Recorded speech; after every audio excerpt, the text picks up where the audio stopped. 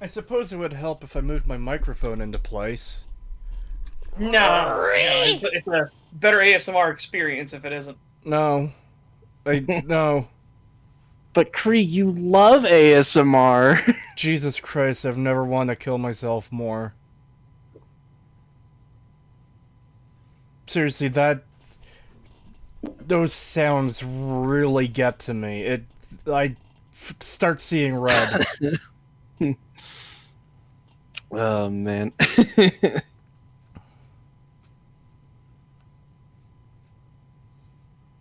So yeah, Starfield. What a wonderful looking game. No problems whatsoever. Well, I haven't seen anything about I the Starfield thing yet, but the fact that the immediate response to everything is mods will fix it, guys, does not bode well for how the Bethesda showcase went. Yeah, I haven't seen the showcase, but I've seen tweets and screen caps, and oh boy. The fact that they're saying that this is going to be one of Bethesda's least buggy games, and then the trailer, the showcase, and their fucking Steam image all have bugs in them. Yeah, that doesn't bode well. My favorite tweet on that subject is still Sid Alpha saying, that's like your game's normally having 11,000 bugs, and this one having 10,997 bugs. Yeah, exactly. Oh my god, it's so bad. It looks so bad. And apparently the procedural generation stuff we were right about, it's literally just going to be, oh, look, a green planet. Oh, look, a red planet and nothing else. Yeah. It's like, oh boy. Like, they're not going to have a lot of variety of flora and fauna either, apparently. That's what I've heard, so I'm just like, oh, Jesus. That's what I've heard too. Oh, God. But, guys, look at this wonderful promotional image. It's part of a GIF. But the still frame from the GIF for this wonderful game that doesn't have problems at all. You see, you say Pagan stop spoiling, but I don't even know if the showcase will show any of this. I don't know anything about it. I'm just saying what I've heard. Yeah, none of us have watched the showcase itself. We're obviously going to be covering that today. But obviously people are talking online and we're hearing bits. Yeah.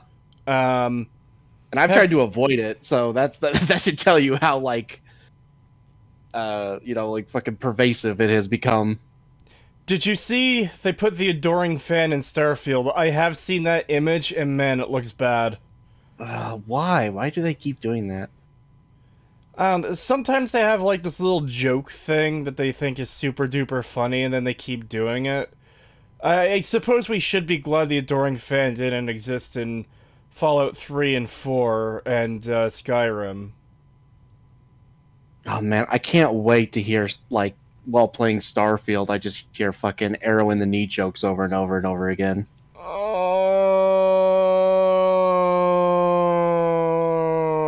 I used to be a space adventurer like you, then I took a plasma bolt to the knee. I felt that in my bones. Yeah. Well, yeah, so did he. In his knee bone. Oh! Fucking goddamn it. We're gonna have to play this shit for STAG. Yeah. I mean, right now, my biggest hope is that it's good, so I don't have to make a 20-hour video on why it's fucking garbage. Now that's the hope. Oh my god, I just saw that Fallout 76 thing again. Oh my god. That's pissing me off. I'm gonna grab that image. Hold on. Yeah, that's fucking... What the hell are they doing? So, before we even get to the Starfield Direct, there's apparently an update coming out for Fallout 76. The hit game, the most popular Fallout game. It's the one everyone loves and has no problems whatsoever. And, you know, a cool little banner image of, you know, some characters sitting around a fire. Once in a blue moon. I wonder what that could mean. get ready. Our Once a Blue Moon update arrives June 20th, bringing with it new public events, cryptids, and more. What's guess that besides- in the background? I guess besides Infinite Hatred, because Bethesda are, incompetent. Man, They lore means nothing to Bethesda anymore. Nothing whatsoever. No. But remember, Setch, they're not beholden to something somebody said 20 years ago. Yeah. oh, Or their own fucking canon because 76 takes place before Fallout 3 and 4, you fucking idiots. well, not Oh my just God. that. Like, their own games contradict themselves, and yeah, it's kind of the whole thing that with how plot holes exist typically. But we're talking major lore things. There's a robot in Fallout 4 that says, oh yeah, Liberty Prime was deployed to Anchorage and helped win the battle when it was never deployed. Yep. Yep. Yeah, shit like that is just constant throughout Bethesda's games. I hate it so much. Oh, this is going to be so bad. And having watched that Patrician series of Fallout 76 videos, I finished that, by the way. It's easily the worst thing they've made. Ever. All the stuff we've talked about up to that, like all the canvas bag, the moldy helmet, all that stuff, nothing. Fucking nothing compared to the actual game and how dog shit it is. It is so fucking bad. And funny enough, apparently the base game was better than the Wastelands update. They should have just left. Ruined things. Yeah, Wastelanders actually made it way worse.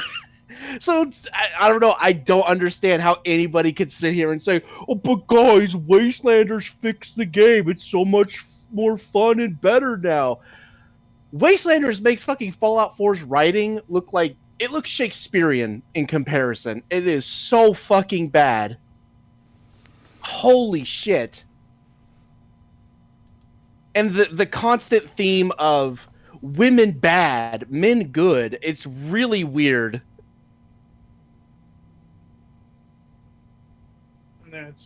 It's so odd. fucked. Will you check out new fake Bioshock Infinite? I hate regular real Bioshock Infinite. Why would I check out a fake one? I'm trying to remember what that was. There were a lot of games at the Summer Game Fest. But I guess before we get too deep into it, Cree, what did you do this week?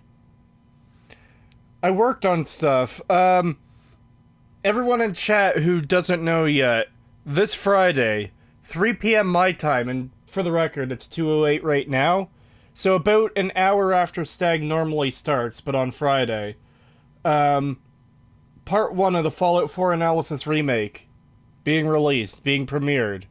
2 weeks after that, Part 2 being released, being premiered. 2 weeks after that, Part 3. 2 weeks after that, Part 4. If I can get it done in time, I should be able to. Yeah. Yeah. Yeah. That's pretty much all I've been doing in my off time from work, so that and sleeping. Okay, since Pagan hasn't done anything interesting. No, I have. Fuck up. Fuck you. Or Asshole. what have you done? Tell us the lore of the Pagan. I watched Neon Genesis Evangelion for the first time, and I didn't particularly like it. I don't know. I watched the show, and then I watched all of the movies afterwards.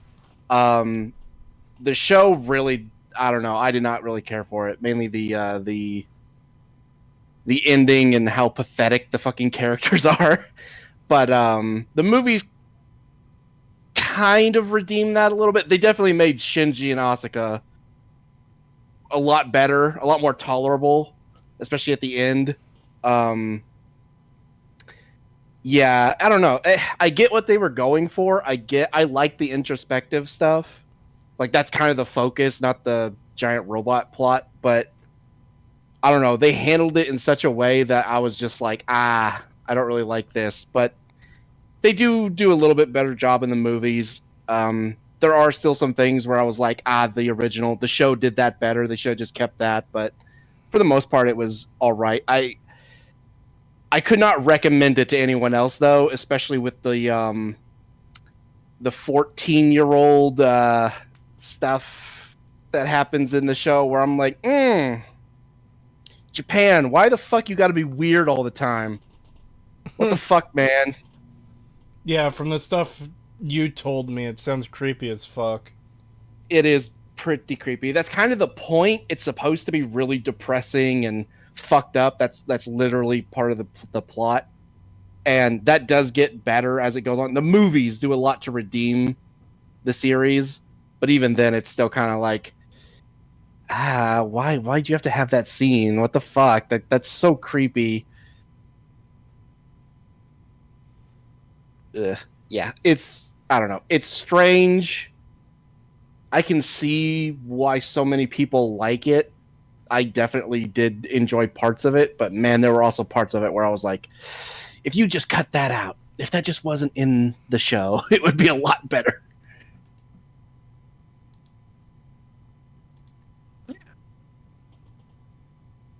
So is that all you did this week? Is that your epic lore? You did the show? Pretty much. I've been busy with other stuff, so I haven't really had time to do anything else but that. Here's So the yeah, deets. pretty Oh, much it. I do have one other thing myself. Go Yeah. ahead. I started streaming Amnesia the Bunker. I was expecting it to be terrible, and I still don't know if it's gonna turn out to be like fully good or bad yet. But I've played about 3.5 hours of it on stream, and the atmosphere is really good. The sound design is fucking spectacular. The story, I haven't gotten enough of to see if it's good or not yet. There's some references to things that don't make me happy, particularly mentions of things that sound like stuff from Rebirth, but so far it isn't terrible. Yeah. From what I've Yeah. seen so far, it looks pretty decent. And Kree learned what the word flapping means. Yes, he did. That is not fair. But yeah, I just have not had a lot of time with stuff lately. There's just been so much crap happening. Lately, it's been I have to help my uncle eat because he has to eat through a tube now, and he has to eat like every 2 hours. So I'm just constantly not getting any sleep because I have to get up and take care of him and everyone else, and yeah, fuck, it sucks. And then the one person who could help me, who is capable of actually getting off of their bed and helping me, won't fucking lift a finger and just leaves and makes everything worse and yells at people for no fucking reason. Yeah. And then I have to deal with it all day, and I'm fucking tired of it. I'm about ready to kick him out of the fucking house. Cool. Okay, so mine was I had an adventure for the week. Beat the new System Shock 2023. Pretty fucking good, honestly. The ending was a bit weird, but to be fair, the ending to the original System Shock was also like not good. But I don't know if this is a better. Like the ending is the same, but the final battle, I should say, is what I'm referring to. Yeah, it's I don't know. I don't understand the System Shock 2023. It's a change, but I don't know if it's better or not. And then I played Rogue Trader, which is the first CRPG set in the 40k universe. That was fan-fucking-tastic. While Kree is doing a slideshow of the fucking werewolf, apparently, that's going to be in 76 now, because, of course. What the fuck? For a second, I thought, well, maybe it's just this promo image and it's supposed to trick you into thinking it. No. If these are actual, like, if this is what it looks like in game, yeah, no, it's just straight up a fucking werewolf from Skyrim. We also watched the movie Phone Booth this weekend. So this Saturday we watched Phone Booth. Fantastic movie. It tricked a lot of the people that showed up to Saturday Showtime, because at first they thought, like, I thought this was supposed to be like a spooky movie or something like that, and it was kind of starts off kind of goofy and weird, oddball, and then it quickly escalates very, very fast. So yeah, it was pretty fucking pretty spookum. Very fantastic ending. Everybody, so far, I don't think anybody had a complaint. Like they had complaints. There were definitely a little bit of tism in the movie, but I don't think anybody like came away not liking the movie. I think everybody liked the movie. And there was even like fantastic things that some of the people noted was that like in the background of the phone booth there's a billboard that's there the entire time just advertising on one of the sides of the buildings, and it just says, "Who do you think you are?" And is a fantastic, thematically appropriate for what the entire movie's about. And yeah, then we watched this, or at least my community watched the Summer Games Fest. Holy shit, was there a lot of games on there. And I would still say Summer's Games Fest is pretty fucking meh. Like, just complete meh. Do you want me to go over the games list, Kree? Or, Well, we'll be going through some of them during the stream, right? Like, it's not just Starfield we're covering. yeah. Hopefully I can find us some good ones. I can skip around. Preferably the more interesting ones, whether they're good or bad. Because, yeah, that's what I mean. Okay. I will say, though, because I'm going to skip over the new Prince of Persia right off the bat. The new Prince of Persia, it looks meh. It's a 2D side-scroller for some reason. And they made the prince look like we was Kangs for reasons. Oh. Yeah. Like, they really darkened his skin tone. But I don't know if he's supposed to be Afrikaans. Or because he's Persian. Not African. So, I don't know. But also, he, like, they gave him cornrows and stuff like that. It looks awful. His character design looks terrible. It genuinely looks just dog shit. I have no idea what they're doing. Oh, I know who you're talking about. Yeah, we was Persian. Yeah, basically, voice will not stop. Accurate. Princes and shit. Yeah, I don't know why they did. Like, you had a fantastic design for the prince in the Sands of Time and everything. It was a great design. Why the fuck would you, like, not do that? But, whatever. Just weird. $5 from Emperor Ambrose O'Leary. Thank you. I can't wait to play Starfield so I can be railroaded into joining the Brotherhood to fight super mutants in the Enclave. Oh no. Yeah. No. $5 from just the guy from Alabama. Thank you. The only reason I'm even remotely looking forward to Starfield is the Manslayer skits. Get to the ship as soon as possible. We'll bang, okay? Oh god. What else? I know there's a bunch here. Wayfarer. Yeah, I was just scrolling down to it. Okay. 16-month membership message from the Wayfarer. Thank you. Bethesda's retcons and contradictions are about as nonsensical as Gavin's 28th Amendment. Incompetent company, incompetent state government. Ah. Yeah, let's just say Gavin Newsom might be the worst governor in United States history. Yee. Mm-hmm. $5 from MAS, or MAS. Thank you. Keep up the good work. I was really impressed by the last couple of videos and how well made they are. Oh, well, thank you. Yeah. I don't mean to... Why am I forgetting the word? Like, praise myself. But I do think part 1 and 2 of the remake is some of my best work ever for YouTube. I'm really happy with how they're turning out. Nice.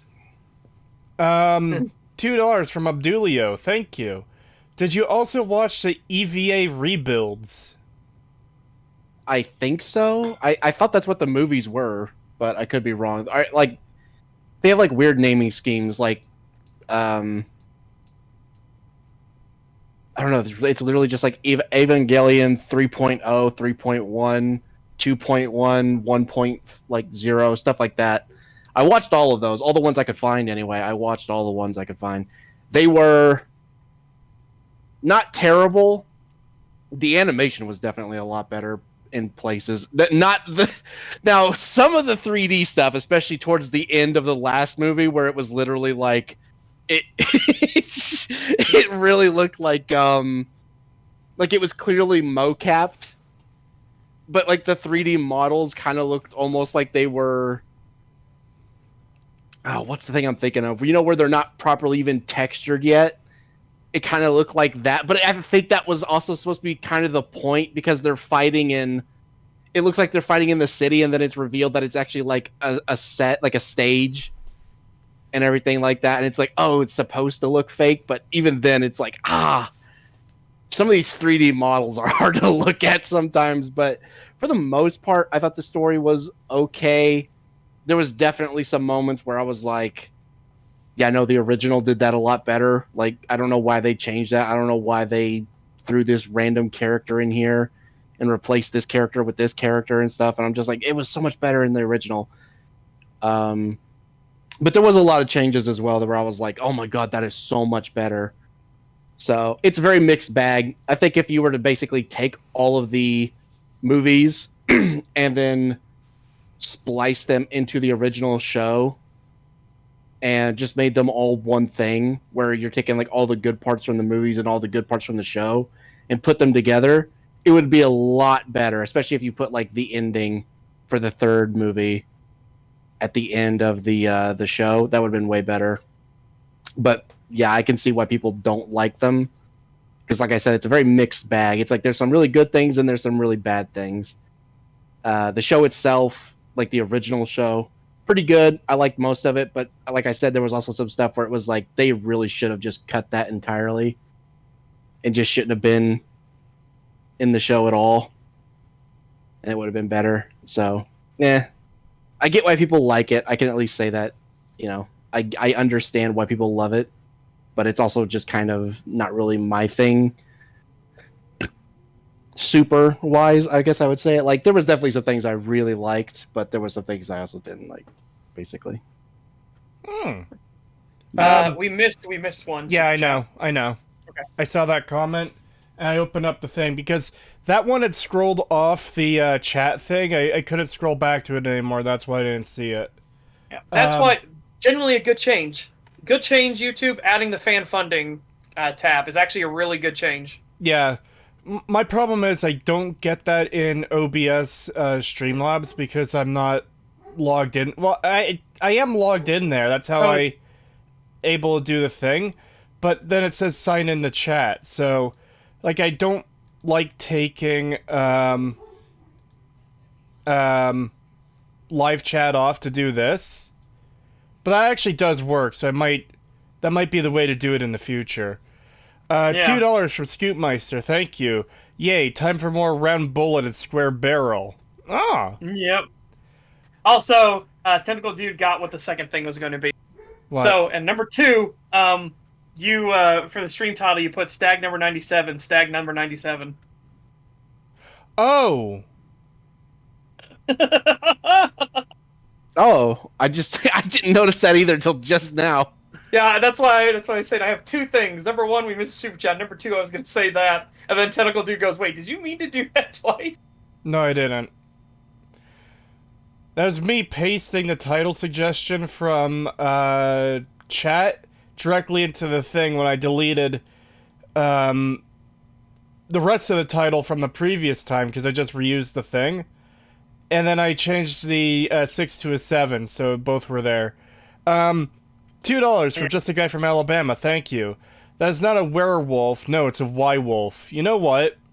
Yeah. I'm glad part 2 of the Fallout 4 analysis isn't done yet, because I'm gonna fucking put that in.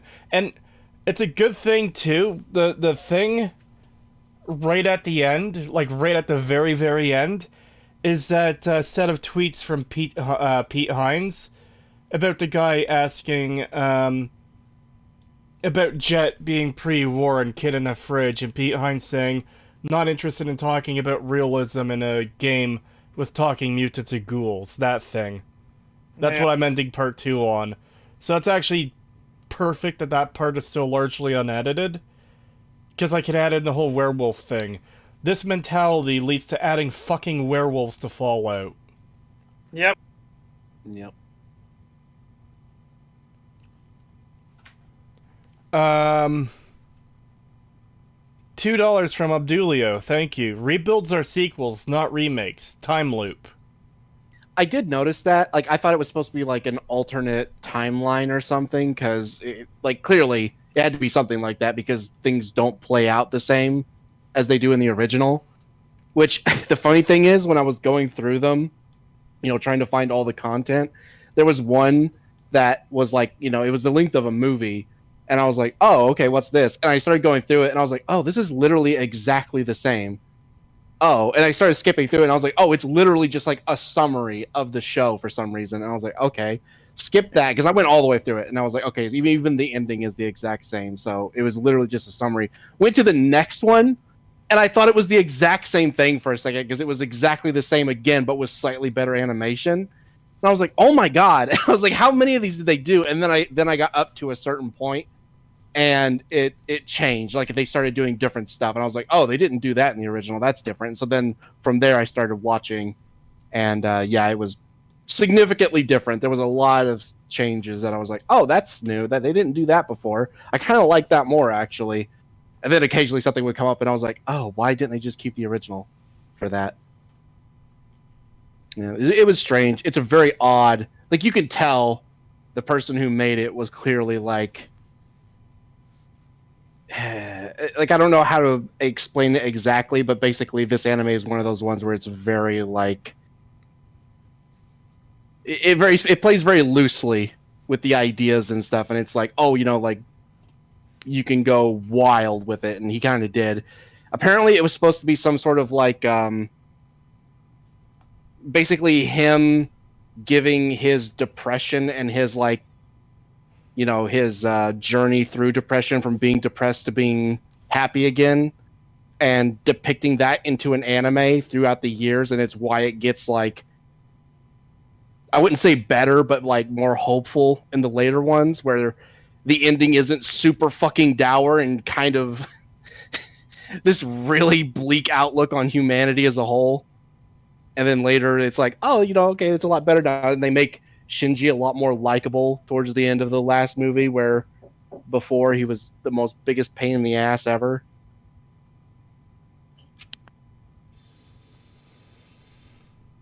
7-month membership from Thief. Thank you. I'm not interested in talking about realism in a podcast with an owl and a couple of sentient farming tools. One pulls the plow, the other sows the seed. Oh. Oh, I'm the seed sower. Hey, nice. $5 from Abdulio. Thank you. All previous EVA series, movies, and games occurred, and things carried over, like, for example, the Red Sea and certain lines referring to past events. Oh. Yeah. Yeah, like I said, it's very interesting. I do like the show and the movies. It's just also very strange, but that's kind of the point. It's like you kind of embrace it as you watch it. You're like, oh yeah, it's meant to be weird, and I kind of understand what they're doing, but at the same time, it is very strange. I could definitely see how people can get lost while watching it and not understand what is happening, because it does get really weird sometimes. Are we ready to watch this? You know what? I'm not going to be pessimistic. It's going to be the best game presentation we've ever seen. It's not going to have any problems at all. We'll see, 'cause I totally believe that. You can tell because I'm laughing. Yeah. I have a hell of a fucking list that I want to get through of games for the thing. I've got them in order, too, so that should be nice. Here's something I'm interested in. Was there any more information about that Lovecraftian crafty buildy game? Nightingale? No. Ah. Nightingale's been going through its testing phases and everything like that, though. So, like, if you're actually with its newsletter and everything, or on its YouTube channel, you can actually see all the testing progresses, and likely get in the testing phase, too. Nice. But it's NDA'd, obviously. Yeah. Speaking of Lovecraft, though, I did finish listening to the complete works of H.P. Lovecraft, the audiobook, and I quite enjoyed most of it. There are definitely a few stories that I need to re-listen to, because it's just kind of natural for me that my mind just kind of wanders sometimes. So there's some stuff I missed because of that. It's just the way I work. Oh, I'm also going to get a screenshot. We don't have to do this on that part, but Xbox is so desperate for a win at this moment that they're like talking about how great they've got this new thing. It's the 75th anniversary of Porsche, so they have a 75th anniversary Porsche Xbox. Oh. Can you ready for what this looks like? Oh God. Sure. Oh no, do I even... What? Exactly. It is a what? And it's very limited. You can't buy this on thing. They're only doing them as giveaways. It's gonna be super, super rare, and it's like, but it's hideous. It reminds me of that Two Snacks animation of Polka as a PC and Beefy PC! Beefy PC! It reminds me of that. $2 from Abdulio. What was your favorite Lovecraft tale? It's kind of hard to choose, but Shadow over Innsmouth stands out because of that fucking scene where they're busting down the doors. Like, I was aware of that scene from the Call of Cthulhu game because I've seen a little bit of gameplay from that. I actually want to play that now, of course. But the way that scene is written in the book or in the story, whatever, it's really tense. I really liked it. Oh, you didn't show people what the Porsche looked like? The Porsche Xbox? Sorry, Yeah, chat, this is the super special, you cannot buy this, you can only win it from a giveaway Xbox. As being lazy, I guess. And it's just like, it's like you had an Xbox and you painted it. That's it. That's not special at all. Yeah, it doesn't look good. Did you read the music of Eric Zahn, and what did you think? So that's one I actually read. I picked up a book several years ago that was a collection of his stories, and I didn't read all of them, but I did read some of them, and that was one of them, and that's, obviously, I heard it again.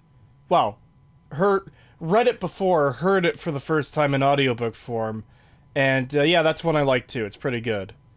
I like the story of the two people who kill cats who get fucking eaten by all the cats in the city. That was pretty cool. Shadow Out of Time was good, of course. It's hard remembering some of the names from them.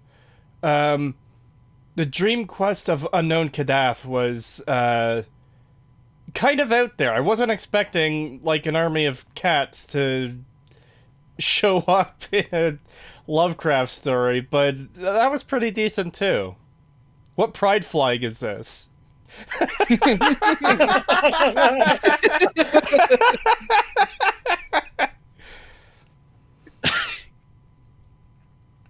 $2 from Alpha Craig. Thank you. Ted K died in unrelated news. Yeah. And the world became a darker place. I was having another angel. I was having Mandela effects on that the other day because I could have sworn he died like earlier this year or last year. Yeah, same. I thought he died like last year. Yeah, because I remember people talking about it. $2 from Abdulio. Thank you. Mountains of Madness from me. I like a lot of others too. Mountain of Madness is really fucking good. If you've never seen the the cover for the Weird Tales magazine where that story was released, check it out. That is a cool fucking cover, and I want to get a poster of it. So that first PC pagan would be like $51 US. I would take that and clean that shit up for $51. Like, obviously the anime eyes and everything like that aren't on it, stuff like that. But no, I would absolutely like clean that puppy off. Oh well, this is an animation. It's supposed to be like they actually move and talk. Everything. It's VTubers as PCs, and the joke is Poke's PC is a potato PC, but she thinks that it's like this super beefy PC. So when the others call her a potato PC, she gets mad. She's like, "No, me beef PC, me beefy PC." She gets really mad. Okay, that's hilarious.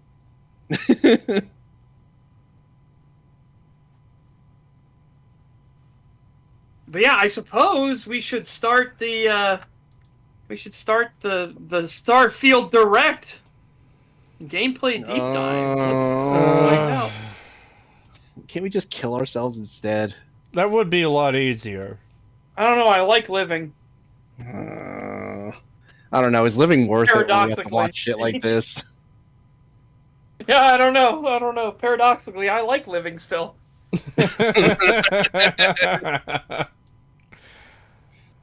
Oh god. Man. Like, here's the thing. Even if this presentation has no problem, like, if unironically it has no problems at all, it looks fucking fantastic, ML is still the writer. Yeah. Yeah. Oh god, and Pete Hines still works at Bethesda, so you know, this is there's rot. There's rot under the surface for sure. Yeah. Oh boy, I can't wait to see all the Pete Hines tweets when this game comes out and everyone's complaining and all the shit he's gonna say to like defend it and call the fucking fans a bunch of idiots and you're not real fans and you need to shut the fuck up and go away. And like, what a great PR guy telling all your fans to fuck off. Yeah. If we lived in a world of actual logic, Pete Hines would have been fired long ago. Yeah. Yeah. There's interactions I've seen of people with him where he just comes across as a dickhead, and I don't know like how he gets a pass on that. Anyways, let's get started.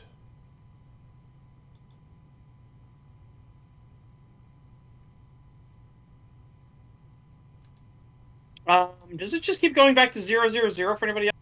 Yeah. That's a good sign. The Starfield showcase, everybody.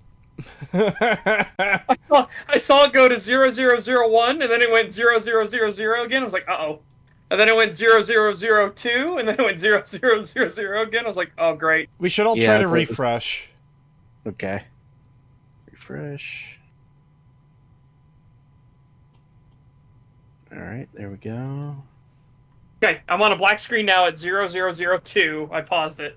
I'm at 002, but I still see the ESRB thing. Yeah, me too. Alright, well, here we go. Let's find. There we go. Did it work? Yep. Okay. Yeah.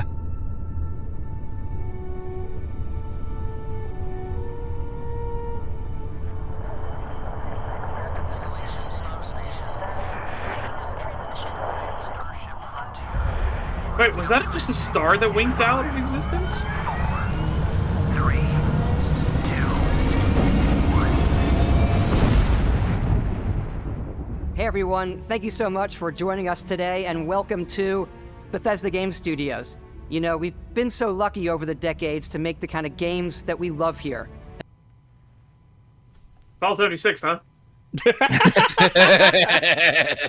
It's like, you gotta remember, when he says nonsense PR fluff and lies like this, Fallout 76 is one of those games that they absolutely love. Yeah, well, funny enough, apparently, from what I've heard, we'll have to see. Apparently, they show some of their like lineups of games they've made in the past, and they conveniently omit 76 I've heard from they that list. snub the shit out of 76 in this presentation. I've heard they've conveniently got, and I think Blades as well gets the snub. I'm not sure though. But yeah, very convenient. Because remember, when he's saying this nonsense horse shit that's just pure lies coming out of his mouth, Blades, Elder Scrolls Blades is one of those games, and Fallout 76 is one of those games. And Fallout Shelter is one of those games. So keep that in mind.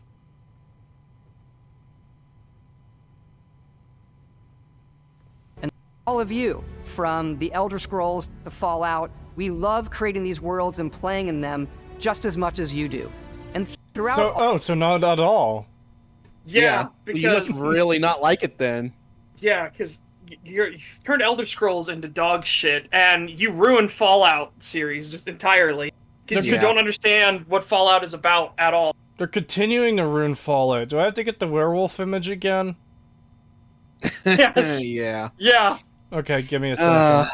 get that up on screen. Keep Todd here on screen, but show that werewolf right next to his fucking face right Yeah. now, and be like, "This is the bullshit you're doing." Actually, I'll as you grab continue to ruin series. the one that clearly has Fallout props in the background, just to make it clear. Yeah. One that's actually in Fallout 76.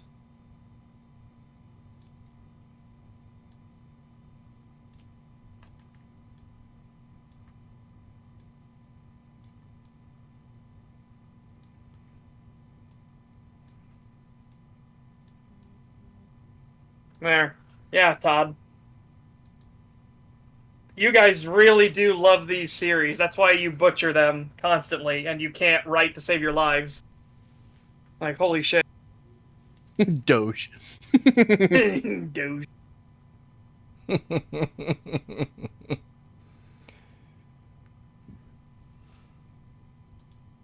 All that time, we'd often dream up the space game. What if we could take that feeling of being who you want to be and exploring a new world, but set it in space, where you weren't really limited? I always... this is not a criticism of Bethesda at all, right? This part that I'm going to say is not them. But this is always the PR video every single time. This is the PR video. Right here, this scene right here. Where they're totally having a meeting, guys. That's why this guy's not even logged into his fucking laptop, right? It's a super important meeting where he has his laptop open and he's not even fucking logged in. I think the guy with the laptop is Todd. And, see, but this is how it always goes. You could change out this for anything. Don't have Starfield in the background. Have Mass Effect on the background video there, stuff like that. This is what they do at every single PR meeting. It's like, we show your harder work. Like, what the fuck are you pointing at that is so important that nobody else is in this room specifically has seen before on this fucking screen? Again, not criticizing Bethesda for this. This is just generic PR nonsense that they always put in their videos about how we're working hard on these games. And then they show you a meeting that's like this, and it's just like,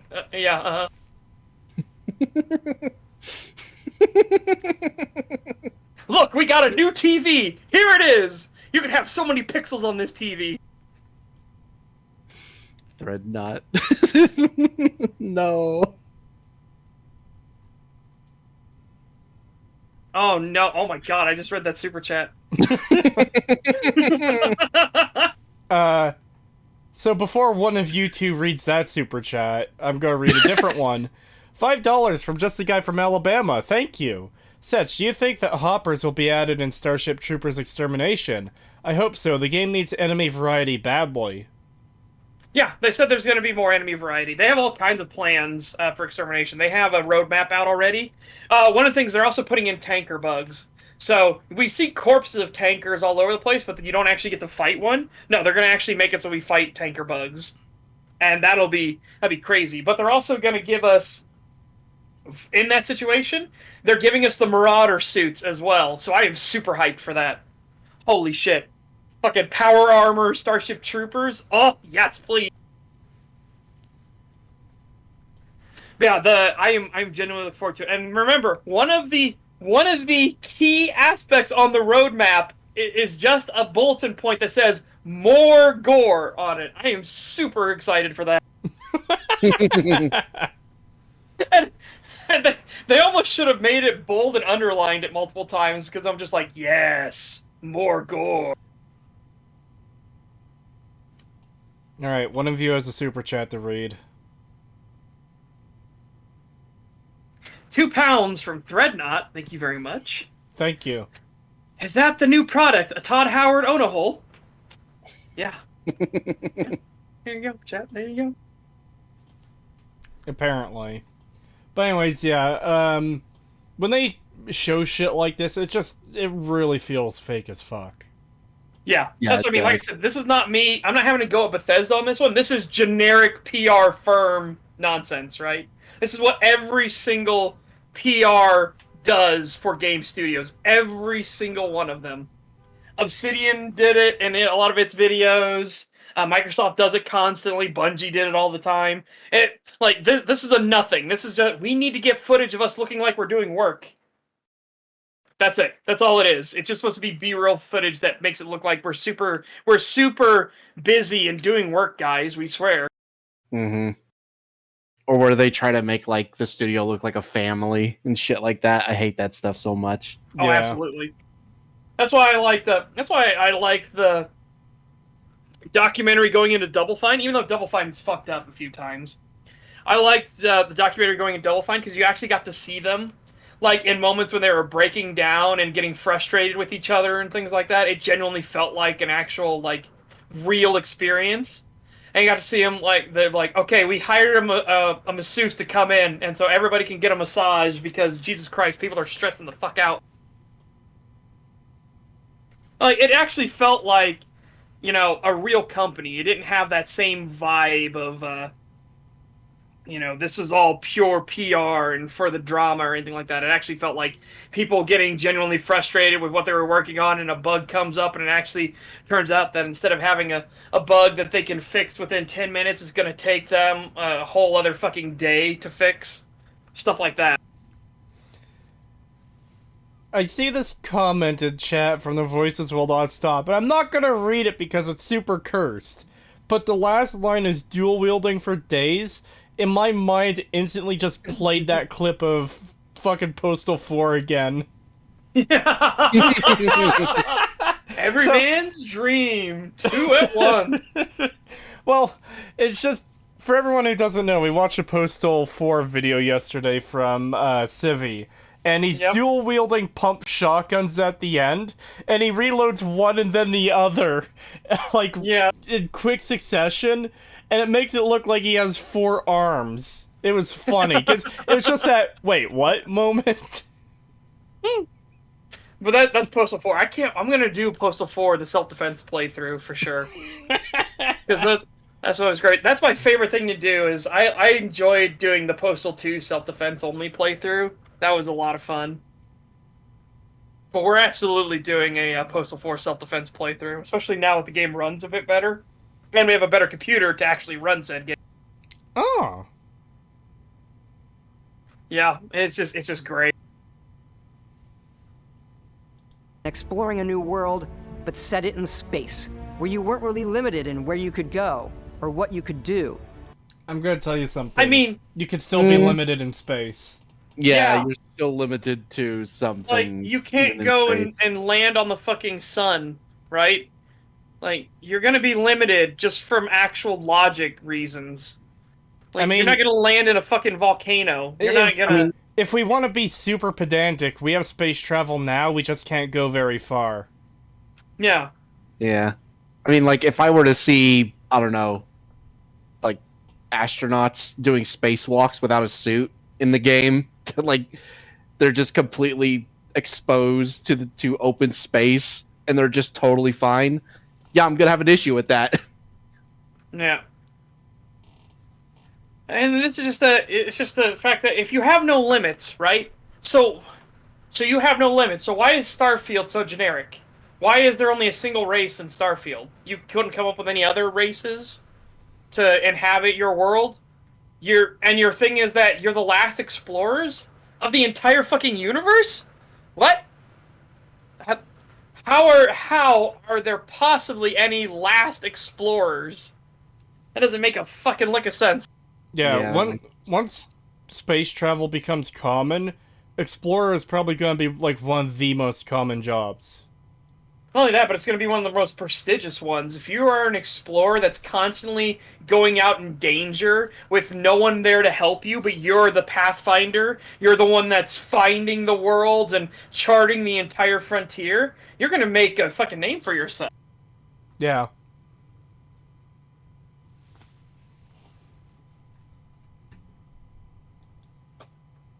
And that field. Obviously, we've come a long way. Things we've built, our technology, and all of us here. Oh, what was that at the end there? Yeah. It's funny how you that didn't at the quite end there know that that. seriously got cut off. So much together, but Shit, whoops, I accidentally skipped back ahead. is Starfield. Obviously, we've come a long way since then with the games we've built, our technology, and all of us here in the studio. We've done so much together, but, well, we've never tried to make a game like this. Today, What? Which they say that we've never made a game like this, but from what little I've seen, it literally just looks like Fallout 4 with a fucking space reskin. Yeah. So it's like, we've never done this before, and it's like, but you literally have. Yeah. And they specifically said they never tried this before, and it's like, but you have multiple times. Yeah. In fact, a lot of people were saying that a lot of the stuff they added in Fallout 76 later feels like it was just a testing ground for Starfield, like how they changed jetpacks and stuff. It's like, yeah, I don't know. It literally just feels like they're using Fallout 76 as a testing ground for how to make it in Starfield. Yeah, that's one of my biggest bugbears about Bungie, is the fact that they used Halo Reach as a testing ground for an entire other fucking franchise. Yeah. They did show the original Xbox Morrowind. That is an accomplishment. Yeah, they showed their last true great game. Yep. Also, Bezin, savage fucking post. Bezin says, a rare photo of 2 female whales in a single frame. Damn! That's fucking savage. I'm gonna try not to be mean. Yeah. I know, that's why I said it was Bezin that did it. I was like, Jesus, that's sad. Old man Setch is off his meds and talking about Halo again. Back in my day, Halo had consistent lore, damn it. Back in my day, a lot of things did. And we used to call off sick to school so we could spend 3 days with Halo 2. They also showed Oblivion rated teen. Oh, really? Yeah, because they lost that rating pretty quick when, I believe there was, like, really shitty nude textures in the game that they never removed. Wow. Hmm. But, like, they were really bad.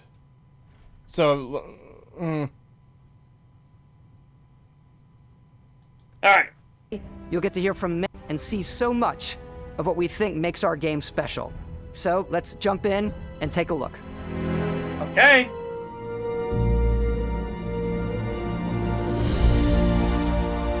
Starfield is our first new universe in over 25 years, but it's still a Bethesda RPG through and through.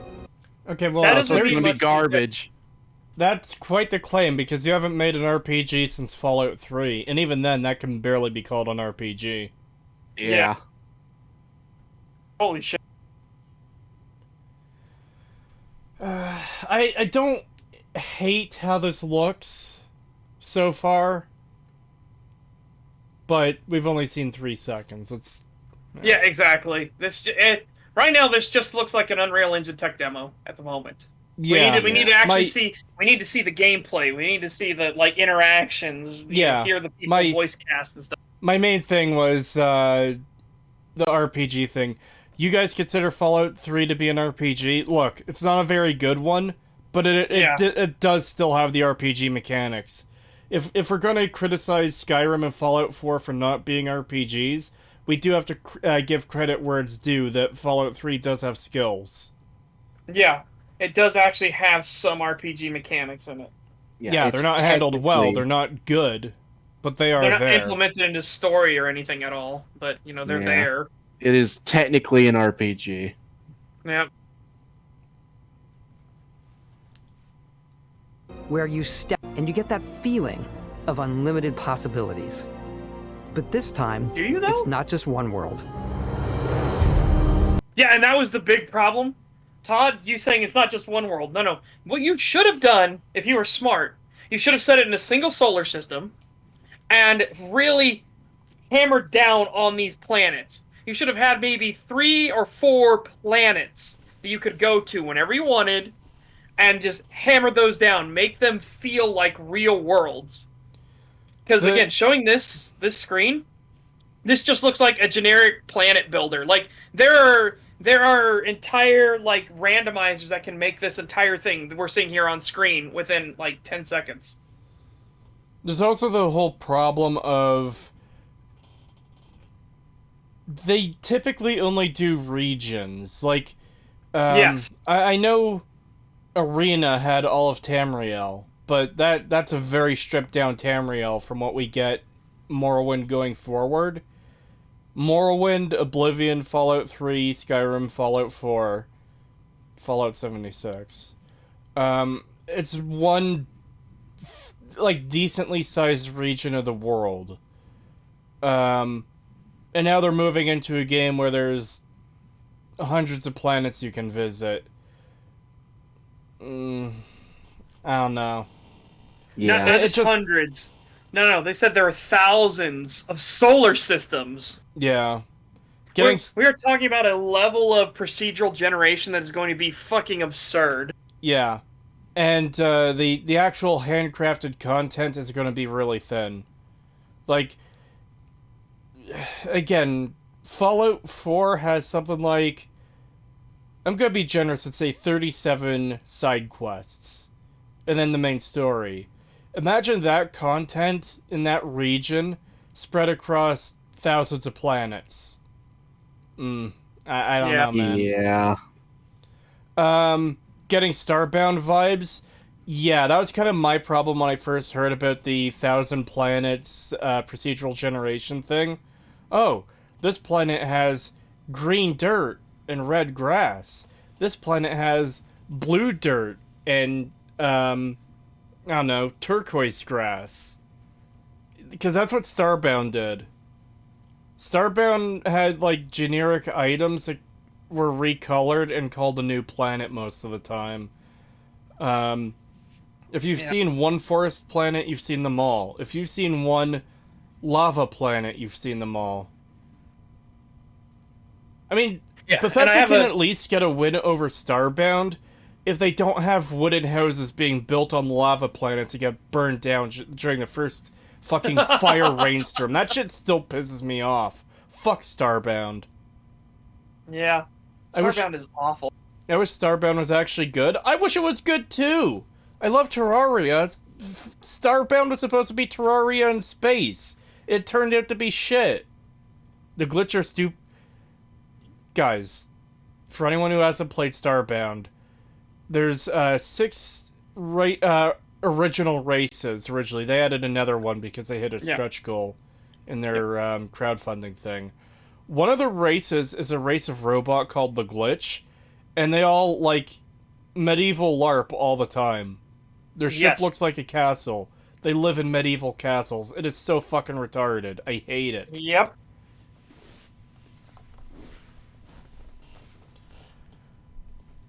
And Old Man Cree is off his meds and talking about Starbound again. I hate that game! And the monkey people are just fascist dystopia like the LARP. That's it. It's a ripoff of Orwell. Yeah. Like, literally, Big Ape is watching you. Fuck off.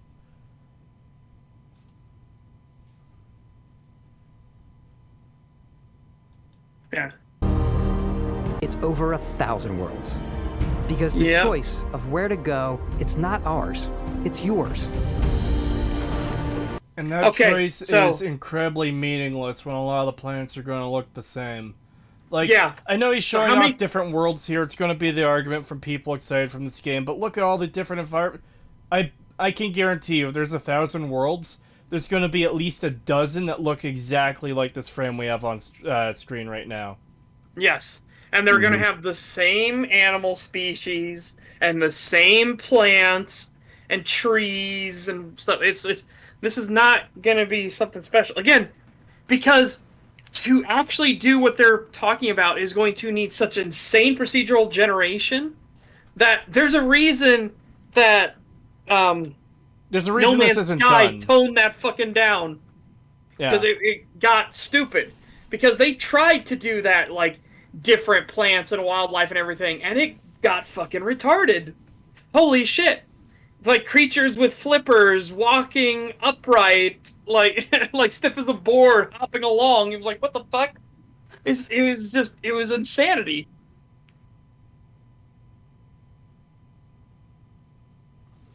Want to bet there's going to be a lot of world generation bugs, floating trees, etc. Yeah, Absolutely. yeah. Yep. God, even what they're going through now, a lot of it is literally just, oh look, rocks. Look, this rock is a different color from this rock. Yeah, which Isn't is that the whole amazing? Starbound problem. Yeah. Starbound Yeah. also had creatures that... The creatures in Starbound were made up of different sprite parts, so they could be sort of procedurally generated together to make unique-looking creatures for every planet. But the problem is you start noticing those, especially the big parts, like, oh, you see this weird duck face looking creature, but then you see the exact same face on a different body, and then you see it again on yet a different body, and again and again and again. Yeah. That- And keep in mind, you can't tell if a creature just by the way it looks is hostile or not. Yeah, So you could get a creature that is nothing but fangs and razor spines all over its back with massive claws, and it's completely passive. Yeah, and will even they're- run away from you if you hurt it. And then you'll get a creature that looks like a dove with a little tiny beak and big wide eyes, and it like walks on duck feet, and it's the most aggressive, hostile, aggro piece of shit in existence. oh yeah. That also they're- will spit like explosives at you. Each planet, if I recall, had 3 animals. 2 hostile... Sorry, 3 ground animals. 2 hostile, 1 passive. And then they also had birds, which would fucking chase you relentlessly. Yeah, one being a passive bird, and the other one would being a hostile bird. I wasn't even aware there were passive birds. All of them were demons. Oh, it's just awful. It's just awful system. A lot of Starbound's procedural generation exists to fill space, not to provide infinite freshness. But that's kind of the problem. Why do you need to fill space? Just make, like... For a game like Starbound, make, 10 handcrafted planets, and then maybe have 5 desolate planets for you to terraform and do what you want with. You know? Yeah, absolutely. And it's going to be the same problem here with Starfield, is that they're just going to do this to fill up the space to get to that number, instead of actually having any sort of craft put into this. They're not gonna bother to put any effort into this because they're just gonna let the procedural generation take care of it. So I guarantee you, we're probably gonna see bases that you can quote unquote go to, and they're gonna be in the sides of mountains and things like that, or gonna be sitting on really rocky precipices, because it's Bethesda's fucking programming, right? They're really dog shit at programming. So expect the always magical oh, this base must always be on a flat ground, but the base can be placed anywhere. So you're just gonna have the top of a mountain that suddenly goes perfectly glass smooth at the top, and there's a base on top of it. It's just, oh god. Yep. Bird on bird. 5 pounds from Threadnought, thank you. I imagine the other product would be a Pete Hines or ML rubber toy, so you can get screwed literally as well as figuratively. Well, okay then. $5 from just a guy from Alabama, thank you. The choice is not ours, but yours. I'll proceed to rapidly smash X to doubt. Well, remember, Fallout 3 has 200 endings. Yeah, allegedly. 2 pounds from Threadnought, thank you. Spore is better than Starfield. Fucking brutal. Yeah, might be. Yeah, here's the other thing, too. So this planet right here, is this the only biome on the entire planet? Yeah. Are we gonna get One Trick Pony the planet on every single fucking world? Oh, you know we are. It's Well, not I even a feel For like some like- reason, that's a common sci-fi thing, and it's a trope I kind of... Sometimes it does make sense that a planet will only have... It's hard to even say one biome, because even if you... take Pluto for example. We obviously haven't explored Pluto, but even though it's probably a frozen wasteland, there's probably varieties of frozen wasteland, you know? Yeah. Depending So- on what gets sunlight, what doesn't get sunlight, like there may be all kinds of different things for. Yeah. Or even in Dune with Arrakis. Like Arrakis was a desert planet, but that kind of made sense. Like plant life didn't take off there except for silica-based plant life. So you didn't really have like animals that could feed off of it. So there wasn't really like a diverse biome to begin with. Yeah. So it made sense that it was just a desert planet. Yeah. My main thing, I guess, is some instances are okay to have one biome planets. Others, like, not every planet should be one biome. Yeah. You can excuse it sometimes, but not all the time. Yeah, absolutely.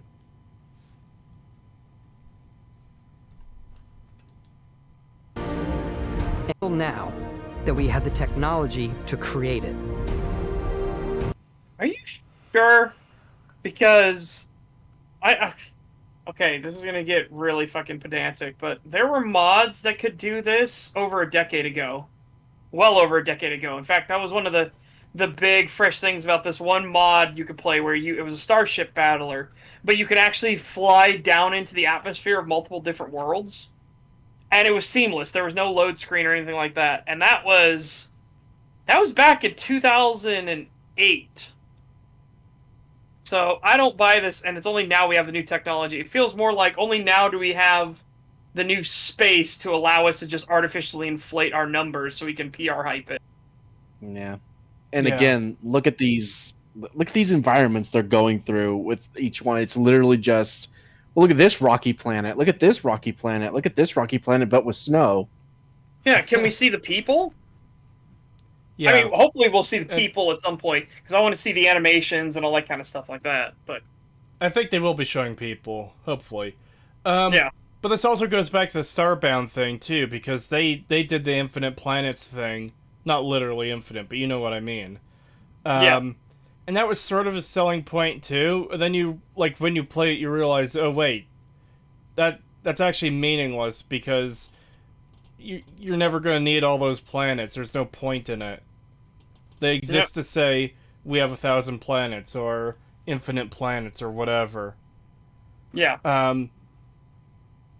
The only case I can think of off the top of my head where infinity, like, really makes a difference, or not infinity, but, you know, an absurdly massive world, is Minecraft, for the sake of, yeah, we have a server with, like, 300 people who play on it, so we need a very big world, so people have space to build. Yep. Yep. Even then, you get into the what is it? There's specific. It's a specific name for it where the generation completely breaks down, and they call it like the Borderlands or something like that. And That was, like it literally just goes a chunk, and it's just like holy shit. yeah, Minecraft doesn't have that anymore, but that was, like, the Endlands or something, before the End realm was made. The Farlands. Yeah. Yeah, the Farlands. That's it. Yes, thank you, chat. And they were genuinely, like, really cool. It was just, like, this Lovecraftian concept of suddenly you see floating, like, islands and rocks, stuff like that, and then it just ends, just dies. There's just nothing. It's just bedrock as far as the eye can see.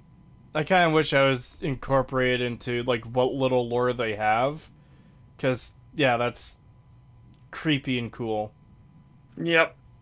And that was the cool thing about, because you have servers that still do that. They've never updated beyond that because they want to keep that creepy, cool feeling. So you have like 2B, 2T, which is an anarchy server where literally anything goes. You can do anything. You can cheat on that server. You can hack on that server. They do not give a fuck. So you have to know if you play there, you are going to get cheated and hacked and everything like that. So people will be like doing item exploits and everything like that. So the whole point of 2B2T is to hide where your base location is, because it doesn't matter how good you are at cheating if you can't find the person to begin with. Mm-hmm. But people would like hide like massive duplication operations out in the far lands and shit like that on that server. Or there was an entire quest, okay? So people glitched water into the Nether, for God's sakes, right? So now there's water in the Nether. And in fact, there were entire oceans of water in the Nether. Well, people didn't like that, so they started destroying all the water. And then a guy stumbled on the last water source block in the entire Nether. He stumbled across it, and he formed like an entire religious cult to defend this last water block. Yes! Deus Vult knows it. The cult of the Water Keepers.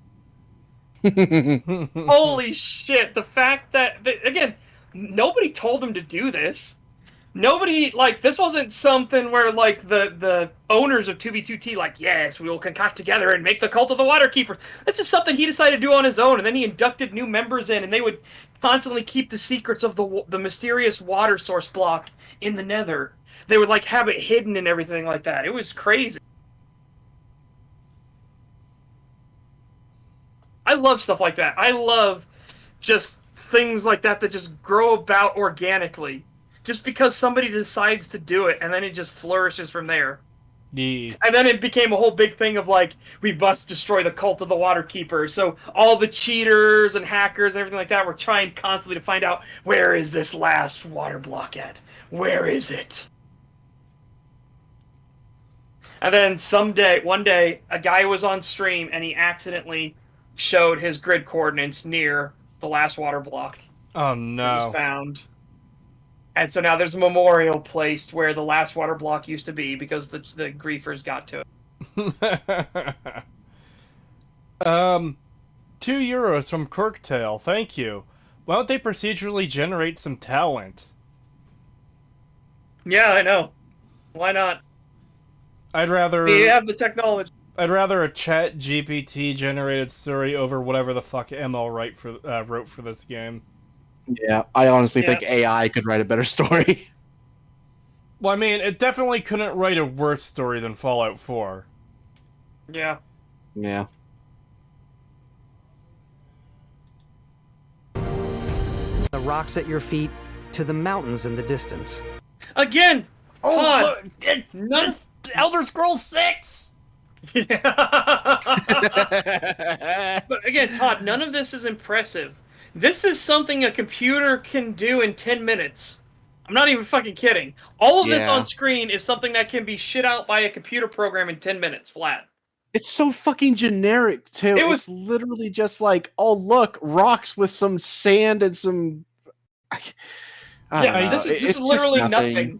It's fucking nothing. I can't wait to play Starfield and frolic about the fields of empty stone fucking nothingness. Yeah, Minecraft unironically looks better than this.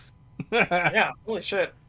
But here's the other kicker is, like, this was something. So for anyone that doesn't know the Earth 2 scandal, the debacle, and for anyone that doesn't know what Earth 2 is, it was a massive crypto scam of, like, you buy virtual real estate of Earth, but it's not Earth, but now you own different plots of land on Earth, and then you can trade for that stuff, and it's going to totally turn into a game, guys, where you can build stuff on it and everything like that. It's totally going to turn into a game. And a bunch of people were pointing out that it was a scam, including Kira TV. Sid Alpha also did videos on it that I recommend. Yes. But there's a guy who pointed out it was a scam and that the developers aren't developing anything. They're not making a game because they have no idea what they're doing, and all this stuff they're doing could literally be done by one guy within, like, 5 minutes. And they had the audacity to say, oh yeah? Prove it. And so he did, on a live stream, recreated the entire Earth and even put in, like, 10 times the amount of mechanics that Earth 2 did, that has in, like, an hour. It was like, nah, you shouldn't have thrown the gauntlet down when you're an incompetent. Yeah. Behold! Rocks! Yeah. Behold! Bigger rocks! Called the mountain! There's, like, nothing here. There's, like, no signs of a civilization ever existing here. There's just nothing. It's just empty fucking desert. They're barely even showing any fucking animals. It's nothing. We saw one animal type of two. There were two of this one animal. That was it. We did see another animal very quickly at another one of the shots, but Yeah. most of what we've seen is, as Peg had said, like, generic rocky areas. Like, Morrowind had more impressive biomes than what we're seeing here. You want to know what will impress me, Todd? Show me a jungle biome with a waterfall right now. Yeah. That would genuinely be impressive. Show, like, take this image here, have a whole bunch of alien plant life in there, like, just stuff that you wouldn't see on the real world. Yeah. But again, like I said, we're not saying that he's not going to show stuff like this. It's just saying this stuff here that he's hyping up is so basic bitch generic and nothing for a computer to do. It's just crazy that you're trying to make it impressive. It's like saying, it's like if you were to walk up to people on the street and hold up a piece of paper, it's like, behold my art, and all you did was take a red crayon and like make one line on it. Yeah. How It's dare just you talk empty shit about the space. red crayon line? Yeah, it's just empty space. It's like, if you want to impress me, show actual stuff happening. Like, not just, oh, look at this, like, barren fucking wasteland of rock. Show me actual fauna interacting with each other. Show me, I don't know, a ravine with, like, a town built into the side of it with, like, space hillbillies, you know, like, fucking living in it or something. Just something, please. Not just fucking, oh, here's our 7,000th rocky planet with nothing on it. Isn't that cool? Yeah. Show a guy in a There's literally spacesuit. nothing to do here. Show a guy in a spacesuit getting fucked up by wildlife. Yeah, or get really close and intricate. Go on the get macroscopic and go down and show us like bugs, insect colonies, and stuff like that. It working in real time. Well, I don't really expect that. No, but I'm saying if you want like super impressive, be like, and while you're doing all this, and then you just zoom in and you see like an ant colony that's like gathering up resources and you bring it back to its nest. Maybe infinitely, because you know you're not gonna have it actually do stuff, but just be like that. Like, here's a subtle touch to add a bit of realism. Here in this jungle, here's an ant colony that's just going about its business while you're having all this fighting and stuff like that while you're exploring. You know, that stuff would be like, oh, that's cool attention to detail. That's a neat touch. But this isn't neat at all. This isn't impressive at all. This is nothing. Yeah, because the thing is, you got to understand, when the game comes out and you're going to all these places and you land and you look around and you're like, wow, this place is slightly different from the other place I was at. Well, there's nothing to do here. Time to go to the next planet and look at that one. It's like, that's all there is. It's like, oh boy, I landed on an empty planet with nothing to do. And here's the thing I'm still worried about. I called this the first time they showed Starfield. I don't feel like you will actually be able to fly around these planets. Because they played a canned animation every single time they showed the starship taking off. Mm-hmm. So I have a feeling it's just going to be, you're going to be on the planet, and then you're going to be up in space. And if you land on the planet, you will land in pre-designated areas. I have that feeling. What's that? Prove me wrong. I would totally be fine if they prove me wrong, and they'd be like, no, you can actually fly around and go wherever you want and stuff like that. And be like, okay. What's that meme where someone's holding a piece of paper and they're just like, wow, this is absolutely worthless? It's like, oh yeah, travel from one barren wasteland to another. Okay, cool.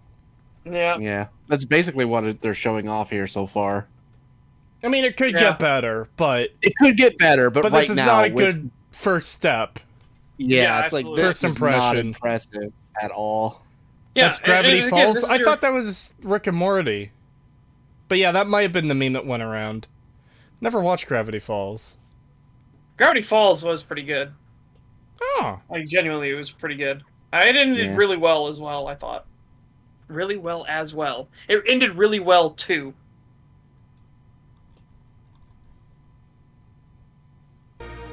To the features. Here we go. This. Yeah. Show, this is more what you want to show. Yeah. Because you want to see infrastructure in the background. You want to see like some of the starships going around. You want to see more of the wildlife. This is more impressive than showing us something that any computer can do in 10 minutes. This, right here. Do this. Focus this. This is what you focus on. Yeah. It actually looks like there's stuff to do here. Yeah. That live in these. That isn't just a backdrop. That moon is actually there orbiting the planet. Yes? Oh my god. Climb that Yeah, mountain. exactly. That's what I was gonna say. It's like it Holy feels the shit. exact same thing as like you see that mountain, you can climb it. Oh my god, the memes are real. God, he really is a one-trick His- pony, isn't he? He just has the same fucking like. History repeats. Yeah. Ugh. Holy shit.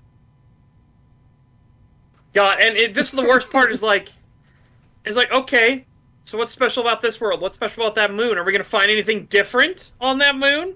No, you By the way, see, I'm talking about the actual moon, not the gas giant there. Because there's a gas giant in the right side, and then there's a moon towards the middle of the screen. oh fuck out. You know you can land on that gas giant. Yeah, but I'd be like, how? You should be crushed from the atmospheric pressures if you land on the gas giant. No, shut up. It's fine. You can mine like minerals there. God. Genuinely, I give Mass Effect a lot of shit, but I genuinely liked the Shadow Broker's starship, where it was hiding on a gas giant, and it was using the constant, like, inclement weather, the constant storm waves, to continue keeping the ship powered, and it just floated on the edge between nighttime and daytime, so that barrier that goes around the planet. Oh, it was really awesome, like ship design, really cool location, just surfing the storm for eternity. It's like that would be a really clever hiding spot for a base. Holy shit.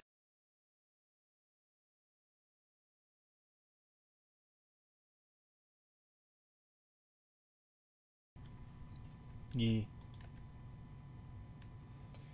Also, just to go back to this, there is a city in the background. How much you want to bet this is one of the few handcrafted areas? Probably. Honestly, I'd probably say so. Because that does look pretty built up. Because I just have to take in that we see like several stony nothingness. This okay. Of course, I went to the one image that had Really plant life and anything else in it. animals. But, like That we had the technology to create it. stone. From Stone. the rocks at your feet to the mountains in the distance. To the An area that's probably handcrafted. people and creatures that live in these worlds. Stone. Yeah. That isn't just a backdrop. That moon is actually there orbiting the planet. Yes, you can visit it too. Of Again, course. stone. Realistically simulate the galaxy around you. Our next generation Stone. Like, Todd, come the fuck on, man. From the rocks to the stones.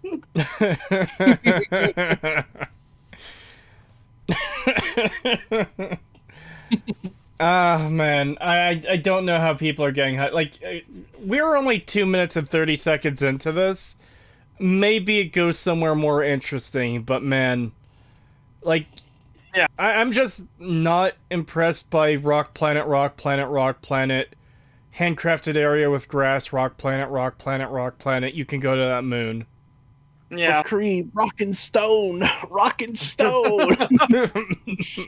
We are dwarves. We love this. We mine in the rock and the stone. Rockin' stone, brother. uses real-time global illumination to light the world based on the type of star and the Wow, I don't care. Yeah, again, you're just talking about needless fluff. Like, what do you do? This is the same thing that. So there was a single guy with actual integrity at game trailers. And during the game trailer presentations on No Man's Sky, and if you've ever seen the Kroby Cat video, the Kroby Cat video on it, or even the I'm pretty sure Internet Historian's video showed it too. He was asking, "That's great, you're showing all this visual stuff. What do you do though? Yeah, I remember What that. do And you then, do on any of these worlds?" And everybody else on the panel was freaking out. I was like, "What do you mean? You can do anything you Yeah. want." Blah, blah, blah. And they were like literally almost like they're trying to lynch the guy. yeah, the fucking other panels were like losing their shit that this guy had the audacity to question this game, and Dare you question our Lord and Savior No Man's Sky? But yeah, again, it was we're fucking getting the weird. exact same thing. History repeats itself. What do you do here? What is the thing you are doing here? Why do you come? Why would you come to this planet? Right? To look at things, of course. Duh, it's a visual game. Jeez. Oh, Yeah. so But I stupid. almost feel like this is also one of those ones that isn't procedurally generated. This feels more like it's going to be a handcrafted one, just because of this arch here. Yeah. It feels like this is going to have some kind of significance for some reason or another, right? Maybe, but I can also imagine this being like one of the pre-generated props that could just spawn in a world, you know? That's true. Yeah, there could be 100 of these on like a million different planets. So Yeah, that's true. Like if desert planets with dunes, chance to generate arch or whatever. mhm. Or just any type of planet. Yeah. Also, like, besides the arch, I'm not seeing anything here but sand and rock. Maybe Yeah. there's something underground, but this just does not...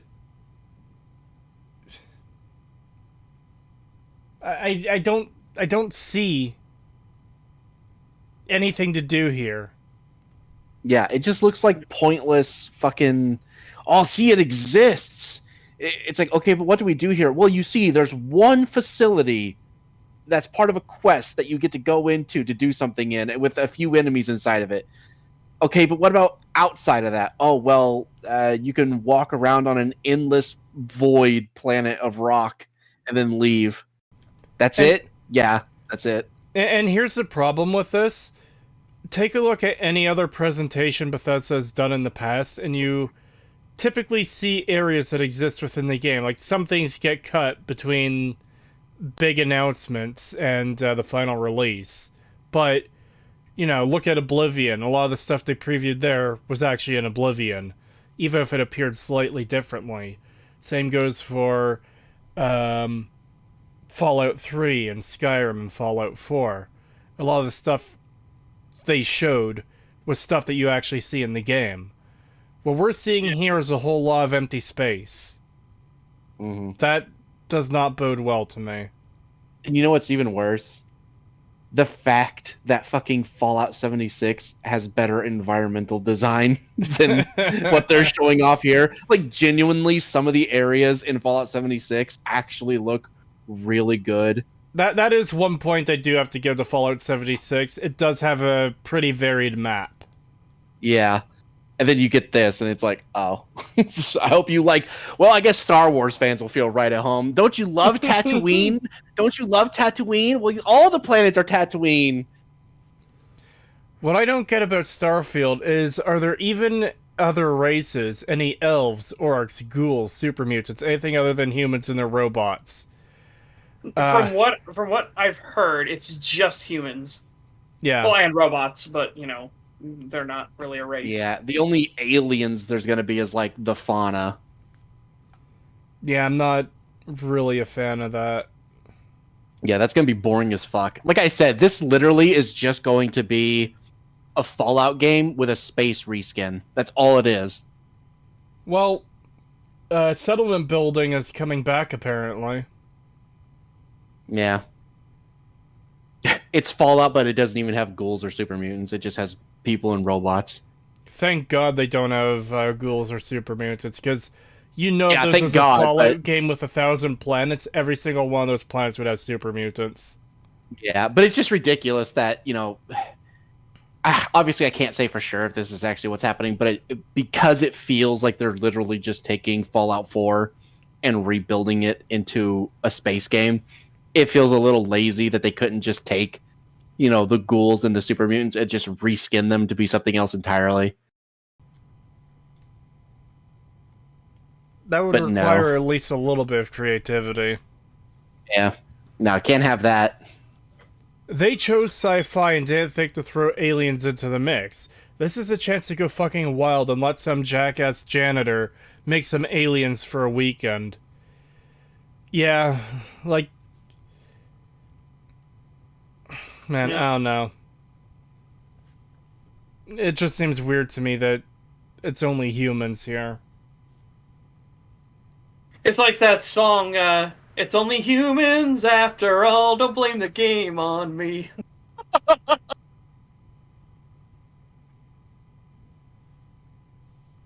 Thank you for nobody giving me a pity laugh either. I I appreciate have no idea what you're referring to. I'm sorry, I was it's doing that something. song. It's that song that Kroby Cat was playing. You're only human after all, and it is the one to make fun of Mass Effect Andromeda. Also, Fallout the Frontier, because remember that was what they played in the trailer for Oh, that, no. which is it's what got everyone so fucking hyped. And then somebody made the edited version of that after it came out, where it was showing all the fucked up shit, but it was still playing that song. It was really funny. Oh god, yeah, that was one of the best parts of the video. I'm only human after all, and then the character spins, just spin. Oh, dude, the lizard laughed. There you go. Thank you. I appreciate you, chat.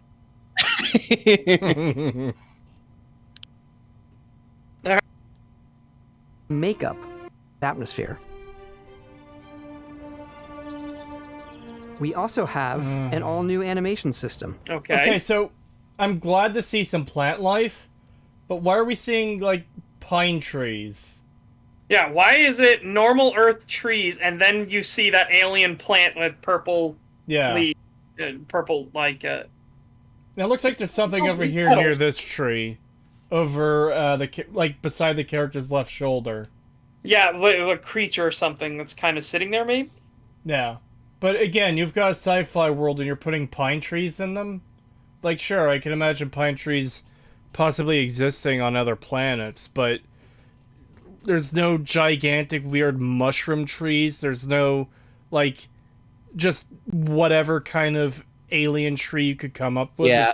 It's Some something- weird thing with like a stalk and bulbs that come out of it or something. Just something. It doesn't have to, like, again, it's just ridiculous that he's sitting here talking about how we're not limited. We could do whatever we want because it's a game set in space. We could do anything. And what you did with that was make a bunch of empty planets with earth plants. Great. Awesome. Stone and earth plants. Nice. I could step outside and see one of these trees within 10 minutes of walking. I can Yeah. see one. I can literally lean over to my left and look at one across the street. It's like, good God, there's so much, especially when you compare this to like any other game, like even games that aren't that good. Like, there's just so many different, like, hell, Anthem, as dog shit as that fucking game was, the environment looked a lot better than this.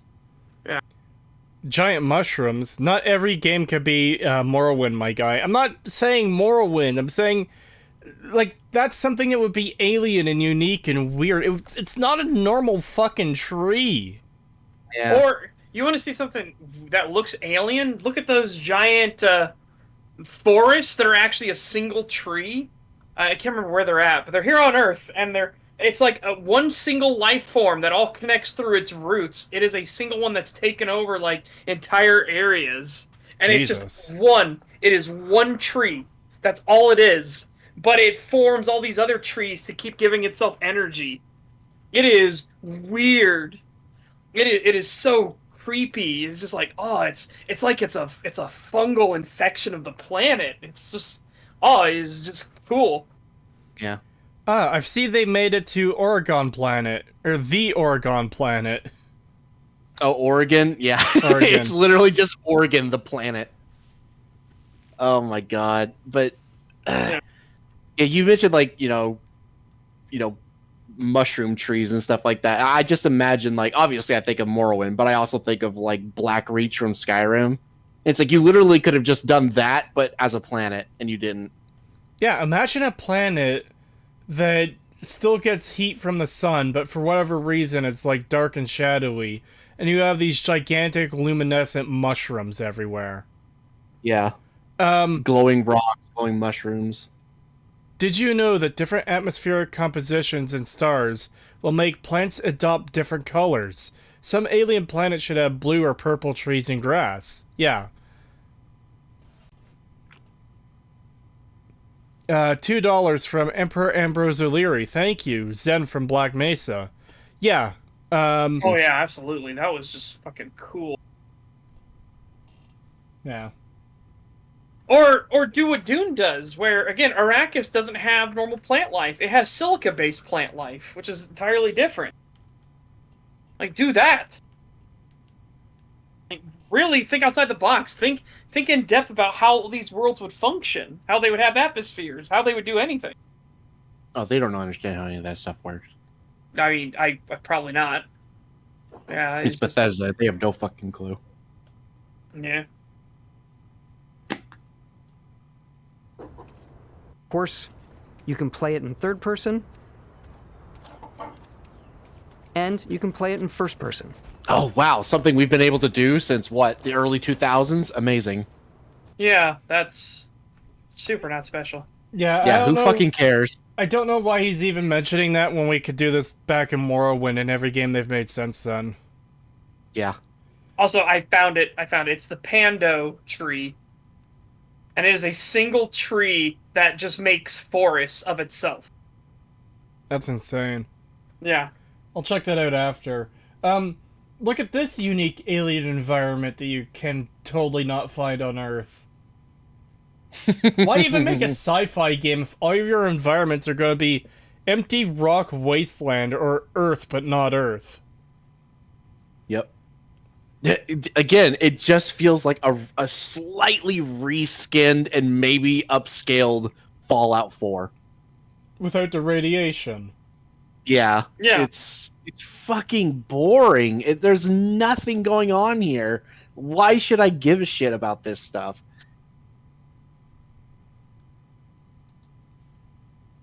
Like, if I want to go to play a game with, a lot of trees and stuff, and like, oh, look at the environment, I'll play Far Cry. I'd rather play Far Cry than this. In fact, that's what Tentacle Dude just said. If you took the HUD away, it looked like a Far Cry game. Yeah. Yeah. Actually, genuinely would. Like, how is this another planet right here? At all. What makes this another planet? This feels like a place that might actually exist in Canada or America. Yep. Mm-hmm. Or hell, even like, parts of Europe, maybe. I don't know, do they get redwoods in Europe? I don't know if they get redwoods or not. I don't know. Okay, for the sake of argument, let's just say North America.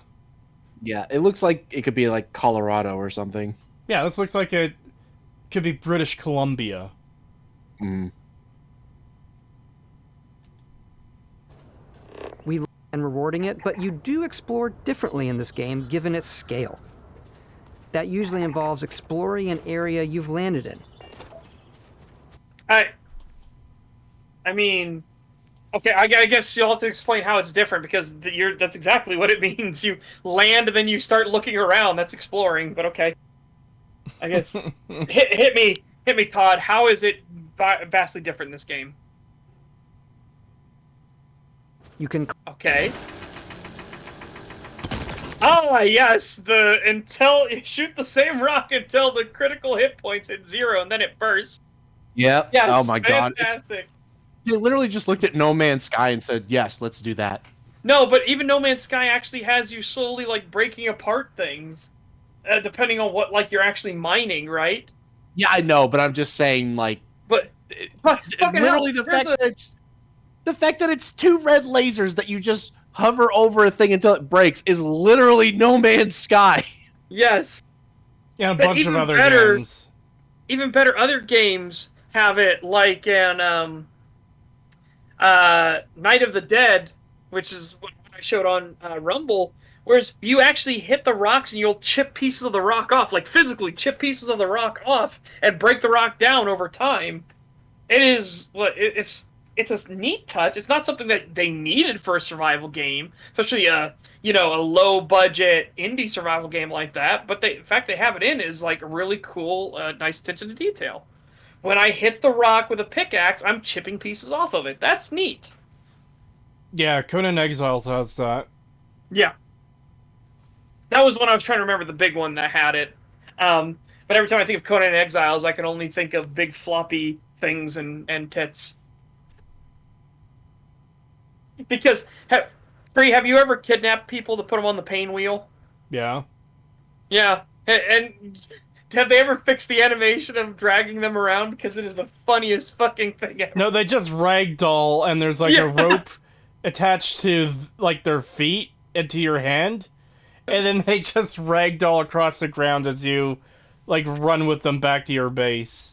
Yeah, you can jump over like rivers. You just drag them through the riverbed. They're just like blah, blah, blah, blah. They're like spazoiding out. And all I can think of the whole time, if you play with nudity on, all the jiggle physics still work on everything.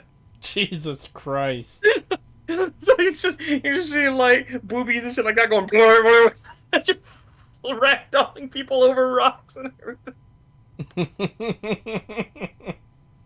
It is genuinely one of the only reasons why I would say having nudity on is way funnier in Conan Exiles. Because everyone's like, ooh, how lewd, how risque. But no, the funny thing is when you actually capture people to put them on the pain wheel and you're dragging them along the ground and all the jiggle physics still work, it is funny as fuck. I do like that game, but I hate how many resources it takes to build like a really big, cool base. Oh, yeah. Because even if you set the game, like, if you play solo and you modify some of the in-world rules so that resources drop more resources, like, it still takes an absolutely fucking absurd amount of resources to build a castle. Yeah. I even got to the point where I would have to, like, pre-plan entirely. One, you want a good castle location to begin with, but... Yeah. Two, I would like pre-plan like, okay, I need lots of iron and steel and stuff. So I made my castle base within like 5-minute walk to that Viking village place, and I would just farm the shit out of those guys because they would drop you ingots for when you killed them. So I wouldn't have to waste my fucking time trying to mine out shit tons of resources. Just kill them and get steel weaponry and shit like that. Yeah. That was also back when I learned that axes were completely fucking broken. Because if you do the one attack sequence of axes, they can't block or deflect. It just goes right through any sort of defense. So you don't bounce off of it. You can't stop somebody if they're doing that attack. Oh.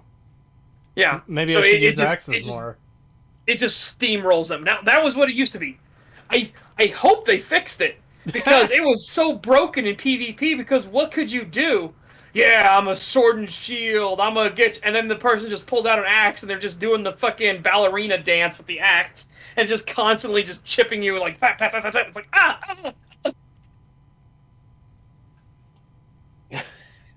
like, Oh man.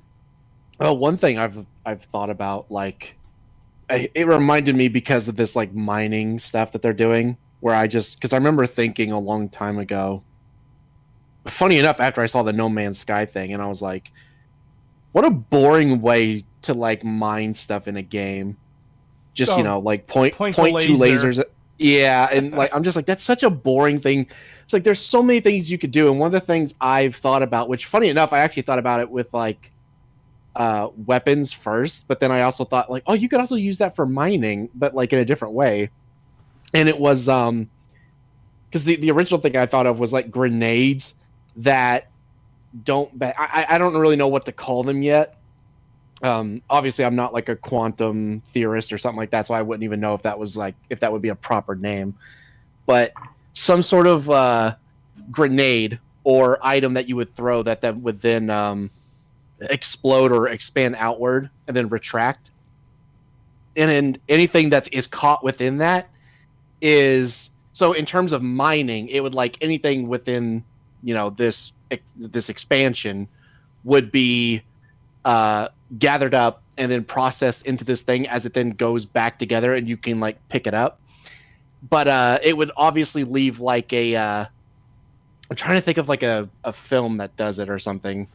Oh, I guess Terminator actually, when when he comes from the past or whatever, and it like melts everything around him in a perfect circle. Yeah.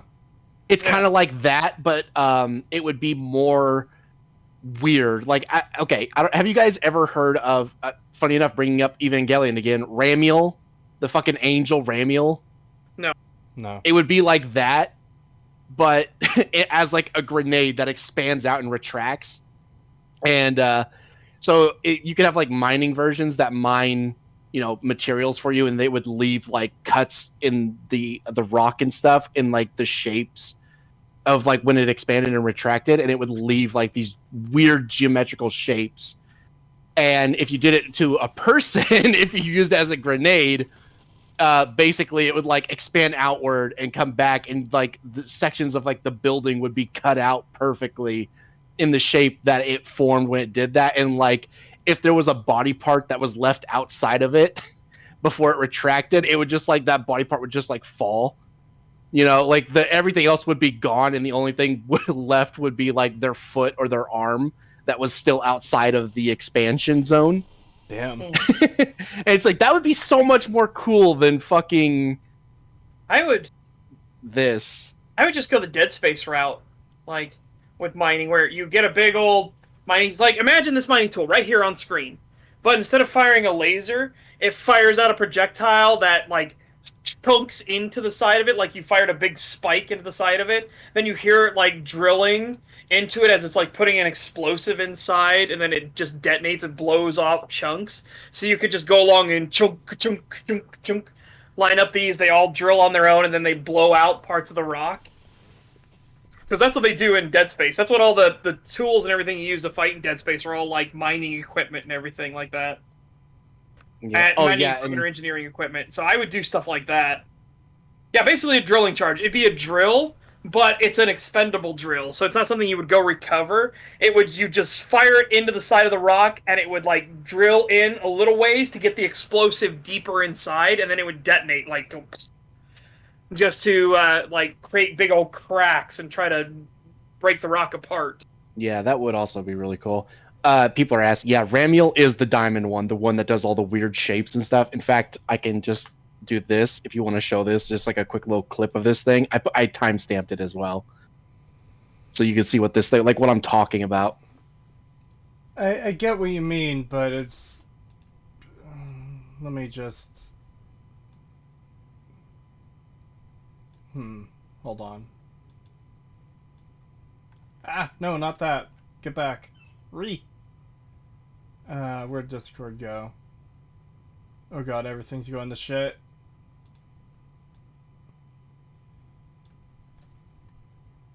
That is a diamond. Yeah. I'm gonna mute this as well. Yeah, that's probably a good idea. It's pretty loud. Yeah. Also pausing because copyright. Mm-hmm.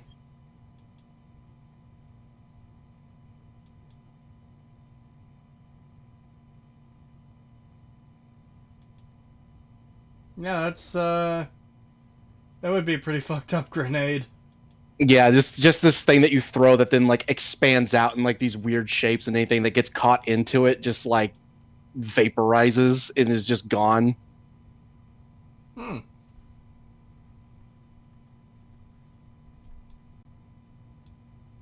Yeah, Ramiel does scream in geometry. Yeah, the scream that thing does is very impressive. Really good sound design for that angel. 2-month membership message from Bentastic197. Thank you very much. Good afternoon, my favorite furries. Not a furry. How's bad was the Starfield part? See any square bullet shotgun action? No, We're we're still in the thing. We're 3 minutes and 20 seconds in. Into a 45-minute presentation. We're never gonna finish. No. Yeah. Also, membership message from Peace Was Never an Option for 19 months. Thank you. Planet looks like the PNW. I can see my house in the background. I have no idea what PNW is. Probably Pacific Northwest. Ah. I did see a comment from Daniel K earlier in chat. Redwoods are not in Europe. Yeah. A mission and maybe even stumble upon Well, hey, no. I want to go back to that rock there. The you that usually mining. involves exploring an area you've landed in. Yes. Okay. Now You can do that collect rock resources. again. Because so this rock would be inside this other rock, right? Yeah. Like it's not just floating out there on its own. So when he takes it away, there's no hole in the other rock though. It's just perfectly smooth, like in that area. There's nothing there. Yeah. Because again, it's just generic. See, look, rock falls. Where that rock was, there's nothing there to indicate there was ever any other rock there ever. Yeah, it's Just generic resource sticks out. That's yeah. it. And Yep. I'm not going to hold this against them too much because a lot of these resource gathering games do that, but it still doesn't look good. Yeah, and because you're hyping it up so much, right? Yeah. You're specifically calling out and mining resources, and then you highlight the fact that you're resource mining, and it's just a node. It's all it is just a generic resource node. Yeah. So it's one of those things like, okay, so why call attention to it? Yeah, World of Warcraft did this with, like, mining. A mining node would pop up of, like, copper or iron or whatever, true silver, and then you mine it, and then you wouldn't even know that anything was there once it's gone. Yeah. Subnautica, a game I really fucking love, does the exact same thing with its big mining nodes that you need the prawn suit drill arm for. And again, it's not a huge problem. A lot of games do it. I don't hate it, blah blah blah blah. It just doesn't look great. It looks a bit lazy.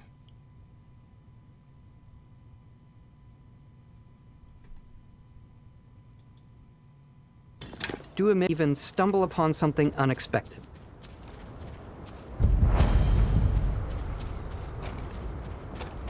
Really? It's not really an abandoned mine if there are people currently there, like, shooting at you. It doesn't really look abandoned. My favorite abandoned houses are the ones that have people living in them. Yeah.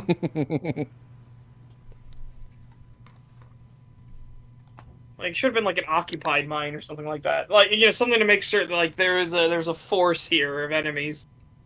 It's a somewhat abandoned mine. Yeah, if you're gonna have a location called Abandoned Mine in your game, you should have, like, wild creatures living there, not people. Because even if it's a mine that was at one point abandoned, and then, like, let's say a bunch of bandits took over the mine, it's not abandoned anymore. Like, by definition, it's not abandoned. Call it something else. But yeah, there are people there. It's not abandoned. You've discovered peaceful Detroit town. Oh! The most peaceful Detroit town. Yes. Oh shit, I see the, man, that number counter on the gun looks so shit. Oh, I just realized it on the actual gun itself. Oh god. Yeah, because I was starting to point out the whole, the number on the gun was different from the counter on the side, but the number on the gun has the same problem as the fucking demonologist thermometer, where it's clearly just a graphic placed onto the thing, and there's no actual in-world reason why it should look that way. It's just a number painted there, and it switches numbers when the ammo goes down. Mission and maybe even stumble upon something unexpected. Because, hold on. Halo has the battle rifle that does the similar thing, and that's a number on the gun. But, like, that's a little screen built into the gun for it to be there. This is just a number slapped on top of paint. Yeah. No, this is this year's reveal. Yeah, This is the thing that happened like a couple days ago. Yeah. Oh god, that looks awful. Yeah, that looks really bad. I I'm glad the combat music is as generic as Fallout 4's was. Remember when Yeah. Morrowind and Oblivion had, like, really good combat music? Yep. I like how there's a guy in chat just named Billy the Cunt. Also, how the fuck did they manage to fuck this up when the gun is fully loaded? It says 50, which matches the thing here, but when you start to shoot, the numbers don't line up. How the fuck do you manage that? Maybe that's just one of the two things not updating in time, and then once he stopped shooting, if he kept aiming down sights, it would update properly. You know? Well, here's the thing that's going to make me even more annoyed. So this weapon has a 50-round capacity, right? Yeah. So watch this. And anybody that knows anything about firearms should immediately understand what the fuck I'm talking about here. Okay. Again, runs over. He's got 11 bullets. He reloads. What? Why is it at 51 bullets now? Where did the one bullet go? Does it just kick a... When you had 11 bullets left and you hit the reload button, does it kick out an unshot cartridge? Do you just fire out a round? Where are you getting Out of 51? nowhere? What? No. He's saying that there's a problem because there's supposed to be There one should in the be 51. chamber. Yeah. Yeah, there should be one in the chamber and there's not. Yeah. Why? Why isn't there one in the chamber? Again, does it kick an unfired cartridge out the side of the gun when you're doing this?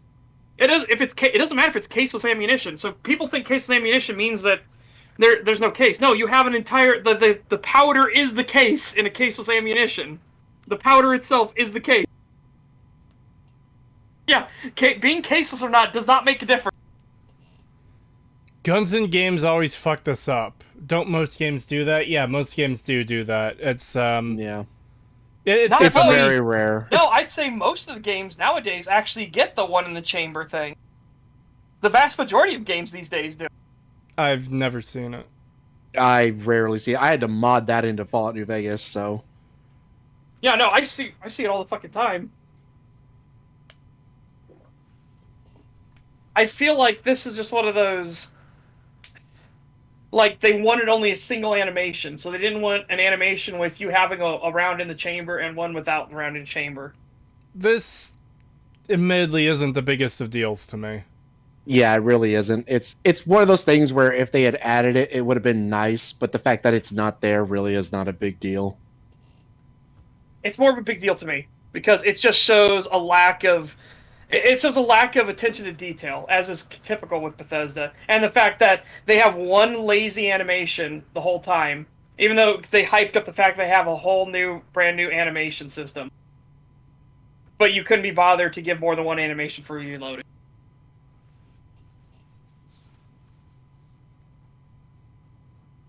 Fair. Again, it's the fact they call attention to having all these new animation systems.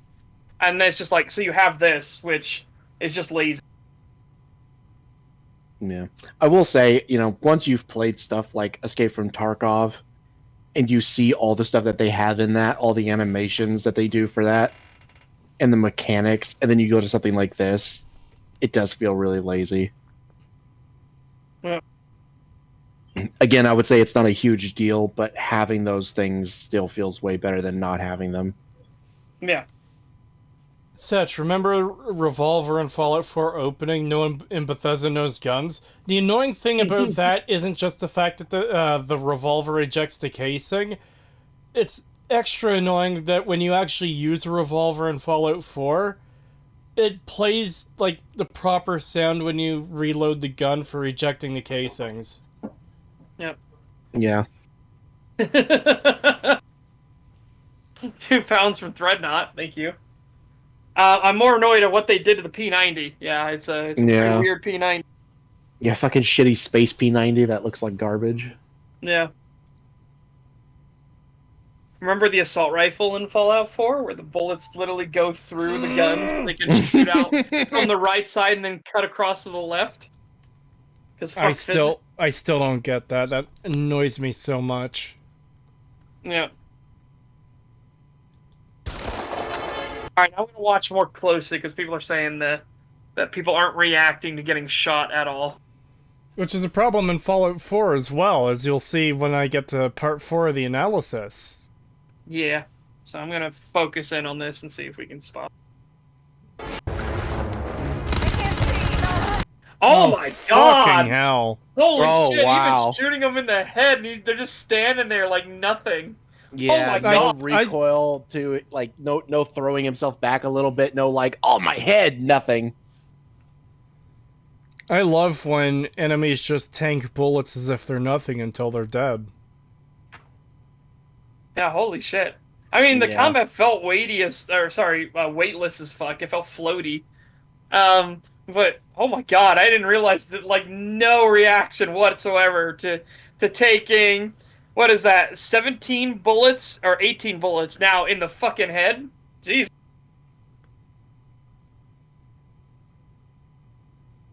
I'm curious to see how they fall over.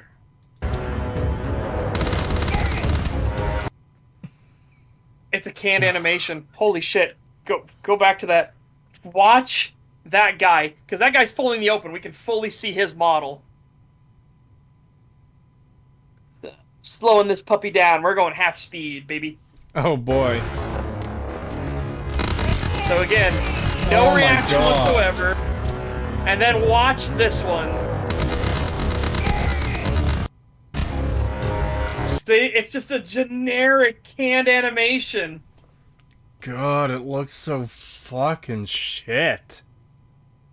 Oh, God. Back to full speed.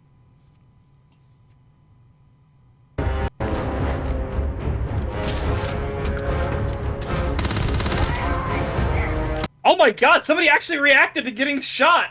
Holy shit! Yeah, that's the first one we've seen. Also, is it supposed to be like this thing has auto aim or something? Like, why do the bullet like change trajectory so much when the gun isn't moving? Yeah. It looks so weird. It looks like the fucking like Fallout 3 80 degrees bullet. Yeah, I'm thing, gonna have you to watch know? that again. Did the bullets exit at a 70-degree angle? Oh my god. Yeah, look at that. Holy shit. Fuck. Look how much it moves when like the slightest bit of fucking like. Oh, I don't even know how to explain it. It just looks so weird. They just straight up come out at like 70 degrees from the barrel. Jesus Christ. Hacks! Hacks! Yeah, I need Dr. Hacks here. Just throw a fucking computer monitor at these people. It looks so bad. Hate, hiss. Yeah. Yeah. The voices will not stop, said what we were all thinking. Yeah.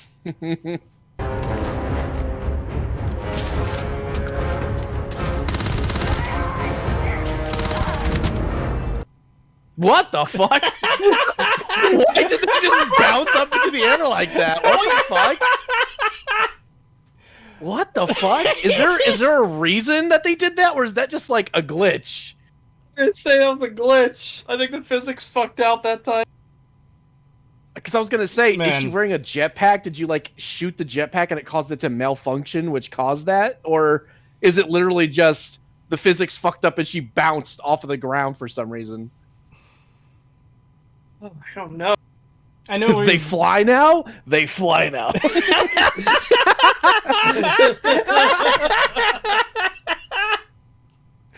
And people are saying maybe low gravity? Maybe? Does our character have a jetpack or anything on it? It just man, ended. Yeah, mine did the thing where it ended as well. Hold on. It knew we were gonna play it again. It's like, no, stop making fun of our game.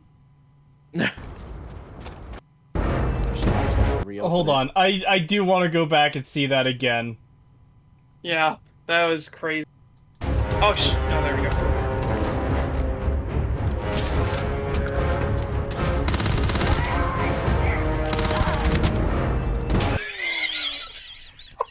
Moing? Why? I don't even think she hit the ground. She just flew into the air for some reason. Oh my god. They thought this was good enough to show off. £5 from Chikai. Thank you very much. Thank you. Unreal Tournament 2003 called. It wants its gunplay and bullet flinch animations back.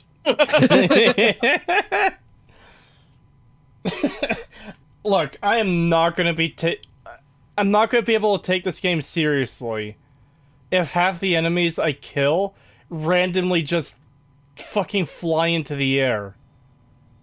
You know what that flyback pose reminded me of? Remember in Snatch during the last fight with Mickey? How there's that slow-mo shot of him, like, horizontal floating over the ring? That's almost what that pose looked like. There's no reason shooting someone in the face should result in that pose. Oh, but remember, this is apparently Bethesda's least buggy game. I don't even know if that's a bug or intentional, though. It just looks like shit. I have to rejoin the Watch Together. I couldn't get the Watch Together out of full screen mode. Oh. Yeah, I was stuck in perma full screen mode. Rip. I think it's a specific death animation if you hit them in the jetpack, but that does not happen here. Yeah, they don't, there's nothing sparking out of it, there's nothing shooting out. He didn't even shoot the back, for God's sake. He shot him in the face. I'm not even sure if that works for a jetpack animation, though, because that doesn't look like someone's being pulled along by a jetpack. Yeah. Something like Boba Fett in Return of the Jedi getting hit in a jetpack would have been better, you know? Because he gets kind of fucked up there. I'm pretty sure it was Return of the Jedi. His jetpack gets fucked up, right? Yes, that's when he dies. Yeah, he flies into the side of the sand pit, then he falls into the the Sarlacc. sand barge. Yeah. He hits Jabba the Hutt's barge, and then goes down to the pit screaming. Yeah, and he dies. Because that's where the character No, he totally ended. didn't die, because it digested him for thousands of years. He came back, apparently. The idea that someone could be digested for 1,000 years by that thing doesn't make any sense. People will die. People will die in like a couple days without food and water. Doesn't matter if it takes 1,000 years at that point. And it wasn't 1,000 years, but it was some stupidly long time to like digest it. The Sarlacc pit takes forever to digest its food or whatever. Also, a creature that big taking that long to get all the nutrients out of the creatures it eats? Fuck off. Yeah, that makes no sense. Yeah.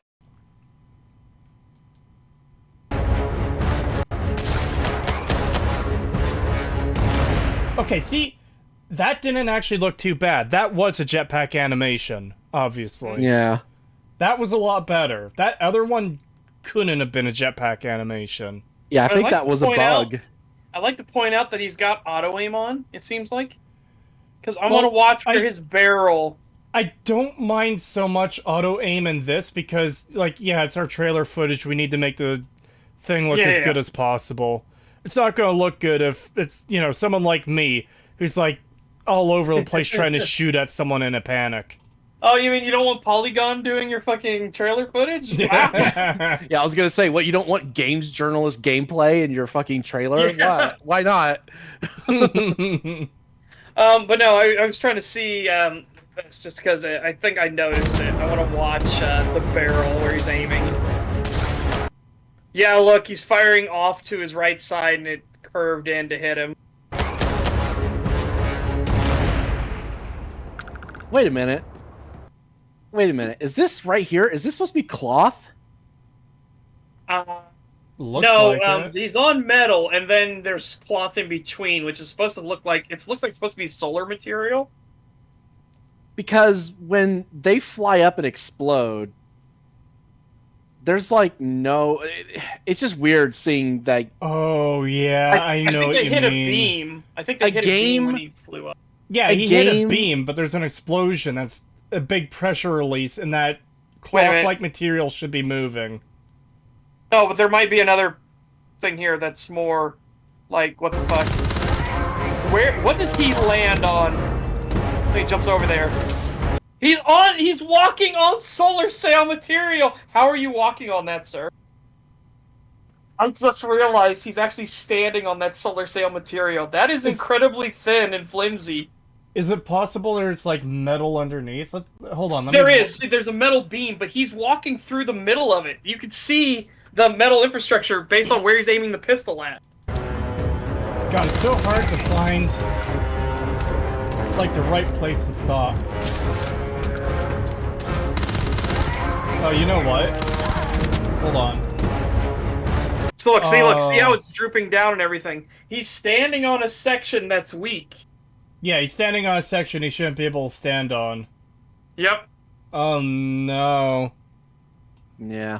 I just don't like the fact that, you know, it's a game that came out in 2023 and there's no cloth physics whatsoever still because it's a Bethesda game and they can't be arsed to actually have the world objects have physics properly. Yep. It's so annoying because he flies up and explodes right next to this stuff and it doesn't move at all. Yeah. God, that music is so generic. It is. It is Yeah. obnoxiously generic. I hate it. That's the worst part about this thing so far. Yep. It sounds like, you know what? It sounds like it should be in fucking Shadows of Mordor, not in a fucking space game. Yeah! It sounds like more fantasy combat music. Yep. You want to know what fucking... Oh, God. When we're done with this, Kree, I'm just going to play you one song and be like, this is what, like, sci-fi music should sound like. Now, have you heard any of the soundtrack from Void Bastards? Yes. I like Void Bastards a lot. It is a great game. I love some of the combat music from that game. It sounds like bad copyright-free music, yeah. Yeah, it does. Yeah, It's so I'm gonna generic. put this here for us to do. We can either do it during the stream if you so want, or We'll do we it can after. do it later. Put that there. That is sci-fi music done right. Like, this sounds even more generic than the Fallout 4 combat music, which is already itself painfully generic. Yeah.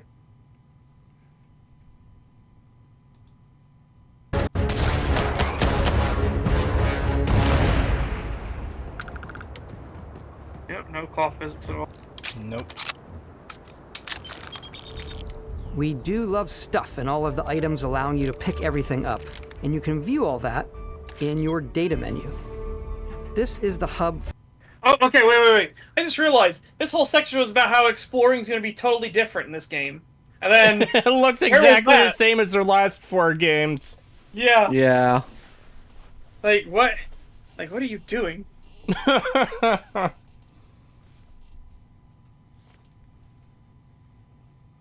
For everything you're doing, to your ship, your missions, and your inventory. We love to pack a ton of detail in every object, from all of your weapons, to spacesuits, to food. We just obsess over the details and food. Okay, this You is a obsess personal pet peeve of mine. Over So, when you have food like this, it's just sitting there, it's like, oh yes, I'm sure that will have never gone bad for however long this has been abandoned and sitting there forever, you know? And that's just a personal pet peeve of mine. Some of those annoyance things like, yes, this, nothing will have ever gotten to this. No insects, no bugs, no wildlife. It'll be perfectly fine the whole time it's been sitting there forever. Yeah. Instead of making, you know, like 2 or 3 versions of the same model of, like, you know, like, here's the fresh version, the beginning to rot version, the rotten version. Yeah, because when you want to show it, like, this is a place that has been abandoned for a long time, that's a problem that Bethesda has with a lot of its things. Like, here's a place that has been locked up under lock and key for hundreds and hundreds of years, but here's a fresh red apple next to all the Draugr. Yeah. It Yep. gets even worse in Dawnguard when there's a section of the castle that's been locked up since before the Empire was created, and yet you're still finding gold septums in there. Yep. Couple comments I want to grab quickly. I'd like to point out, you cannot loot the spacesuit off that raider he just looted. Yeah. Yeah, well, why not? Why wouldn't we be able to? In fact, spacesuits would probably be incredibly valuable in this universe. Yeah, even if it's got bullet holes and stuff in it, just the material alone, just recycling that would be worth a ton. Yeah. How can they possibly stand with all the ground they're breaking? Ah!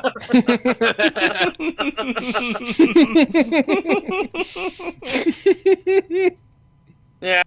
Expires never. Fallout 4 logic. I hate that line so much in Fallout 4. Yeah. Trilobites, picked up from a corpse, plate included with the loot. Yep. Yeah.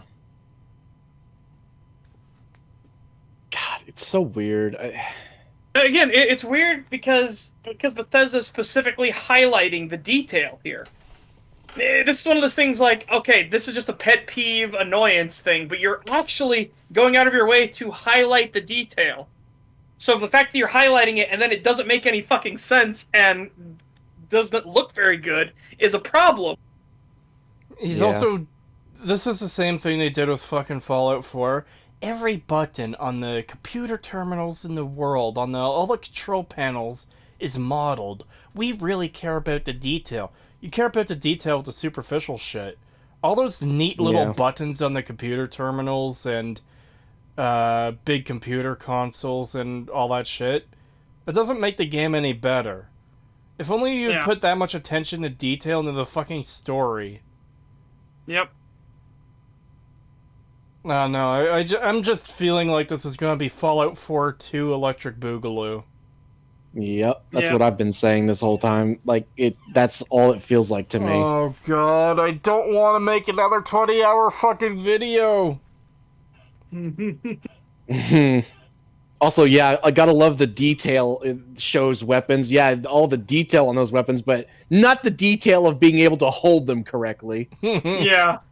Not actually getting animations to properly use said weapons, not having multiple animations depending on, say, how much ammo capacity you've expended, if there should be a round in the chamber or anything. No, none of that detail. That stuff doesn't matter. But here, we have plates of food where the shadow moves with the lighting. This is the hub for everything you're doing, from your skills to your ship, your missions, and your inventory. Yeah, but We love to pack a ton of detail pure in every superficial object. bullshit. From all of your weapons. Oh my god, also, Spacesuits. did you notice the fucking...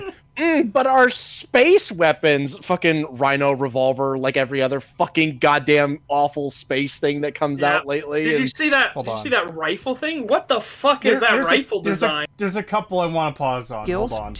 Your missions, and your inventory. Okay, I'll let Creep pause. We love to pack. That's your mining laser thing Okay. that he showed. Yeah. Like, They what? go by really fast, so it's hard to pause. Like, what is this weapon design? What the fuck is that butt stock? There's one that looks like a couple of, like, thin metal poles, and there's one that looks like a... I'll say when we get to it. Hold on. Ton of detail. Yeah. There's the fucking... Oh my god, it's way worse than I thought! Oh, yeah, Holy it looks shit. way worse. Oh, it's like a really fucking... It's like a no-cylinder thing. What the fuck is that? What I the don't fuck? like that. Like a belt-fed Magnum. What? Oh, yeah, it's got like the general outline of a Rhino revolver, but with like all They kinds of skeletonized it even more. Yeah, it looks so fucking weird. Yeah, again, that top rail is completely pointless.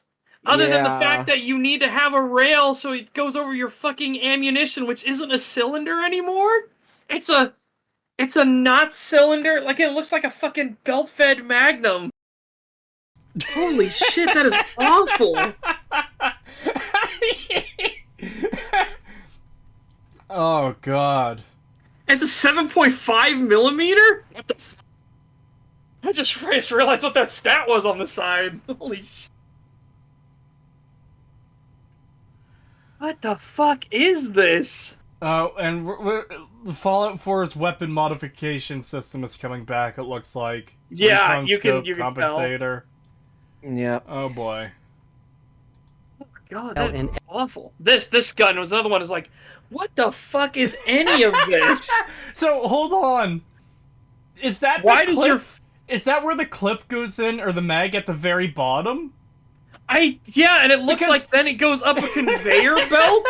Yeah. That's what I was wanting to point out. We've shown this on stream before, but remember that one really fucked up gun where Yes, I know what you're talking about. The yeah, Destiny and the bullet one where has to swirl around through the handle. yeah, it reminds me of I think that. that was Warframe. I think that was Warframe where people were like, "How the fuck? Where'd the bullet go?"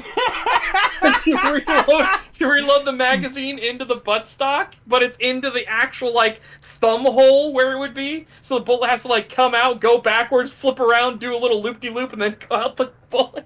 Yeah. Cut Also, the fucking magazine like disappears as it goes through the hole. Like it just stops existing when it reaches the fucking thumb hole.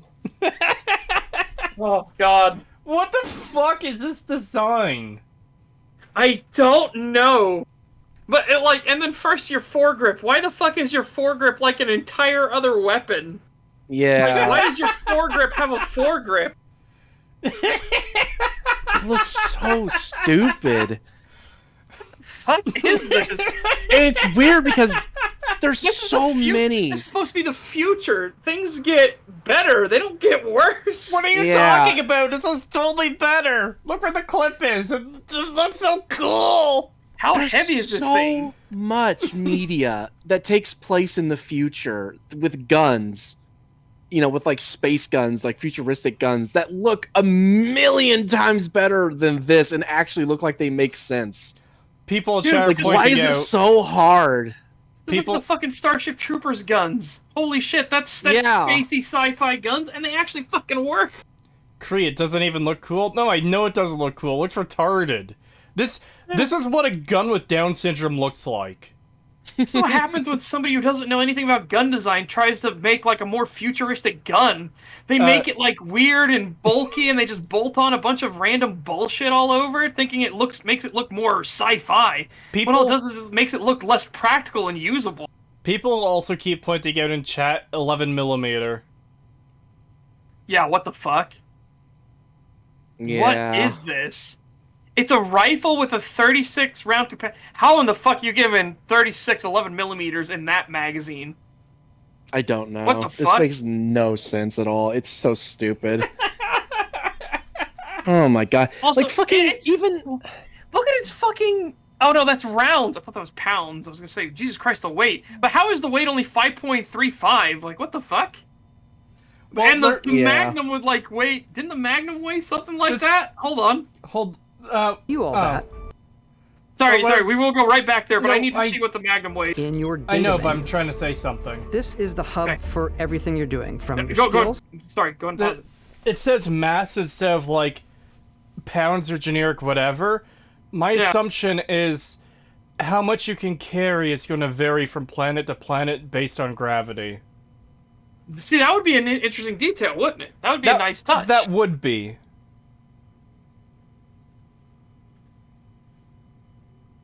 Yeah. To your ship, your inventory. We love to pack a ton of detail. 3.2. Look, the Magnum almost weighs the same as that fucking abomination. What? What the fuck? Sorry, I'm just finding it hilarious. We like to pack in a ton of detail as we're ripping these shit guns apart. Dude. yeah, This it's is just so fucking shit. We can just look at another game that came out not that long ago that also takes place in a futuristic setting with guns that actually look like they made fucking sense. Fucking Cyberpunk. Yeah. Cyberpunk 2077 had guns that looked like they made sense. Yeah, in as the much of a world. fucking disaster as that game was, the weapons looked functional Yeah, and sci-fi. this just looks retarded. Yeah, the revolver is disgusting, but this rifle is not better. No, it looks really Remember, bad. 3.25 mass was that little revolver, and this is 5.35 mass. How in the fuck? What? God, it looks like they what- took the how? laser pistol from fucking, like Fallout New Vegas or Fallout 3 and then just slapped it onto the front of this thing as like the foregrip. Yeah. It is the fucking laser pistol as the entire foregrip. What the fuck? Yeah, right? It has the same shape and everything. They just like fused it into the front of it. It looks so weird. Yeah, but if space metal was lighter, then the fucking Magnum would only be like 1.7 mass or something, not Yeah. 3.25. Maybe it's a really big. Maybe it's the same size as this, though. Did we ever consider that? Maybe the revolver is the exact same size as the rifle. I mean, maybe you're lugging around a hand cannon, but it's again, the problem isn't that the barrel's upside down. Verse, I saw some verse say, "Why is it upside down?" That's not the issue with the. It's not the issue with the rifle. Yeah, Cree's fixing stuff with the chat. Yeah, when chat goes away, I know when chat is gone. I have an eye on that at all times. I'm doing stuff. Yeah. But okay, so that's not that, because you have revolvers like that. The Unica is a revolver where the barrel is on the bottom side of it. And that is specifically to combat kick-up.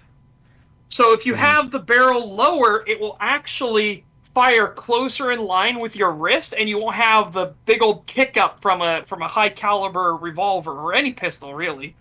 Same thing why the Alien, which is a new pistol that's been designed, it's a target pistol. They moved the barrel down closer towards the towards your pointer finger, so that way you would have less kick up, so you could get repeated on secondary shot accuracy.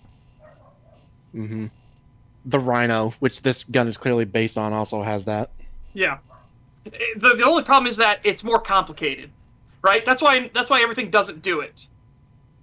Because it just makes a lot more machining time. It makes it more complicated, more expensive.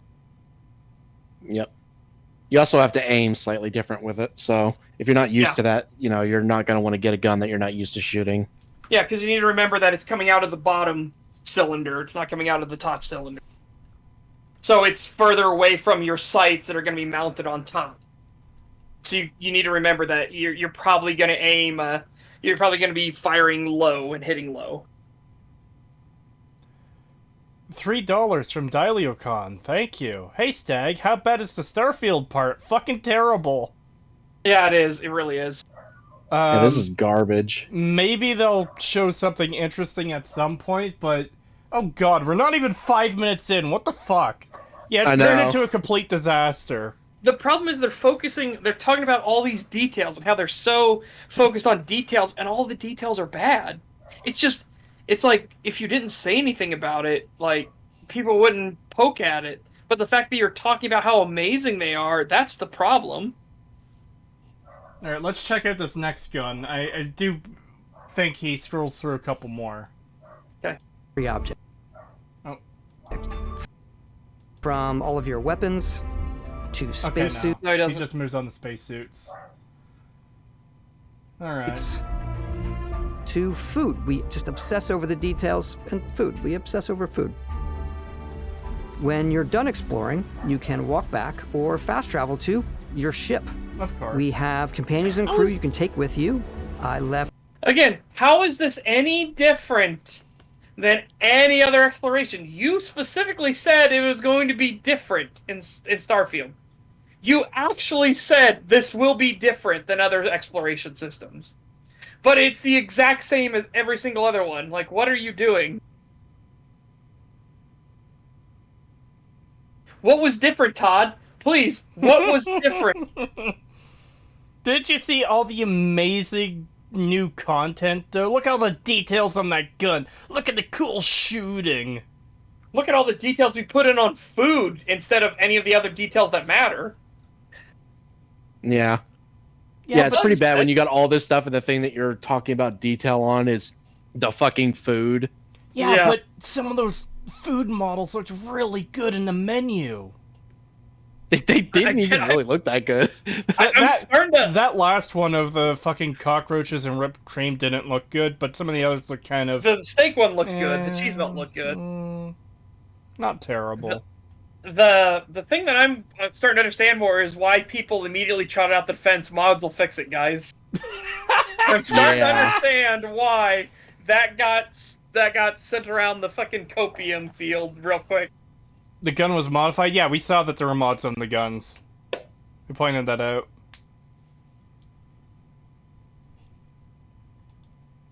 Left Vasco here back. Come back, Captain. Captain Howard. And he can even say your name.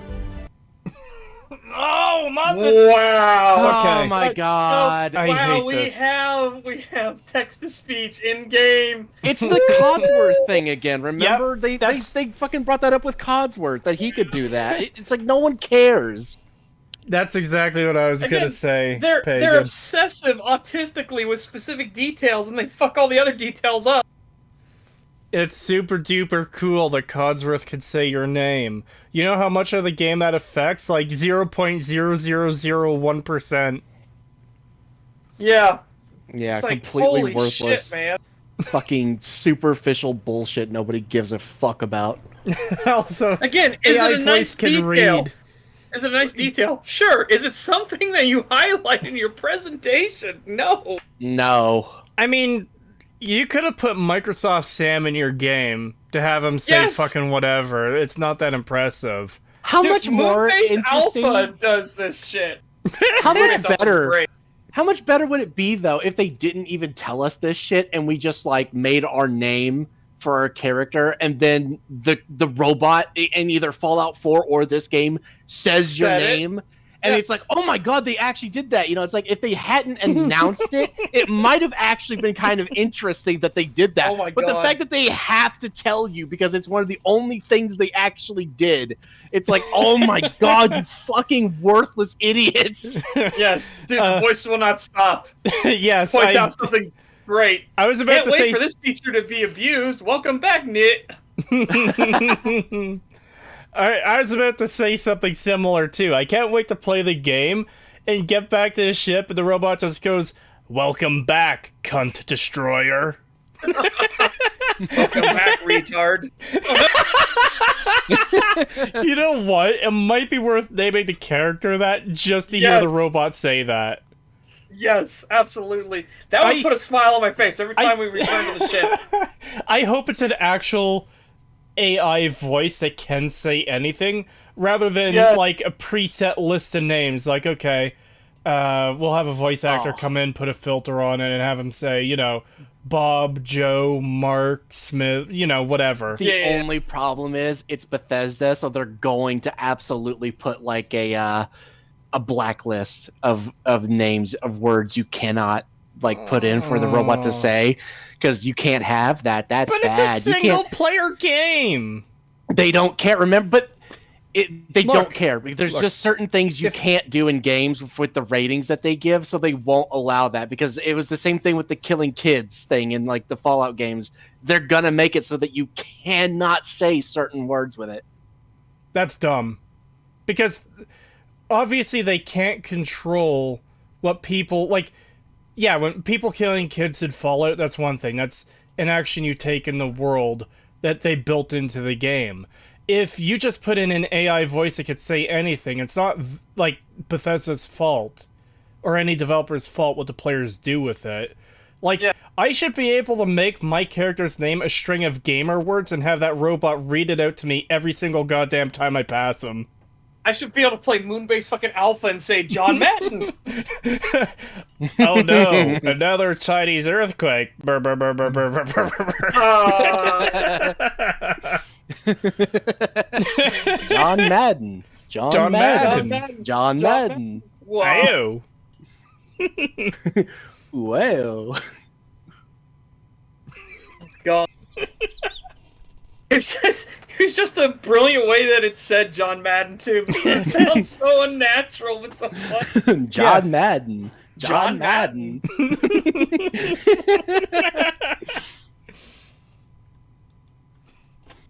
Let's head out. Again, canned animation. Yeah, that looks super canned. So this Our is the mission this- was to convey the Oh, wow. wonder and majesty of space exploration, to evoke the romance of the golden age of early spaceflight. And we've been referring to this approach as NASA Punk. This means a design language where What? the tech is advanced, yet still looks grounded and relatable. For us, it's What? I'm sorry, it Grounded doesn't and look, relatable. It doesn't look grounded and relatable though. That's the problem. Is it doesn't look grounded. Like those fucking weapons, you call that grounded and relatable? Yeah, I was about to say the weapons definitely don't look grounded and relatable. Like, holy shit. NASA Punk? Oh my god. Yeah, I can't believe NASA. Yeah, what an awful name too. Yeah, that's cringe.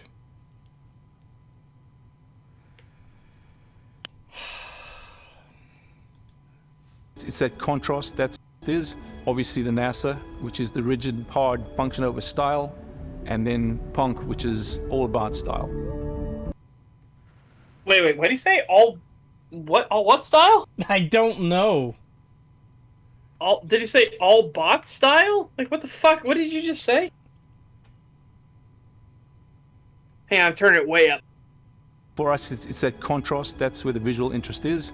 Obviously the NASA, which is the rigid, hard function over style, and then punk, which is all about style.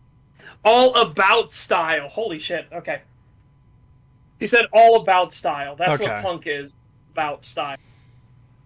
But it's like, okay, but why would you be all about style in space exploration? Like, why do you need... These are functional starships, right? I mean, it just speaks to Bethesda's whole style over substance thing. Yeah. And God, Yeah. look at those fucking... Like, what is the point and purpose of that helmet? What is the point and purpose of that gun? On the If- screen, right if- this moment. Yeah. If I'm going to be generous, it's a helmet that opens up when you want it to. That Okay, looks yeah, like what it could we'll give him the be. benefit of the doubt that that's a visor that closes. Seals in the full faceplate or something, right? Yeah. $2. I said I hope so, It 'cause doesn't look like otherwise- it, but we'll... Yeah, because otherwise it's just this thing that's right in front of your eyes that makes it so you can't see out of your helmet. And there's gigantic holes in it. Yeah.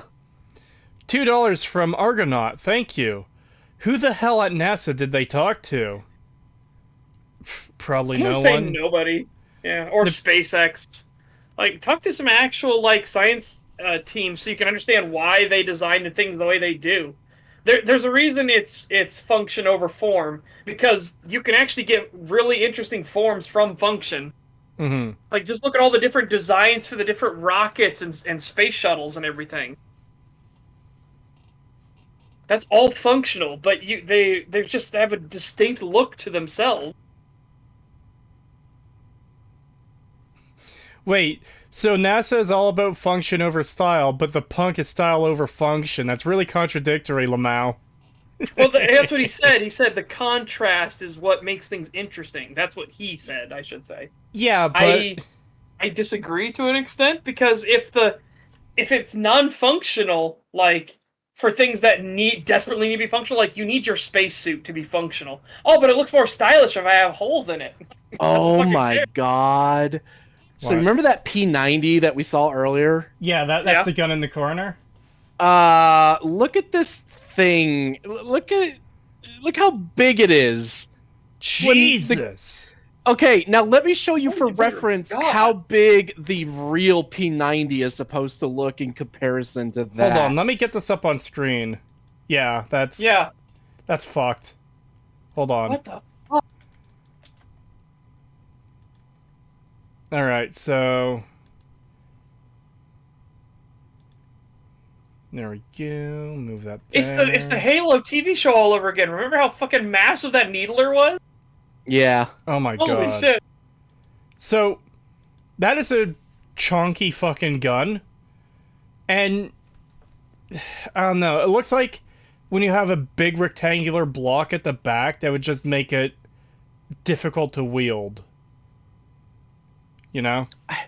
It's like, what's the point? The whole thing about a P90 is supposed to be that it's ergonomic and easy to Yeah. use. And then It's they a literally personal took it, defense weapon. It's a PDW. and then they just made it fucking worthless. It's like, I'd rather just have a normal assault rifle at that point. Yeah.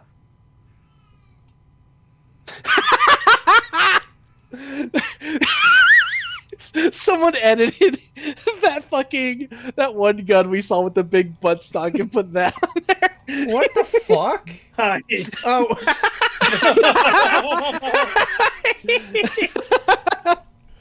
Hold on. Again, Hold like, on. again, I know Bethesda doesn't know anything about firearms, but you don't need a buttstock this fucking big. Like, what are you doing? Yeah. And then there's Hold on. another edit. There's another edit where they That's- remove the top part of the fucking Rhino revolver. Yes. That looks so shit! Hold on.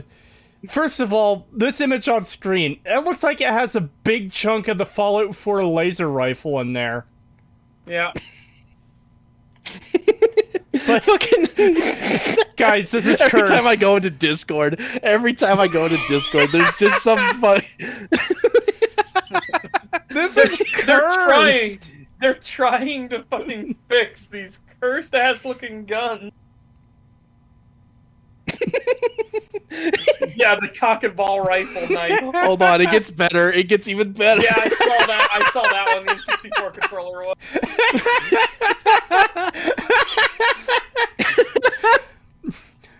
Hold on, I want to get this thing fully on screen before I take it off for something else. It looks so weird. Oh my god, what the fuck? Oh god, chat, you are really going all out with it. What the fuck is that? Uh-oh, hold on.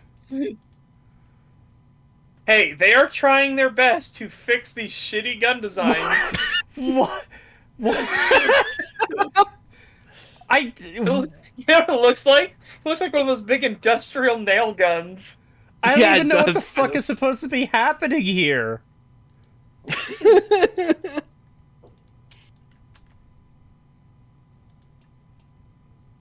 Like, it's all mutated.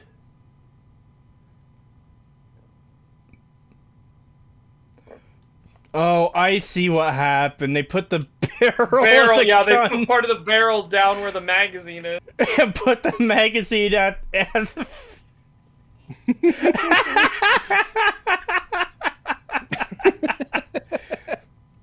Also, where's the trigger? Oh, there it is. It's right there. It's blocky. It doesn't have a trigger guard. Let's just talk about how unsafe that fucking is. That's why I had trouble finding it. It's this little white button there. It's like, okay. Yeah. Oh my god. It gets worse the more I look at it. I'm sorry. I have to put this other one back up because I hate it so much. It's just that fucking funny.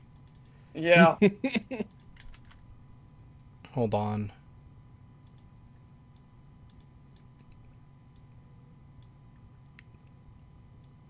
So a big pet peeve any responsible gun owner has is people with their fucking booger hook on the bang button thing, and the fact that they have a rifle that doesn't have a trigger guard on it at all is just like screaming bad idea. Oh, actually, now that I'm looking at that one you have on screen, the trigger guard on that one almost looks like it would stop the trigger because of the way it's like the way it goes up like that. Hold on a second, you might be fucking right. Hold Oh on, my I need that god. picture. Hold up. It looks like there might be like a slit there, but I can't tell if that is or if that's shadow. Yeah, I don't know. If it's hollow right there, it's not a big deal. But if it's not, I don't know if the trigger can go all the way back. It can't. No, it Yeah, I physically wouldn't be able to. It would catch. Yeah.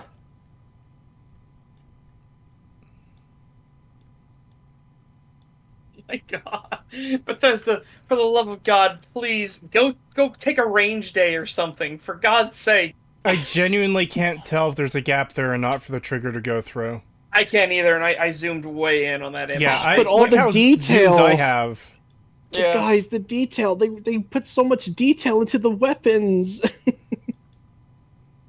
Holy shit. I guess to give them the benefit of the doubt, maybe it's one of those triggers that you need a very light bit of pressure and it breaks, but... This gun is Oh set to my God. safety. Permanently. Yeah. The trigger guard is the safety. Okay, let's get... We're never going to get to the end of this presentation at this rate. No, we're not, because it's all so bad. I wasn't expecting to have this many problems with it. I thought we'd be like halfway through by now. Yeah, same. Barely 5 minutes in. Yeah. Oh my god. And we haven't even gotten to like the actual The part that NPCs. everybody's like, oh boy, Cooming can't wait. over? Yeah. No, but I mean, or like our chat's being like, oh boy, I can't wait till they get there, sort of thing. It's like, oh, Yeah. I know there's a couple of things coming up that I'm gonna be fucking like, oh my god. Yeah. Here we go. You can see that visual style coming through in your ship. Your ship is your home for you and your crew. And like many of the spaces in our game, it has a slightly retro and analog touch, a bit of lo-fi. But why though?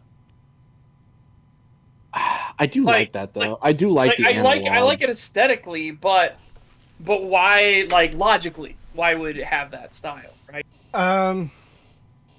That doesn't bother me so much. I don't mind the design of the ship. I can't help but imagine all these items flying off the shelf, though. Like, if for some reason the gravity generators fuck up or whatever. Well, it depends, because there are ships that are actually designed that way, so you can have these items have magnetics within them.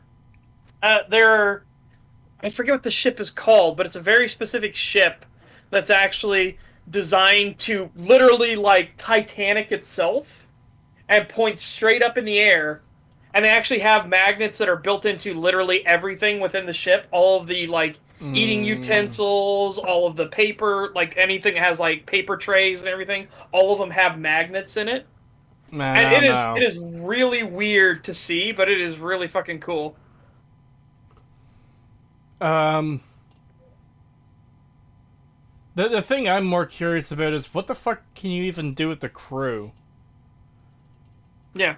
I don't know. 'Cause They might just literally be there to be like, you have a crew. you know, yeah, set dressing. Yeah. That'll be a problem for me if they are just set dressing. Also, keep in mind, all of these ships are modular. Like, they hype that up. Like, you can just build your own starship. I forgot about that. I'm having no. some really big thoughts on this whole thing of, like, because these are all going to be super modular. Oh, it's gonna be janky as fuck. There's gonna be a lot of dick-shaped ships. Oh, absolutely. It's gonna be the fucking Skyrim Hearthfire house that you can build, but with ships. Oh, Probably. God. I mean, that's what it looked like. They're talking about how super customizable it was. It's like, no, that's not really. You're just snapping things in set areas. It's not Space Engineers. Space Engineers, you can literally design your own fucking ship to look any fucking way you want. There's a guy designed a ship to look like his face. He took his face and pixel artized it, and then he specifically designed it to look like his face was flying towards people. It would not be intimidating. It was fucking great. 5 pounds from Chick High, thank you. In this timeline, Mad Catz never went bankrupt and went into arms manufacturing. No, Oh. there you go. God, those controllers were so shit. 2 pounds from Threadnought, thank you. The ships aren't gonna be all airtight. Yeah, probably not. Yeah, well, I mean, we'll see. Space Engineers genuinely is fantastic. There is a guy who he built a robot, a big old fucking space robot of himself, and then he leaves and he comes back and he takes the robot out and he sees that there's somebody added a new function to his robot and he couldn't figure out like what it was, and he pushed the button and all of a sudden everybody else is outside of the ship starts laughing their ass off, and he's like, what's wrong? He's like, all right, we need you to come outside of your ship and explain yourself. Oh, no. And he comes outside and looks, and somebody added a giant schlong that extended when he pushed the button. Of course. I knew where that was going. And then the guy that did it says it's even better if you push this other button, and they did, and it actually started spinning like a drill bit. He's like, now you can fuck those asteroids.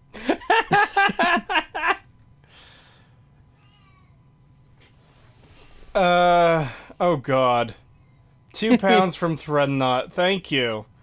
Unlike the Todd Howard on a hole, pre-order now. No, thank you. Schlongbots, pull out.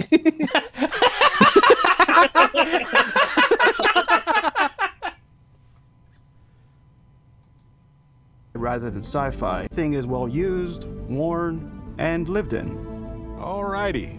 What's the Hey, plan, nice Captain? attention to detail, honestly. This is your star map. It starts with the planet you're currently on. A single biome planet, apparently. And I have a feeling that's going to be it for The everything. entire game. Yep. You can see all of its info and resources. You can choose a landing spot or fast travel to known locations. Oh, so Oh, you so- can't just seamlessly go into it. Okay, yep, that's what I thought. Yeah. Also, Yeah. it does look like you might be able to explore the entire planet, though. Which should We'll kind see, of but be I have a expected if they're using procedural generation. gut feeling though that you're going to be blocked off in an area. Like if I take this right here, right, Yeah. and we just go directly east of that, and I put it say right where that water is, directly east. If I go due west, will I run into the civilian outpost ever? That is a good question. Because, Or will the civilian outpost not have been loaded ever, or even be thought of been loading because you're not supposed to do that. You're supposed to get in your ship and fly there. Yeah, and they should really show this stuff too. Like, even if you don't want people to know how limited it is, like people are going to find out when the game comes out, and it's just going to be people shitting all over you for lying. So it's like, just show if you can do this stuff or not in your, in your showcase. Yeah. Say what the limitations are. Let people know what to expect. Yep. God. Further, you can view all the planets in the system. Obviously, the game is big, and it's here you can And you notice a worrying thing I noticed about every single one of these planets? they're way too close to one another. Not just that, they're way too close to the sun as well. Yeah. But number two, they're all a single biome. Every single one of them. It does appear that way. Holy shit. see that have key locations, missions, or life on them, versus the many planets that are barren but resource heavy. Zoom out even further to see all the systems in this part of the galaxy. Here, you can plot a course to ones that are light years away. This uses your ship's grav drive to fold space and jump to these systems. And you will need to upgrade your ship and skills if you want to jump to the most distant ones. But for now, we'll plot a course to the Alpha Centauri system, where we can find the city of New Atlantis. I just hate that they... again, it's personal pet peeve because scientists do it all the time in the real fucking world. It's just like, can you be creative, please? Why does it gotta be New Atlantis for your first new city, right? Yeah. All the names you can go with, and Like, I would even go super, crazy with it. Like, call it Heaven's Gate or something like that. Like, because this is humanity's first step into actual, other solar systems. You know, go crazy with it. Come on. yeah. Or just mash your face against the keyboard and add vowels where needed. The concept of fold space is actually a scientific concept. It's the idea of using wormholes. It was the whole thing of we can go faster than the speed of light if you bend space around itself. So instead of you want to go from point A to point B, well, if you fold space so where point A and point B are closer to each other, you've technically gone faster than the speed of light. It's the idea of the concept of the wormhole drive, which is NASA says is possible, or said it was possible. But they have a design for it technically, but apparently it will take all of the electricity that the United States generates in 10 years to do 1 second of jump or whatever. Yeah. It's like, oh, okay. We'd basically have to start harnessing the power of stars before we can do that kind of stuff. Yeah. Or unlock, actual cold fusion proper. Yeah. God, again, Neon Genesis Evangelion has some amazing names for stuff in the show and the movies and stuff. It's crazy. It's like, oh my god, that is such a good name for that. I would have never thought to name something that, but that's great. And and then we come here and it's New Atlantis. Yeah, I don't like that kind of shit where it's like you could have done anything and you went with that.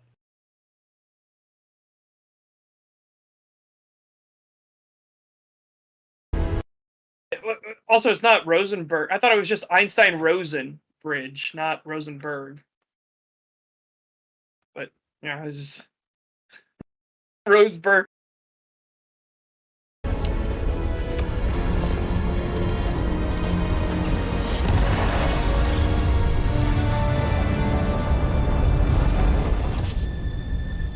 Welcome to UC Space. Okay. Maintain your current course while we scan your ship's cargo. Just fly straight to the planet.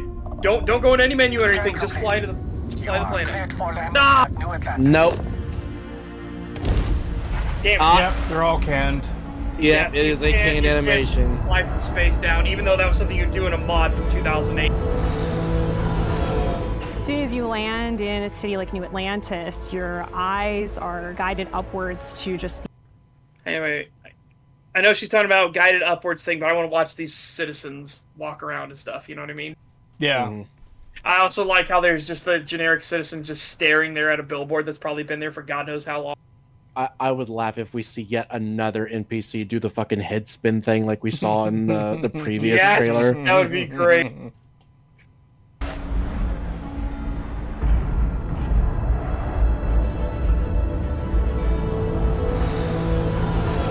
as soon as you land in a city like New Atlantis, your eyes are guided upwards to Like, what is that guy looking at that face that is so interesting that he needs to be less than a foot away from the fucking billboard? Oh, God. Yeah, that's not... Weirdo. It's not like a map of, like, the city or... You know how you go into a mall and they have those, like, signs that are just a map of, like, the layout of the mall?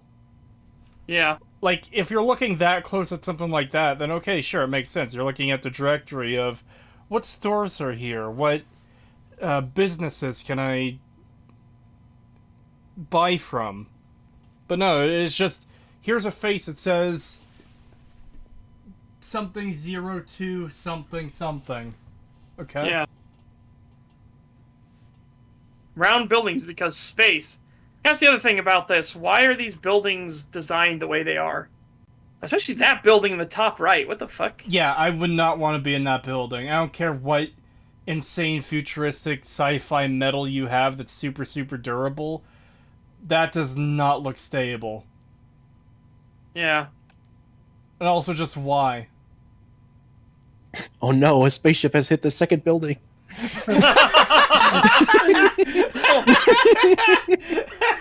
Oh god.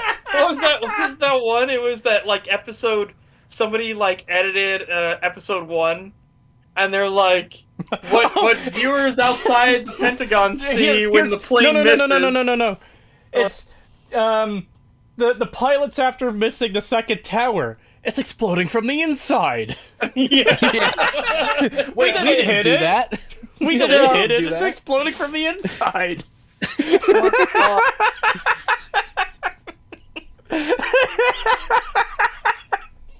That meme was fucking good.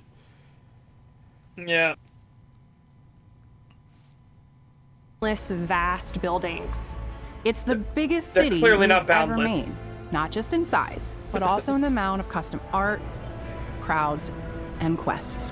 God, it looks so fucking So the main generic. focus when we're designing Yeah, cities it looks does. super generic.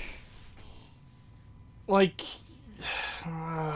Is there seedy areas of this city? Like how when you say it's I- the biggest, like Bethesda, you aren't known for making very big cities. So like even if you Yeah. make one that's the size of the Imperial City, that's fucking tiny. Yeah, especially because they keep making them smaller with each game they make. Like, look at Whiterun compared to any of the towns in Oblivion. or even Morrowind. I think... I don't know if you want to consider Vivek in this, but, like, I think Balmora is the biggest actual town they've ever made. Yeah. I guess we'll have to compare it to Balmora when we get it. Like, it looks impressive, but with certain shots of Solitude, it can look impressive too. Then you play the game and realize there's 7 buildings. Yeah. is obviously what story. We try and tell as many small stories as possible. This is a Colony War memorial. It's a few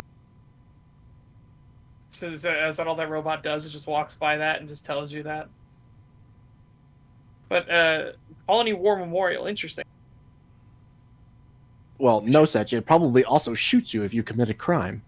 So, if you accidentally shoot a space chicken, it'll probably kill you.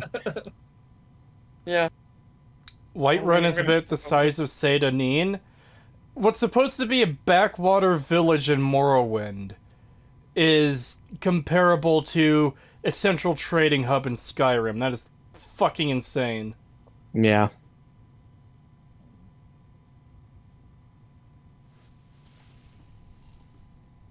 Yeah, sorry, I didn't want to say that out loud, but there you go. Uh-oh.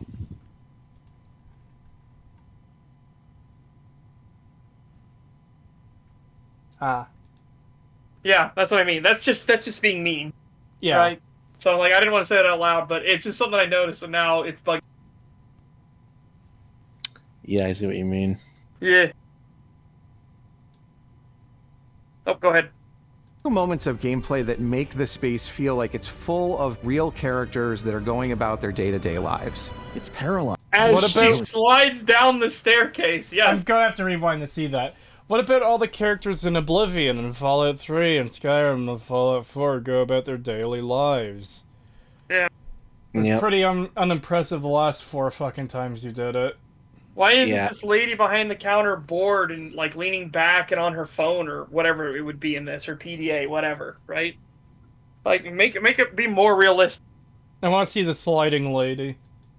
Of gameplay that make the space feel Yeah, like watch it's full her go down of the real stairs, characters and you'll that see are her going feet about flip their through. day-to-day lives. It's paralyzed if you really stop and think about it. Buddy, it's coffee. It's also where your adventure with Constellation begins.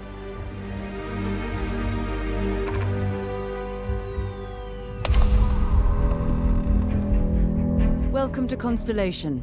We have a lot to talk about. By the time you make them, That Oh, the facial animation. animations are real bad.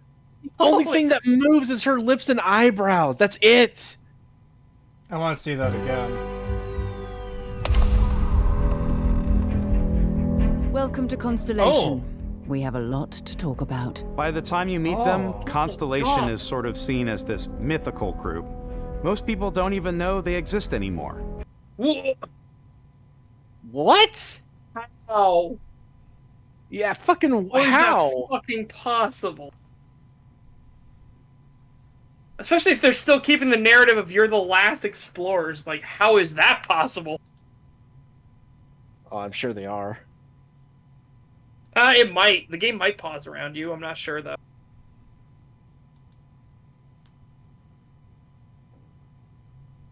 They're last true explorers in the galaxy. Oh, wait. Yeah. The last true explorers? What is that supposed to mean?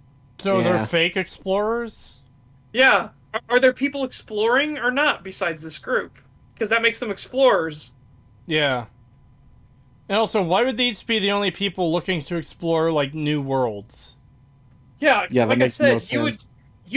the fact that you could find a planet and if you found like really valuable resource on it, stake a fucking claim to it. There should be explorer ships everywhere. You should have entire corporations that have wings, just full on, like, that is the exploration department, so we can find new planets that we can exploit. Yeah. Like, holy shit. Like, with the technology they've already demonstrated for traveling through the universe, fold space between these points, blah, blah, blah, blah.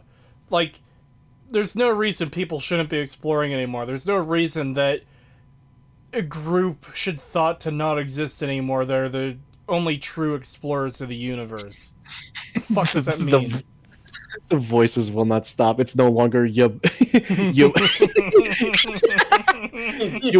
it's you win, Bay. You will never be an explorer. Oh, God.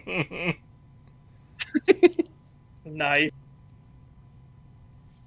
And they're trying to some of humanity's biggest questions. The artifacts are so different, so alien, and I'm certain one of them reached out and spoke to you. Oh, no. Is another Chosen One story? Why? So they're literally doing the fucking No Man's Sky story, basically, but with slight changes to it.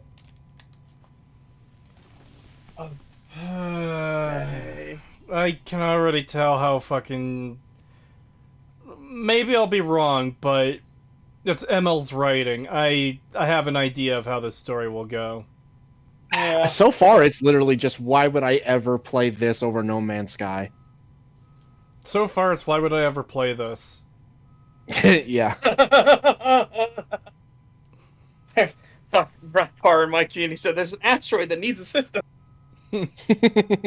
No, no, not the settlement system again, please. You guys will love the end of the presentation. Oh no. Oh, great. Oh no. If we ever fucking get there. Yeah. The artifact. If you could place it on the table here. Oh my god. Look at how it's coming together. That means there's a set built. Oh my god, these facial animations. Outside the settled. They look so bad! Facial animations, it's the dialogue.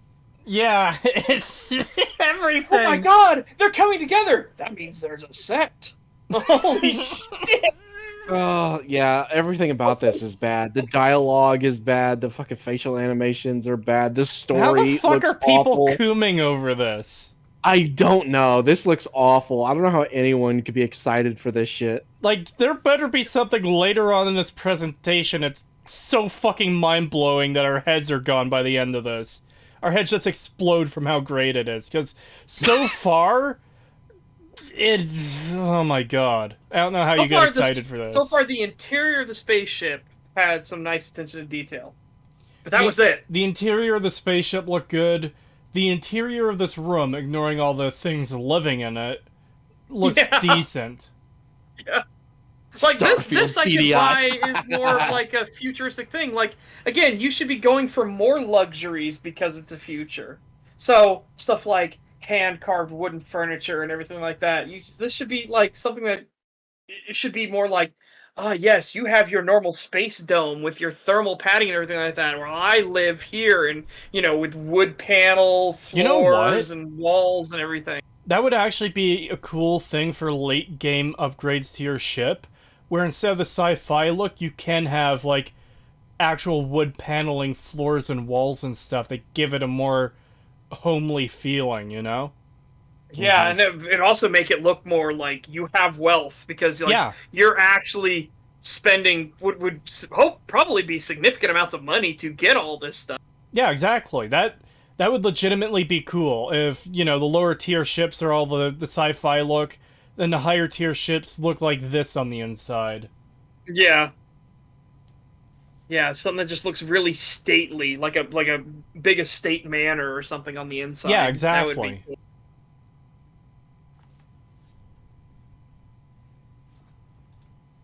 Systems. Its eclectic cast of No, characters. go away, You've got demon! Sarah Morgan, the ex-soldier and adventurer, now Constellation's leader. Mateo, the theologian who believes that there's definitely something else out there. Noel, the gifted scientist and Sarah Morgan's protege. And Walter, a very successful businessman in the settled systems and Constellation's financier. All these characters are going to be that one single trait and nothing else. Yeah. Also, that pause that we got on, that is a face for sure. Yes, that is a face. Oh, God. Anything goes as long as you... There's also Vlad. Wait, what? Anything goes as long as you have the money? Oh, well, that skipped for me. Well, that's kind of a scary thing to hear from a business tycoon. Oh, anything goes as long as you have the money. Anything? Oh, yes. No. And Please Walter, a very successful businessman in the settled systems and Constellation's financier. Anything goes as long as you have the money. There's also Vlad, the ex-pirate, Sam Coe, the former space cowboy, and Barrett. He doesn't look like a former space cowboy. He looks like a current space cowboy. Yeah. Oh, God. Also, I can see how one-note all these characters are going to be. It's also very literal. It's not space cowboy as in, like how Cowboy Bebop does it. It's space cowboy as in literal space cowboys. He probably has a space horse that he flies. He probably has stories about dealing with space cattle wranglers. Robbing space trains. Yep. Oh. Space cowboy doesn't mean a fucking sci-fi person in a cowboy hat. Yeah, it's so fucking stupid. There's how the fuck can Cowboy Bebop have existed for this long and people still fucking think, oh, it would be so great if we had like a space cowboy, and Dude. obviously they'll wear space like cowboy gear. Dude, fucking Firefly. Yeah. Yeah. That was a great fucking. Oh God, that show got a disservice. Yeah, that we live in the worst timeline because of that. But yeah, Cowboy Bebop and Firefly. These should be like two of the biggest influences on anything space western. And what do they come up with? Here's a guy in a cowboy hat. He's a former space cowboy. Is just the first. Oh, hold on, I went too far there. Constellation's financier. Anything goes as long as you have the Shut money. up. There's also Vlad, the ex-pirate. Sam Coe. Oh my god. Oh. Yeah, because that's what a space pirate, or sorry, space cowboy is. It's literally just a cowboy. Yep.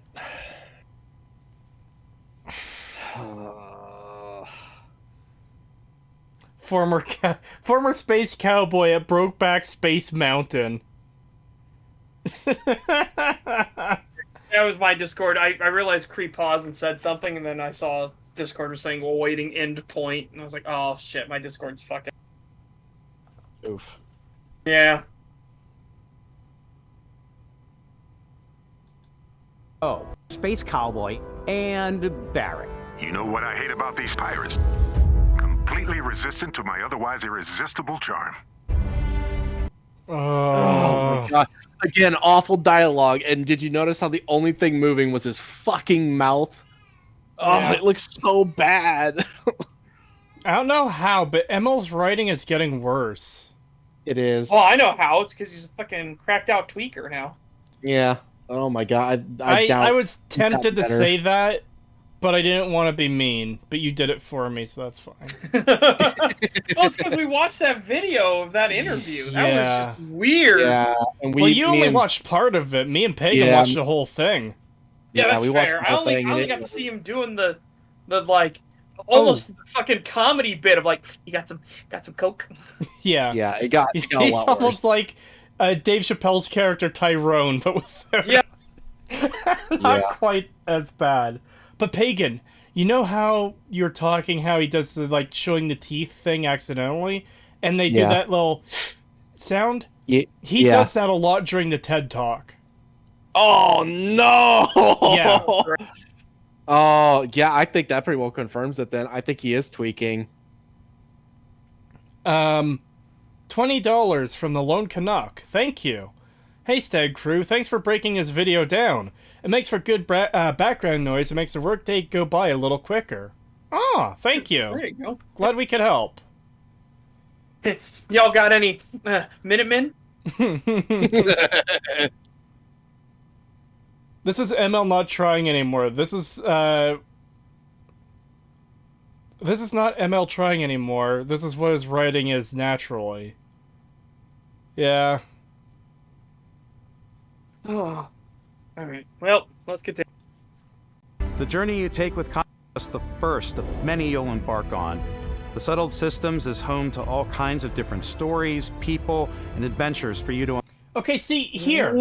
This is something they should have shown off at the start. This is looking more like an alien planet than here's a bunch of rocks, here's a bunch of rocks, here's a bunch of rocks. Yeah. Here's a pine tree. This alien creature, why do you exist the way you do? What pushed you to evolve a flat back, no fingers on your forelimbs, and eyes that massive to either side of your head? And is that a nose, or is that supposed to be your mouth? I have no idea. Like, again, things don't just evolve at random. There has to be some sort of pressure to cause it. It's why the Nausicaans in Star Trek are rightly ridiculed, because they evolved a thing that conceals their mouth. And it's like, why would you have something that gets in the way of your food orifice? Like, what the fuck? I think you're thinking of something other than the Nausicaans. You're talking about that guy with the thing that goes from his nose to his chin, right? Yeah, it goes all the way down. Yeah, that's not a Nausicaan. Oh, that wasn't a Nausicaan? No. Oh. Nausicaans are the guys who stabbed, like, young adult Picard in the heart. Oh yeah, that's right. Yeah. Play Dom Jot Human. That episode. Yeah, but again, this is just weird. So it does seem like this was just procedurally generated, like, thing. Yeah, because this kind of reminds me of, like, how camels will have the humps in their backs, but there's a reason those are there. Yeah, it's storage. This is just, like... Also, yeah, like that could be a planet with lacking water or anything like that. I doubt it would be lacking water with all those plants there, but yeah, exactly. These like forearms are bugging the fuck out of me because yeah, there's no fingers. It's just a thing, just like a flat nothingness. Like maybe if these were aquatic creatures, but they're roaming around on land. Like I could see like if they were supposed to be otter-like things, right? Yeah. Yeah, but otters still have fingers. Like I know, but I'm saying fingers, like, but like finger-like appendages. But if this was more of an aquatic creature and those are supposed to be like added flippers or something like that, I could more see it evolving this way. Like those do not look like they would help much for swimming. To be fair, maybe the fingers just haven't rendered in yet. Maybe we gotta give it another second before they pop in. Yeah, maybe. It's a level 15 ghoul. Oh no. Oh no. God, that nuke video we watched last night was so dog shit. It really was. It's like one of the worst from him. Yeah, it was really bad. To uncover.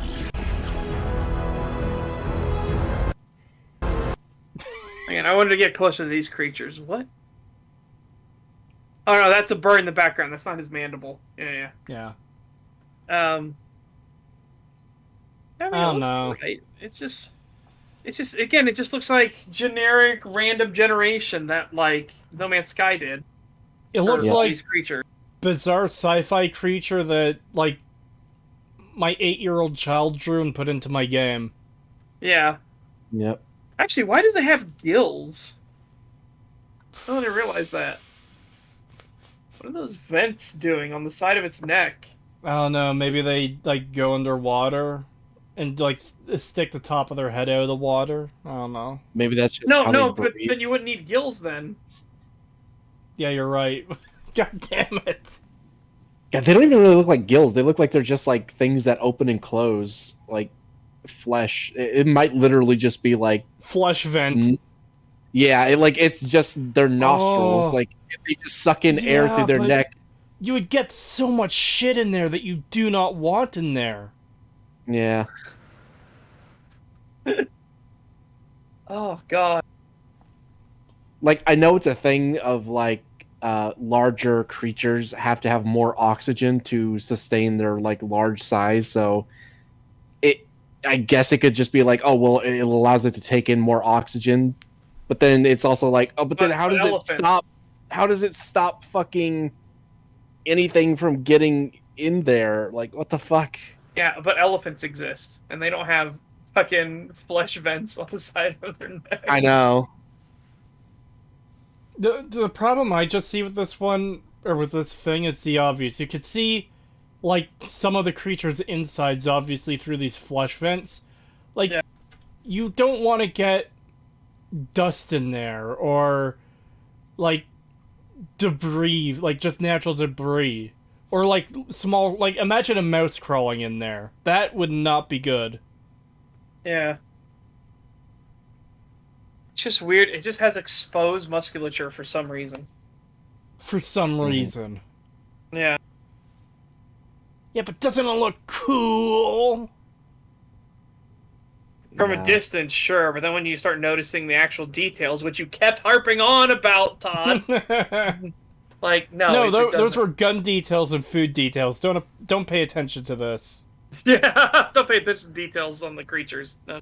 I mean, fish kind of have that problem. They kind of do, but they're also fish. Who the fuck cares about fish? Yeah, but again, fish are also in the water, so they don't really have to worry about dust particulate and stuff like that going into their fucking gills. Sure, they have to worry about parasites, stuff like that, and that's what some of the parasites are specifically designed to do.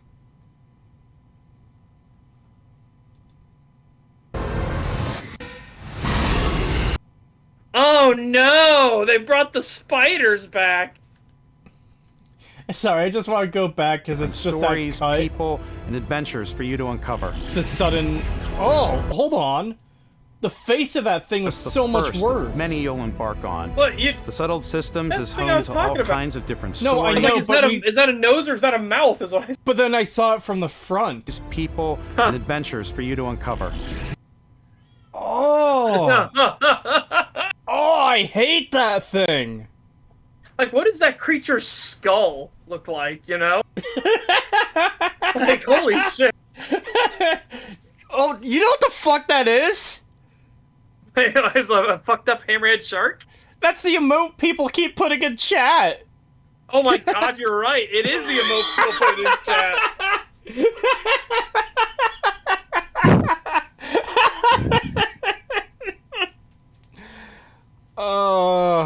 It doesn't help that the fucking eyes, like the eyelid things, look like fucking vaginas on each side of its head.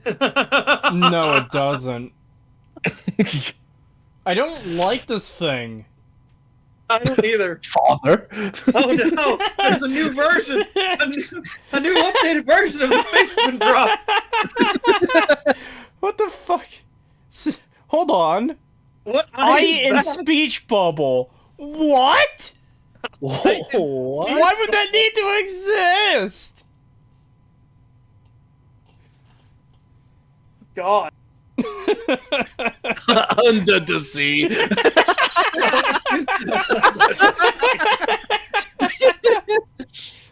Oh god. I hate this thing. I want it to stop existing. Yeah.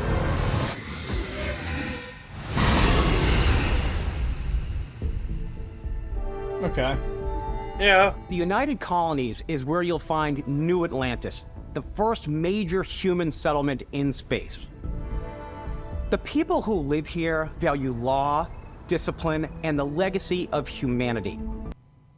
I can't wait to be given the choice to nuke this place at the end of the main story.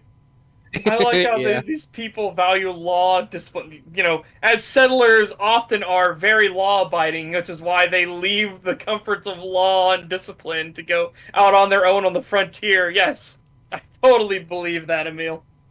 This should be where, like, lawlessness, outlaws, this is where we should go back to old-timey sheriffs, things like that, of them trying to keep order, because, like, hey, what happens when a bunch of independent people go to the fucking stars to stake their own claim and set their own future, unburdened by any government? You're gonna get people that don't want to respect authority.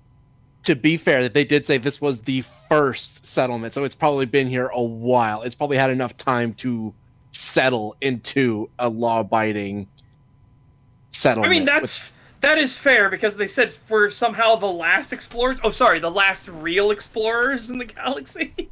Yeah. I hate that phrase so much. The last real explorers. Yeah, it just gets so much worse. Like, this is awful. Starfield is just... Holy shit.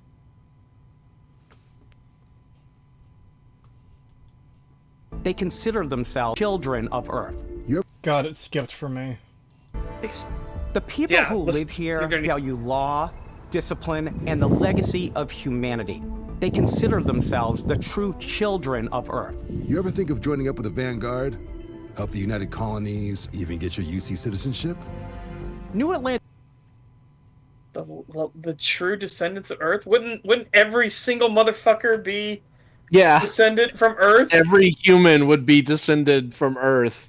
What the fuck? I'm sorry, The magical what? humans that came from Mars. What? What? The magical humans that were already here on Alpha Centauri to begin with. It's like, what do you mean? Oh my god. Are these... The game's not even out yet, and we're already like, this makes no fucking sense. Are these the Enclave wannabes? It's starting to sound like... I'm almost positive at this point that this city is the Institute, where you're gonna have to fucking blow them up, and it's gonna be an unsatisfying ending whether you side with them or not. God, I hope not. Please don't be another fucking. It's just ML. Fallout 4. It's I ML. know. It is ML's writing, so Yeah, it's literally just going to be Fallout 4 again, but with a slightly different coat of paint.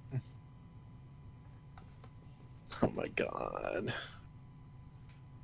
Where's the Space Brotherhood? Oh god, please don't. I've seen several comments to that effect so far. Yeah.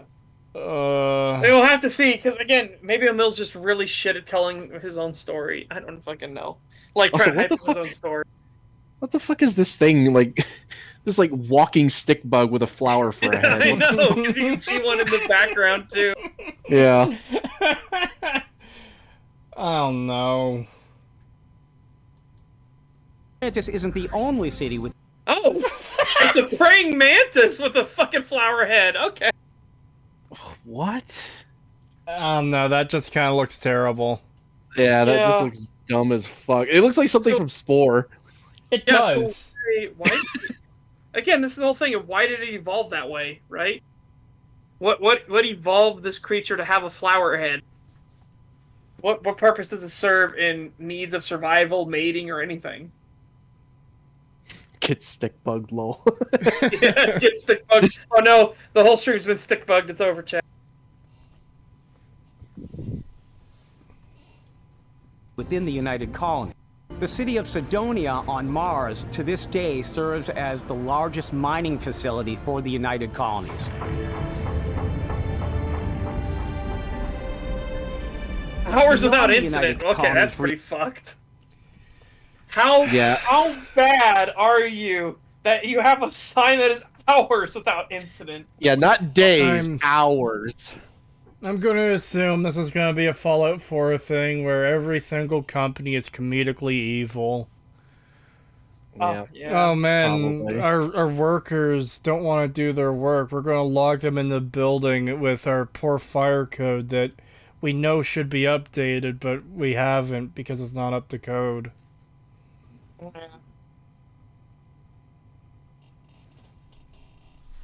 Oh boy.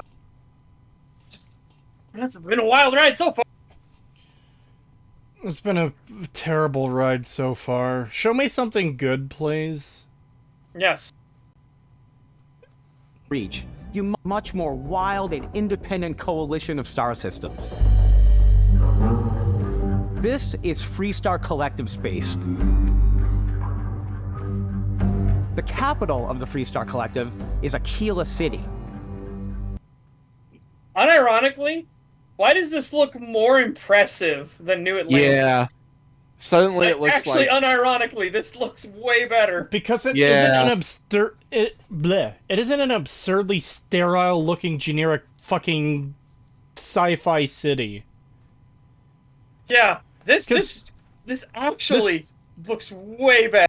This is the whole problem with the Star Wars prequels, where because they did a lot of like the city stuff in CGI, it was all very, very clean looking, a lot cleaner than what you would ever have in real life.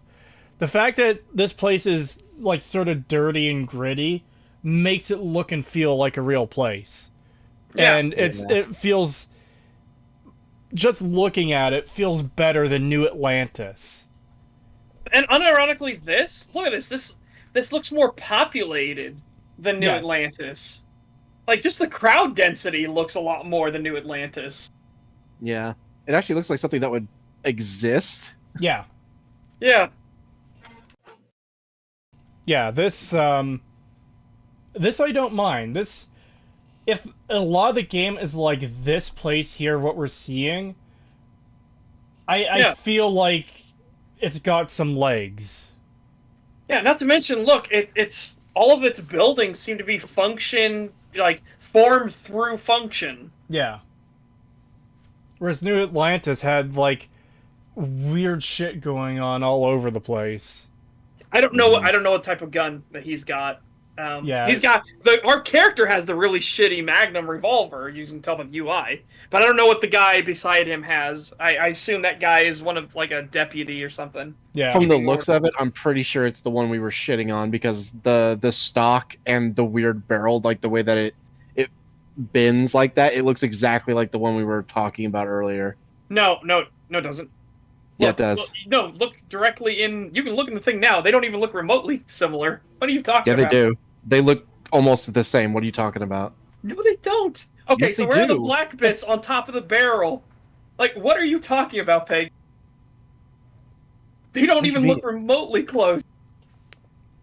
We're looking at it from fucking the top down. Yeah, and wait, look at how those black things will go up and over, and it's very square. This is a rounded barrel. It looks like a metal pipe with the piece of wood at the end. It doesn't look anything like the other gun at all. Yeah, no, I'm saying it's that gun, but it doesn't have that weird attachment on the front. Like, look at it. Like, look at the stock. Look at the fucking the weird, sorry, like, almost golden barrel that goes down. Because of the angle of this gun, It is not. It is not even remotely close. No, I will go get a picture because they turned that other gun so it looks even, so you can see even more of it. I will go get that picture. It is not even remotely close. I'm almost certain it's literally that gun, but unmodified.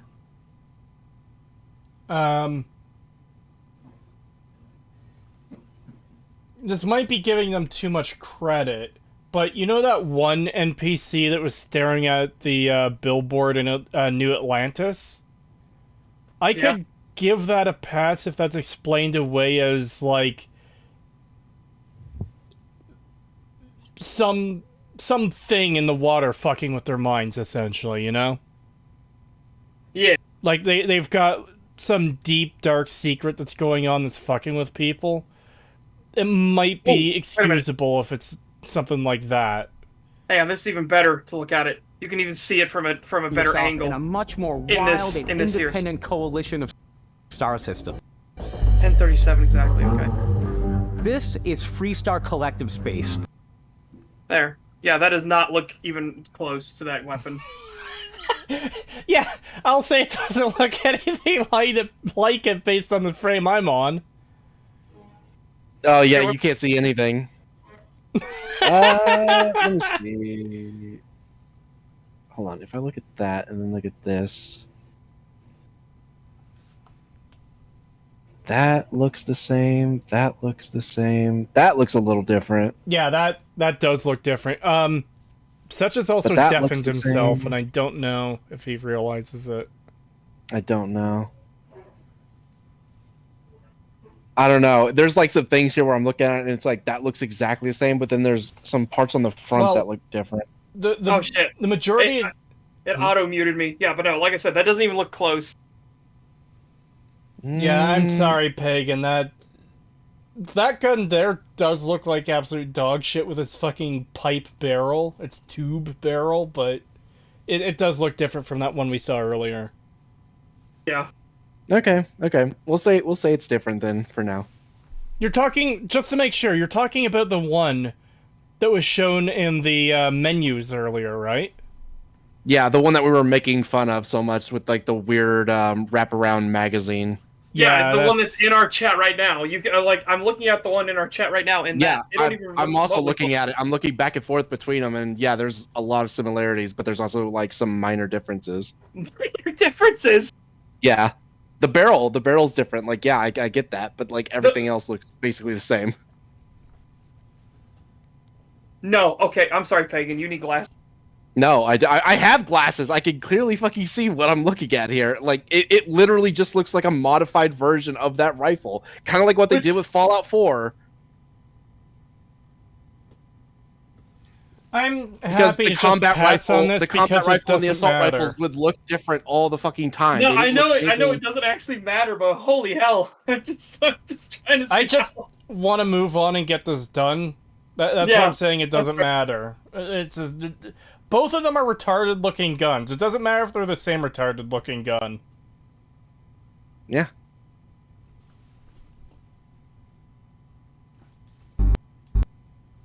Oh, good. The capital of the Freestar Collective is Aquila City. The Stone Root Inn is an Aquila City fixture. Ooh. That animation, rough. I like Aquila City a lot is already, Freestar but that Collective animation space. is real rough. The capital of the Freestar Sorry, Collective I just saw an NPC's legs kind of like jut out, just very slightly. Did you? Yeah, hold on. Okay. Oh god, it's hard to move. Our city's guards are equipped with the finest steel crayons. Oh, This is Freestar Collective space. Okay, see the guy in the yellow shirt kind of in the background? Yeah. Which one? The one talking to the lady, or the one that's to his standing. left or right? The one Okay, I standing. see which one you're pointing at now on screen. Yeah, so just watch his legs. Okay. it was level of detail popping. Oh They just jump forward randomly. You guys did see that, right? Yeah, Yeah. it's like what Seth said. It's detail pop in. Yeah, so he was a low quality model, and then he got closer, and then the model got swapped out for the high quality model. Capstar Collective is Aquila City. The Stone Root Inn is an Aquila City fixture. Look at that. Look at the fucking bartender animation. Look at his Also realize that his face. hand isn't actually touching the fucking cloth. Yeah, his fucking face doesn't look like it's rendering in. Why has he Yeah. got a 5 head? He looks like a fucking caveman that was put into a suit. There we go. Just go back again. So, chat, watch his hand that's on the cloth. You'll realize he's not touching the cloth, and it's just, oh man, that is such a rough animation. The Stone Root Inn is an Aquila City fixture. A ranger relies on judgment and intuition to do what's best for the people. So, what? You just both have your weapons drawn already? Like, That's what's that not supposed to how be a for? duel works. Yeah. Okay. Well, there you go. We got dueling. Wow, it's the space western we all wanted. It's also great how the other guy just doesn't even move. Yeah. He just stands there and takes it like, yes, it is my time to die. You know what that reminds me of, Pagan? What? Oh no. Oh no. Should I am tempted to grab that video and play that part. I think I know exactly what you're talking about. Yeah, it does remind me of that guy. Now that you mention it, it does. Okay, it does remind me of the fucking Life of Luxury, dude. Did you post that video in our chats, or like do you have it on hand? We are at I can grab it real quick. We are at 10:56. I need chat to see this. They need to understand. Okay, I'll grab it really quick.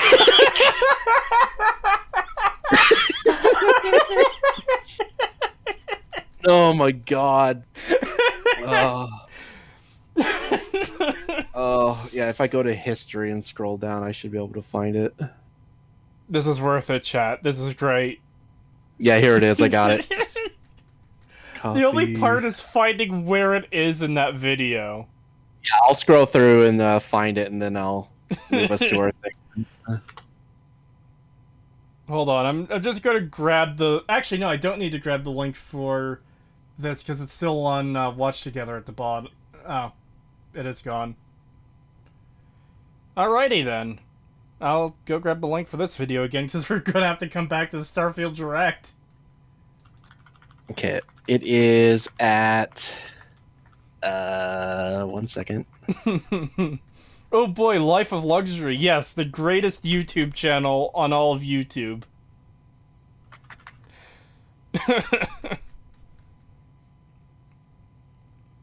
It's because since Fallout 3 they can't model holsters. Why though? Yeah. Why not? Okay, it's at 9... it's at 9:04. Okay, put it in. Okay. Holy shit. Seeing it again just fucking kills me. Okay, so you guys ready to see some great fucking reaction timing and just very realistic. You're putting it into the reaction? Watch Together, right? Yep. Okay, good. Fucking 9:04. Get over there again. Right. There will do. All right, you ready for this, chat?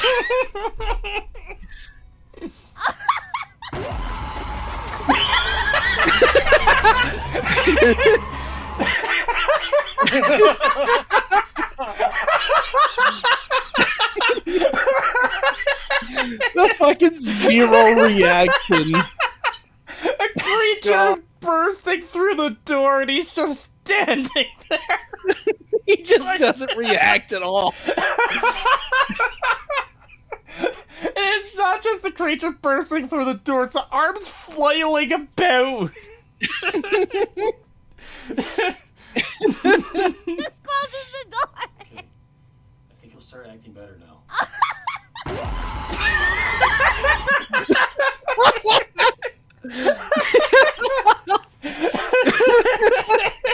Oh. That's what that duel reminded me of. Yeah, We're at the right time. timing code. was 10:54. 54. Yep, 10:54. Oh god, we're back at this asshole. Okay, let's 10:52. That'll work. Tuition to do what's best for the people. Neon started out as a fishing platform, but is now known throughout the Settled Systems as a pleasure city, where almost anything goes. Why? I suppose I should be impressed that they have more than 3 cities. Yes. But also, you know what? I will genuinely... I don't know what frame you're on. Hold on, let me make sure what frame you're on. I actually like that statue. I like that sculpture that they've got hanging there. Yeah, that does look cool. Who got footage of me breaking into Pippa's house, by the way? Way to dox Creed.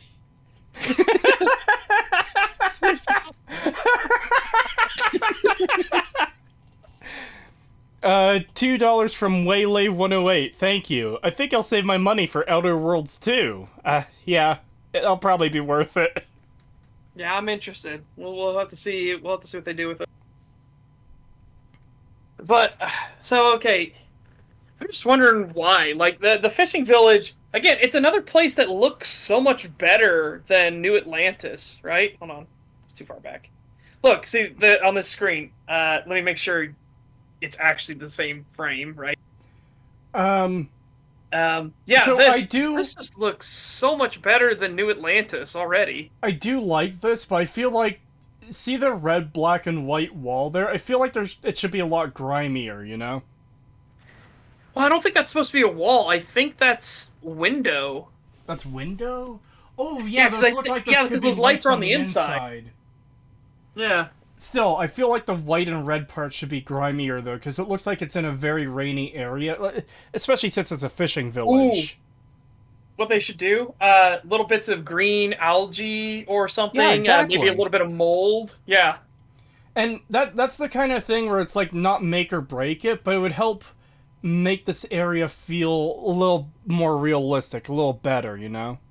Yeah, I almost want to take a screenshot of this into paint.net and just do a little bit of like some green highlights here and there, maybe a little bit of brown. Yeah. And just put it on that thing, and I think that would just make that fit in more.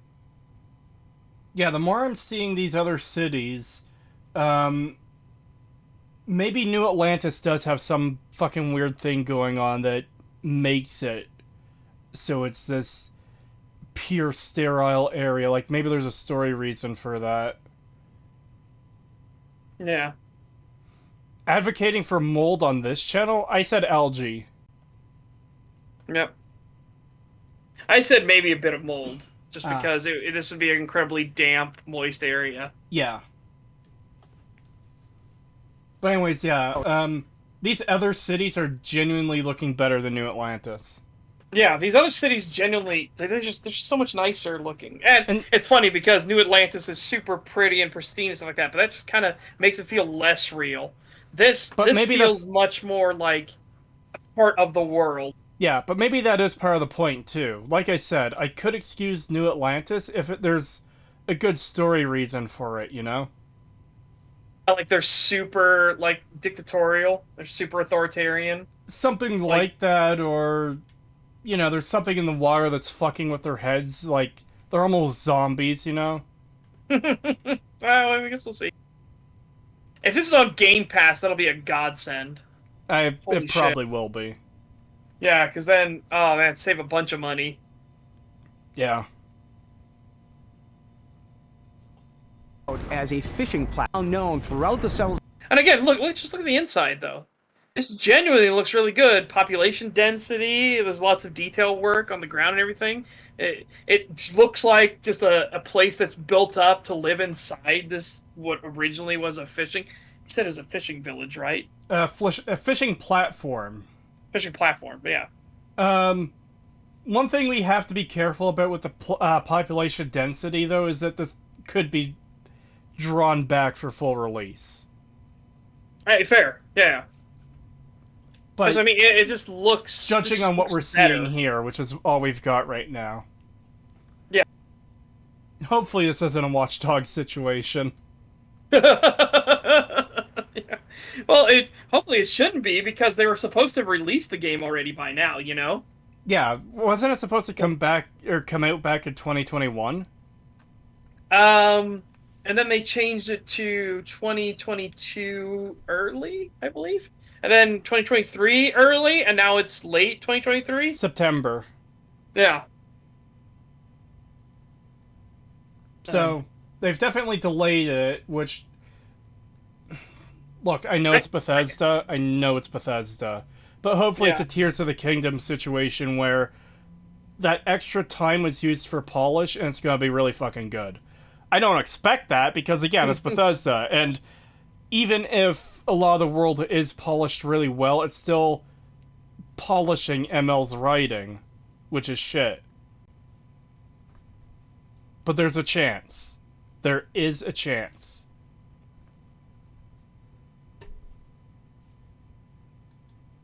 Systems as a where almost anything goes. If you've got morality issues, this definitely isn't the job for you. These faces, though, that's going to be a problem. Yeah. Absolutely.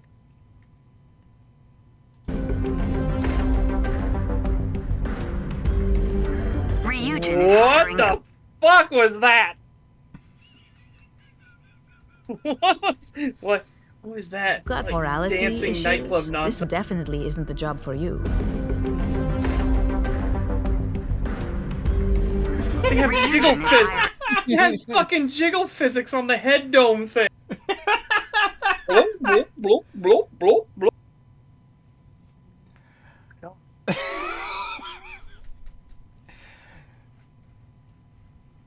Stunning and brave. Oh god.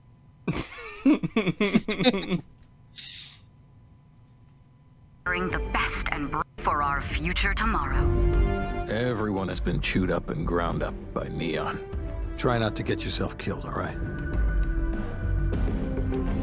Outside the bounds of civilized space, there are still plenty of unclaimed systems to explore, but these areas are also home to the most hostile factions in the galaxy. But then they're not unclaimed. Hang on, wait a minute. If a hostile faction has laid claim to it, it therefore is not unclaimed. Like, yeah, by the very definition of what claiming is. Oh, hey, the unclaimed regions of space have hostile factions in them. So, that means they're claimed. Yeah, that means that there's somebody claiming ownership of that area, and therefore they claim it.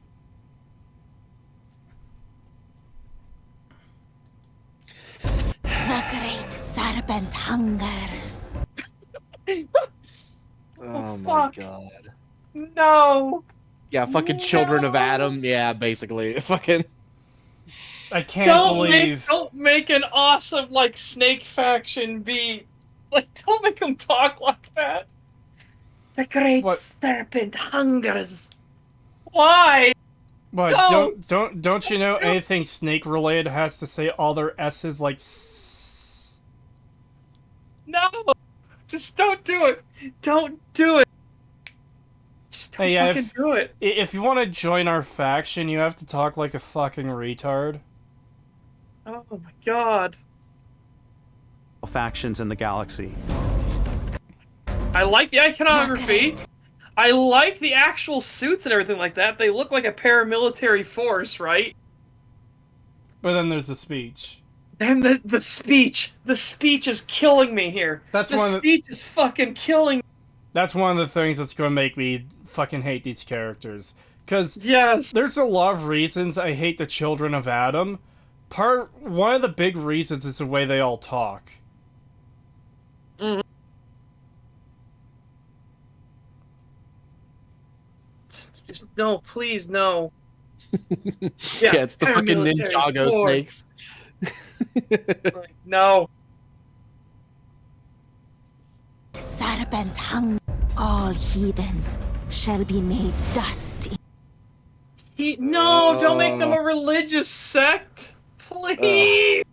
It's too late, Satch. It is done. Yeah, Children of Adam, but with snake iconography. Also, I can't help but point out that this gun has the same problem as the other gun with, like, here's a number in, like, generic UI stuff pasted on top of the gun instead of a proper screen. Yeah, Also, it also looks like a fucking printer with a buttstock. Yes, Yeah. it does. It's a fucking tube, so I guarantee it's a rocket launcher. A 5-shot rocket launcher, though? This is gonna be weird. In time.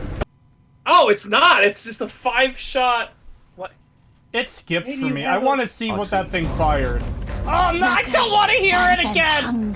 Shut up! All heathens shall be made dust in time.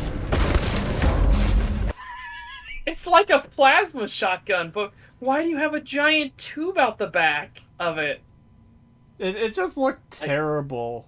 Like, that's not a buttstock, that's something you would put over your shoulder. Red Mile better not be a fucking prison. Oh, why? Why? Because the Green Mile? Yeah. Uh-huh. Obvious references, Cree? Yeah, exactly. I would be annoyed at that. I know, Emil is just, that's all he does. He's such a fucking hack. Well, don't you know killing this one lady in Skyrim is the Red Wedding? It's exactly the Red Wedding. The exact same. No difference between killing this random NPC who has no influence or standing whatsoever is the exact same as the Red Wedding. Yeah, but she's like the niece or something of the Emperor, and this totally helps the assassination plot or something. I don't know. Yeah, which, again, why the fuck would the Emperor come if there is an assassination that just took his fucking niece? Don't think about it. Shut up. I know. I hate it. I hate it.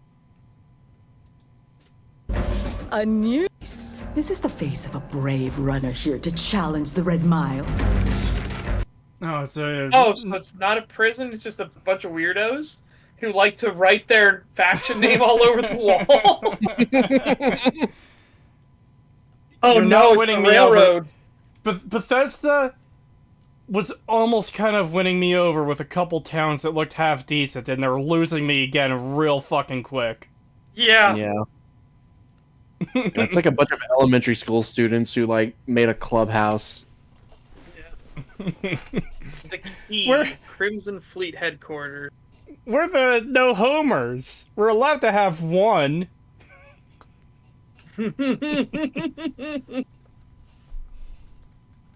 They think the galaxy is theirs. They are wrong. It belongs to the Crimson Fleet. It always has. In Starfield, we're pushing our cities and settlements further than we ever have before. It's all there. That, Bethesda, I'm sorry, that's not saying much. Really isn't. When your cities were the size of tiny villages, that's not saying a lot when you say you're pushing them further. That's like saying this will be the least buggy Bethesda game. That doesn't mean much. Yeah. Yeah. Is that a fucking prehistoric shark? I'm annoyed by the jaw of this thing. Look at it. Okay, I knew you were going to bring this up. That there actually That is is actually a a thing. That's there's thing? a prehistoric. Yes. Yeah, there's a prehistoric shark that has that jaw. I'm sorry, but real life is retarded too, okay? I don't remember it extending all the way down like that, but it does have that kind of wheel lock, like Yeah, cowboy. it doesn't spoke go all thing the in way front. down, but it does go like Yeah. a wheel. Look, this is only proof that reality has the ability to be retarded too. It happens. Yes, absolutely. Have you seen current day Clown World? Well, I meant more like biology stuff. Oh yeah, haven't you seen Modern Day Clown World?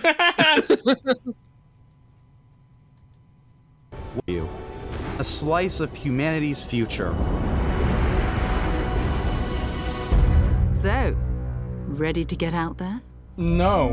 Not really. God is a Throughout the Bethesda galaxy, developer. There are so many things to see and stories to experience. That would actually explain a lot. But the most important story is the one. Wait a minute.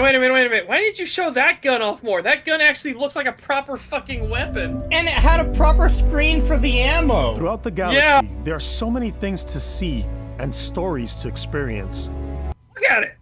Yeah, what the fuck? Why didn't we get to see this thing? What the fuck? Why? Is it literally because, oh no, it looks too much like Halo, we don't want to get fucking hit? But they're showing it But they're part of Microsoft now. Who cares?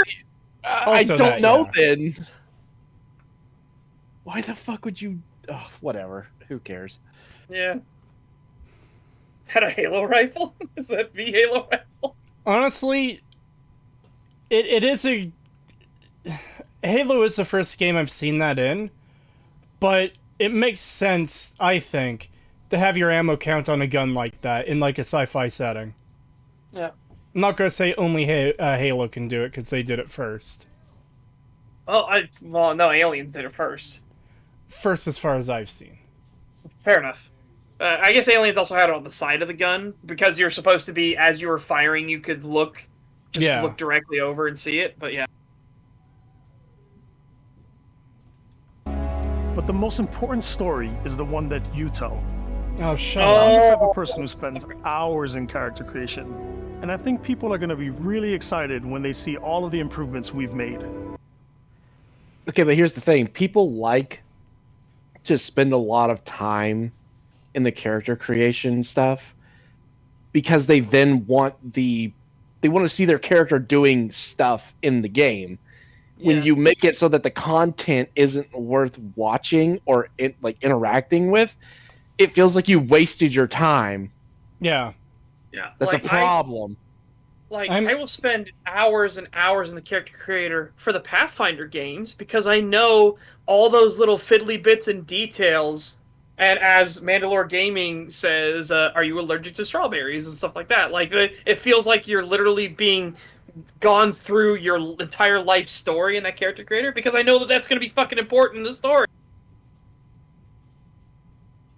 There's going to have interactions with it. I'm going to be able to talk with people about that because, hey, my character's allergic to strawberries too. We can have a bonding moment here. Stuff like that.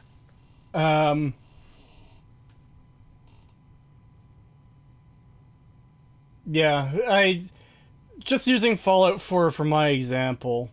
I never really spent a lot of time like editing my character in Fallout 4, even on the first playthrough, because I usually don't spend a ton of time on that. But I'm glad I also didn't spend a ton of time on that, because I would be even more annoyed with Fallout 4 if I spent all my time trying to make my character look the way I wanted, only for them to be the fucking retard that the sole survivor is in Fallout 4. As the Voices Will Not Stop says, in Starfield, you'll get to play as your own character. You could be an explorer, an explorer, an explorer, an explorer, or an explorer. You're also the chosen one. Fuck you. Here's Creation Club content. Okay, but can I be an explorer? That's the important question. I like the other one, too. The fucking Bethesda making facial animations be like, and it's just a bunch of emojis.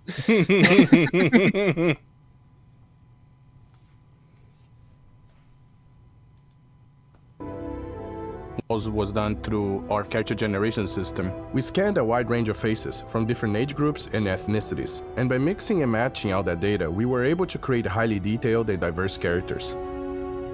Highly detailed, I don't believe you. Yeah, also, why does your facial animation suck so bad then?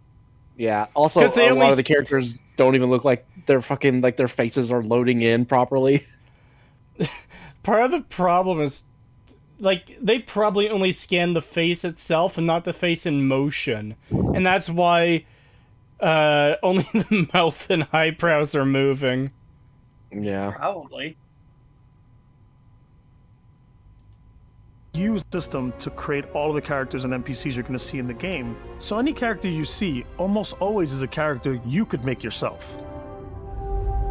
Almost always, though. Almost always. So, no, you can't be whoever you want to be. There will be characters you cannot create. Thank you. Which I think is dumb.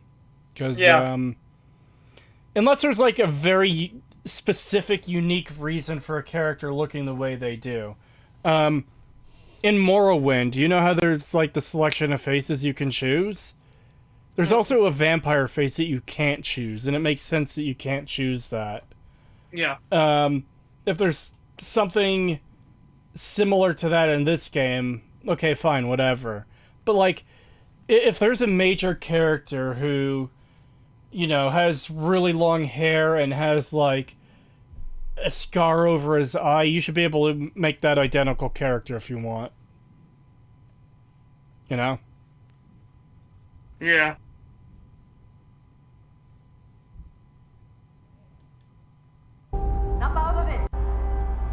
Hey, come on. Come on. Okay, take it easy. You were out cold. No physical damage. Mentally, the jury's still out. You know who you are? New recruit for Argos Extractors? Ring any bells? Any of this look familiar?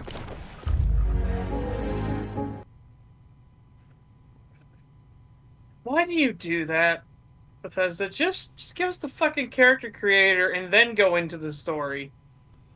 Yeah. Why do you do this every fucking time? You don't Especially need to... when it doesn't make any sense. Like, if you pick an Argonian in Skyrim, like, clearly he's an Argonian, he's not working for the fucking Stormcloaks that are highly racist. It doesn't matter, the lizard goes to the block! What? Why? I hate that so fucking much. Like, that should be a genuine thing. Like, if you did that beforehand, the character doesn't say, who are you? They look at you and they go, he's an Argonian. Obviously, he's not with the fucking Stormcloaks. Here, let him go. Yeah, Or but, tell us but what you the know, charges. you know, the high elf they capture is definitely part of the Stormcloaks and needs to be executed too.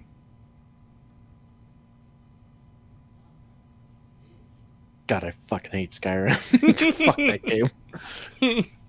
I'm not looking forward to part 2 of the Fallout 4 analysis, because I might have to see, like, the comments for every single race in that game, in that section. Yeah. Start your character creation journey as though you're cycling through employee records.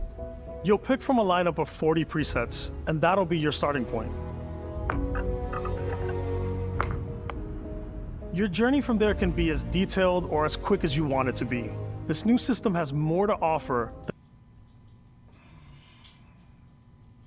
So hold on. Journey as though you're cycling through employee records. You'll pick from a lineup of 40 presets, and that'll be your starting point. Okay, so body type 1 and 2, walk style 1 and 2.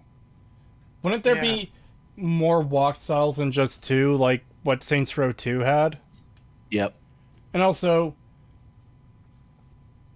I feel like body type is male and female. Because you have that whole slider thing up top, thin, muscular, heavy, which is obviously your fucking body type. Yeah. Yep.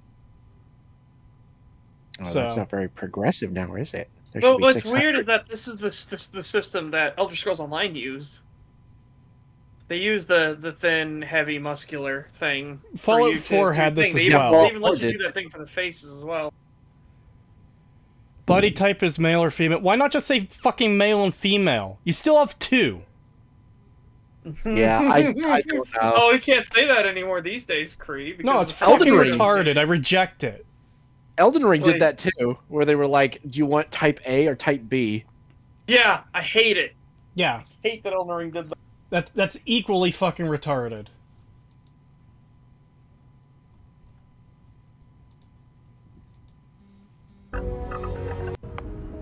Your journey from there can be as detailed or as quick as you want it to be. This new system has more to offer than ever before. Does it? It's also looks the pretty simplest similar. character generation system we ever Yeah. had. We let the player get as close as possible to make whatever they want. With the various facial morphs you can blend together, the dermesthetic and makeup, blemishes, scars, Oh. piercings, teeth settings. It's a lot. Some of those beards look like shit. Yeah, like that on screen right now. That does not look good. Why does Bethesda always have so much trouble making facial hair? It always looks so bad in Bethesda games. Yeah. Guys, let's not overreact. I don't think Creetosis is transphobic. What is there to hate about trains? Yeah. Choo choo. $2 from Abdulio. Thank you. It's done to comply with ESG. Fuck ESG. Yeah, seriously. This doesn't Yeah, change anything. It's fucking retarded. We had anybody with any fucking balls, and we would have targeted them and been like, nope, they're an enemy. Fucking delete. Yeah. Alright, so I'm gonna go back. God. Come on. Beards have been solved for a while in games. Why does it look this shit?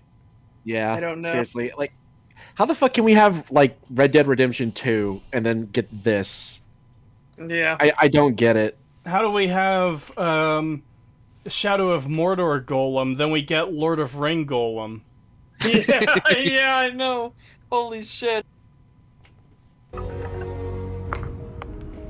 Your journey from there can be as detailed or as quick as you want it to be. This new system has more to offer than ever before. It's also the simplest character generation system we ever had. Wait. It's more complex in depth. It gives you more to offer than ever before, but it's also the simplest character creation system you've ever had. Pick one. Yeah. Those are actually contradictory.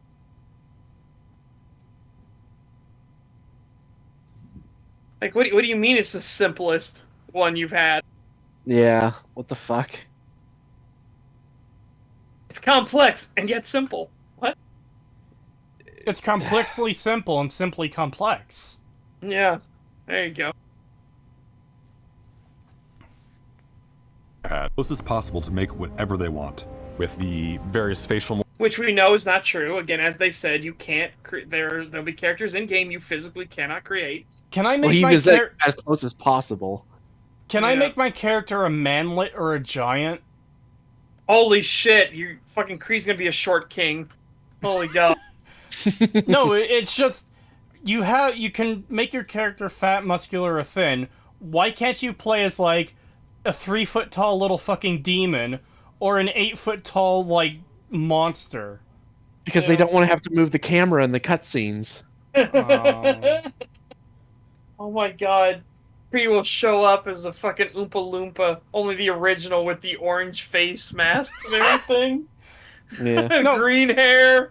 Well, it would the be thing is, funny. If you could change your height, you know exactly what it would be like during the cutscenes and stuff. It would either be looking dead at your chest, or you just wouldn't even be in frame. You'd see the tippy top of the space helmet bobbing around as you're talking. Yeah. It's like fucking Tom from Mystery Science Theater 3000. Just his little head going back and forth.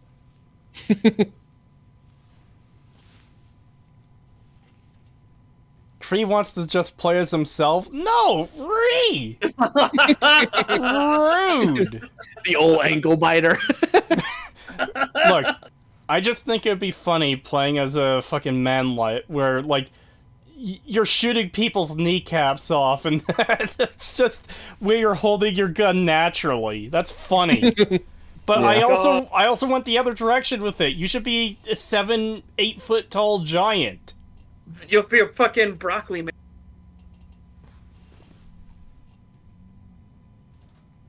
morphs you can blend together. Aesthetic and makeup, blemishes, scars, piercings, teeth settings. It's a lot. But So how is it the simplest you can? How is it the simplest if you can do all this other stuff? Oh, it's a lot, but it's the simplest one we've ever created. This just mostly looks like the same system as usual, just in a different UI. Yeah. Yep.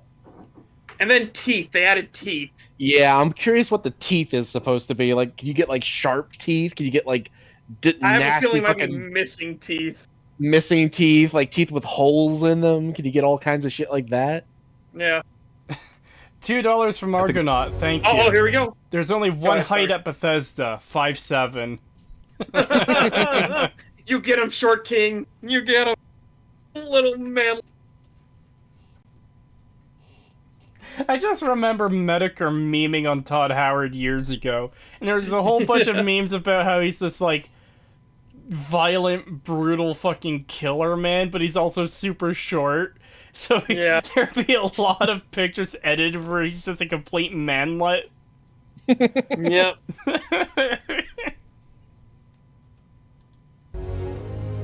Character creation is cowards! Cowards! You cowards!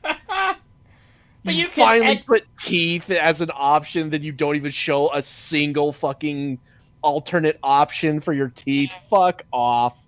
Cowards. Pussies. This is also where you start to decide who you want to be. That's where backgrounds come in. Backgrounds give... See, this I am genuinely all for. Yes. I enjoy adding this little bit of flavor to it and everything. It's nice to be like your character was a person that existed. You were just an adult that suddenly existed. Yeah, especially if this affects your, like, it doesn't look like this game has skills, but if it affects your skills and stuff, you know? Yeah. Which it does. Like, we do know there are skills in this. I mean, you can even see it right here. The starting skills right here on screen. Oh! Somehow I missed that. Ignore me. Yeah, that's a good thing then. Yeah. Again, like I like stuff like this. This is actually genuinely a good system to add. It looks like Bethesda remembered that, oh yeah, RPGs actually do kind of need skills, and add them back in after Fallout 4. Give you a bit of backstory, basic skills. From chef to dusty. You know, the crew still has a betting pool about which restaurant critic you must have crossed to wind up here. What's great about backgrounds is you never know when yours is going to come in handy. You could be in the middle of a fancy restaurant, talking to some guy, and suddenly you learn he needs a beast hunter to help track down a monster. Fine. I probably should stick to professionals anyway, given what happened the last time. We're also giving you the God, option to the customize facial it. animations. Yeah. I appreciate that your background and stuff will come into conversations. Hopefully that's not the only one in the fucking game, right? Right, Matten? Well, yeah, I was going to say, this isn't Many a True Nerd, so there probably will be more than just one. Yeah, but hopefully it's not just like a single time your background will come into effect, and because that's all they can think of. Like, oh man, we need to have the background come into effect for one character at least. Yeah. You know, for the entire playthrough. It's like, hopefully it'll come up a few times. Yeah, ideally, each background situation should come up like a dozen times each, at the very least. Yeah. 5 Australian from Nathan Harrison. Thank you very much. Thank you. Oh, look, it's that pilot guy from Infinite on the creation screen. Your build even further, up to 3 traits. Traits are completely optional, and they come with their own advantages and disadvantages. See, here. Yes, see, this, another good system. Yes. I don't know why you fucking ripped this organ out of Fallout in Fallout 3 and 4, but the fact that you're adding it in here is genuinely a good sign. Yes. Like, honestly, this is something you should have looked at Fallout 1 and 2 at, and then added it into Elder Scrolls. This is something that should have been in Skyrim. Wait, what's that first one, though? Hold on, did they show that first one? Because I just realized what that first Alien trait is. DNA. Yeah. It's a beast I hunter don't to think help they track showed down it, a but let's monster. check. Fine. I probably should stick to professionals anyway, given what happened the last time. We're also giving... Again, it's I that's the hate same those canned faces. animation they had in Fallout 3, 4, 76. It's the one hand, the one arm up hand thing there. But hey, you know another thing? They did get rid of Fallout 4's dialogue system. Yeah, thank God for that. Yeah. But even Emil Emil himself. Even Emil knew it was a bad idea. But they stuck with it for the game. That's the Yeah, problem. because it was too late that by the was time he realized it was awful. It's like, But how? that's something How did they you not should have realize it was realized shit early. beforehand? Yeah, I know. It's like if you're walking along and you step on a nail or like a shard of glass and get in your foot, and only realize after you've completed your journey, maybe that's not a good thing. Yeah. Oh, God. Yeah, exactly. Congratulating them for taking out the trash. How low they've fallen. Exactly. We're praising them for doing basic things they should be doing. This is the point Bethesda's at. Yeah. Giving you customize your build even further by letting you pick up to 3 traits. Traits are completely optional, and they come with their own advantages and... Wait, kid stuff? I want to see what that trait is too. But also, I do want to see, I hope he goes up to alien DNA, because I want to know what the fuck that means. I feel like that's one of those ones they're not going to show, because it's going to be a mystery for when you get the game. Yeah. Please have a But racist also- trait, please have a racist trait, please have a racist Yeah, trait. yeah. Give us sibling imperialist. Come on, come on.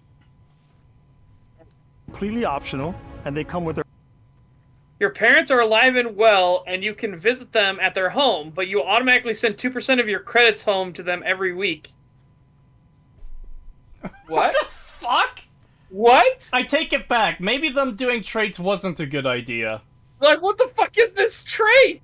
Yeah, what the fuck? You could visit them at any time, but you have to automatically send 2% of your credits home to them every week. What's the benefit? What the hell does visiting them do? You can visit them. They exist. They're alive. What the fuck is that? If they really just are like, that's it. Oh, this is already getting pretty bad. Oh no. Oh god, maybe I should have read some of the other traits. Oh, like they don't have serpent's embrace. Like, what the fuck is that? Are you part of, like, do you have snake blood in your veins? Like, what the fuck is? What do you mean? Are you part of the serpents? I guess that means a guaranteed safe house, but you lose a ton of money in exchange. Well, we have no way of knowing what that means. Yeah. Yeah.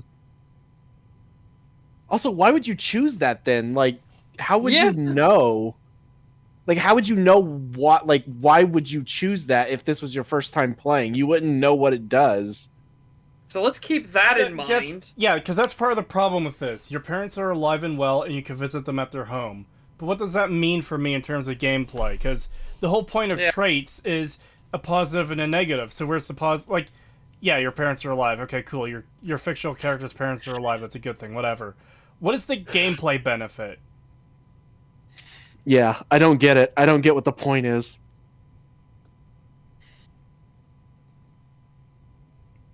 You really need your alone time. Exerting yourself uses less oxygen when adventuring alone, but more when adventuring with other human companions. Can be combined with extrovert.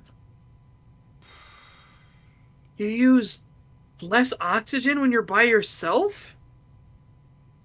I think... Well, no, because that does...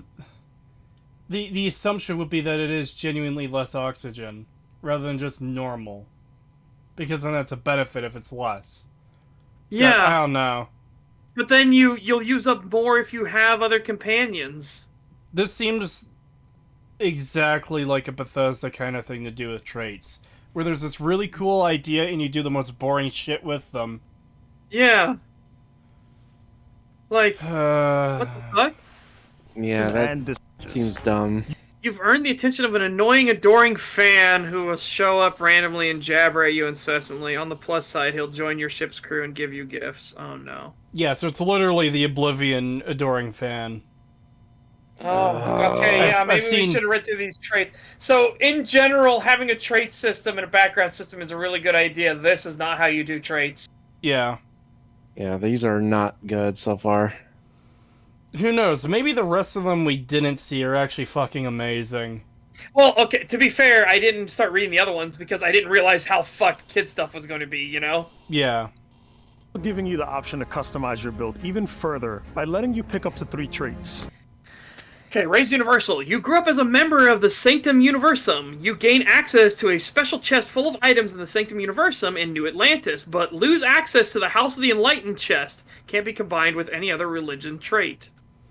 Oh, that literally just sounds like you can only pick one of 2 anyway. Because this bugs me, because okay, let's say there's 5 religions in the game to choose from, which it looks like Serpent is one of them. Yeah, Serpent should be one of them. That's something you do during fucking gameplay, mate. Yeah. Like, hey, I want to join House Telvanni. I don't choose a fucking trait at the start of the game for it. Mm-hmm. Especially when we don't know anything about them. Like, or make it opposite. Make it part of like another part of background. Like background continue. Do you have any religions? No. Yes. No. Like what are they? Such a thing. You don't have it be locked behind a trait you have to pick. Yes. What if there are better traits for you instead? Not only that, but if you do a background thing where one of the background things is choosing a religion, and they each have they function like a trait where there's a positive and a negative, then there should also be one for no religion, which should have its own positive and negative. Mm-hmm. Yeah, so like I said, this is, again, backgrounds in general, fantastic idea. Traits in general, fantastic idea. The execution right now is pretty fucking dire. Let's see what Race Enlightened and Street Rat are. Yeah. You grew up as a member of the Enlightened. You gain access to a special chest full of items in the House of the Enlightened in New Atlantis, but lose access to the Sanctum Universum chest. Can't be combined with any other one. Be optional. Neon Street Rat. You grew up on the mean streets of Neon. You gain access to special dialogue options and better rewards from some missions on Neon. Crime bounty by other factions is greatly increased. Yeah, these are all ones that should just exist when you join a faction. Yeah. These should not be locked behind traits. At least the Neon Street Rat actually feels like what a trait should be. Right? If you're kind of known as a Neon Street Rat, right? Yeah, but I would still say that should be a background thing instead of a I agree. Because yeah. So let's look at it this way. So your character is already an adult, obviously. That makes sense. You can have it set up in your background so that you're already a part of certain factions as like a low-level member. Or you can join, like, you're not part of any faction, and you could choose which one to join through gameplay. And these traits just... Or, sorry, that background thing will just help with that. You're already known. Mm-hmm. Yeah, I agree. That would be much better if these were in the background section and not the trait section. Yeah. And I'm talking about the faction and religious stuff for, like, a background thing. These should not be traits. These are not what traits are. Of course Bethesda would misunderstand this to the nth fucking degree. I have not seen a single good trait yet. Well, no, this doesn't even seem like a big list. I don't even know if this scrolls. But we've seen Raise Universal, Raise Enlightened, Neon Street Rat, Kid Stuff, Introvert, Hero Worship. 1, 2, 3, 4, 5, 6. 6 out of less than 2 dozen. That is not fucking good. Yeah, these are looking pretty bad. Why can't they get anything right? Why is it so hard to make a fucking game? And this is the kind of thing they shouldn't be able to fuck up. This is one of those things that should be really easy to do, like to come up with ideas for. And if you're having trouble coming up with ideas for it, just look at fucking New Vegas. Oh, 4 eyes. You get additional perception while wearing glasses, but lose perception when not wearing glasses. Oh my god, that's so easy. It's crazy. Like, how the fuck? They have Fallout New Vegas to work with. They have for years, and they refuse to look at it because I'm so petty that they did better than us. Well, they could even look at like their own perks from their own games, like Fallout 4, and adapt those to be traits like, oh, machine gunner, so you're more accurate with automatic weapons, but you have worse aim with something else. I don't know. Like, Yeah, I get what you mean. Yeah.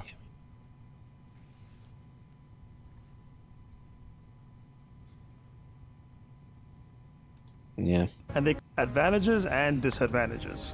You could choose to meet your biggest fan. Vectera, by Vectera, by Vectera! Is it really, really you? Oh my god, they even gave him the same fucking voice. Yeah. Yeah. And the same generalized face as well. With the hairstyle, everything. Yeah, this is the picture I've seen going around a lot. This is what I meant yesterday when I said I saw one of the faces and it didn't look good. Hang on a second. Hang on. Wait, this is a perfect chance for us to see one thing, though. Hold on. Meet your biggest fan. Vectera, by Vectera, by Vectera! Is it really? Okay, no, they actually figured out how to keep people moving in the background while you're talking with somebody. Oh. Like, I know they brought the voice actor back, yeah, cool reference and all, but I don't know. Of all the things you could have brought back, I don't think this should have been it. Yeah, I agree. Yeah, no. This feels like one of those fan-baity moments. Yeah, it really does. But who is a fan of the adoring fan? That was the thing. Like, the point of the adoring fan is that he was supposed to be fucking annoying. He was a joke. And yeah. People made videos dedicated to, like, killing him in creative ways. Yeah. This speaks volumes about the tone this game will have. Kinda. I think it will. I think a lot of the humor will be like this. Yeah. Really? You? He'll join your crew, and he'll give you gifts, if you're willing to put up with his constant commentary. I can't believe I get to stand near you, breathing the same air. I've got those facial animations are so bad. Yeah, it looks so terrible. It just doesn't look natural. It looks like an animatronic. Yeah. The fact that nothing else moves but the mouth and eyebrows is just... How do you fuck this up? How do you not have anything else on the face move? Yeah. Simp. You could get a trait to get your own personal simp on... Or just have, like, subtle animations, too, like... Things like, oh my god, a guy's talking with you and he reaches up and he scratches at his beard as he's talking with you, just out of reflex because it itches, right? Just stuff to humanize a person. He really is a simp. He worships you and gives you gifts. Yeah, he really is.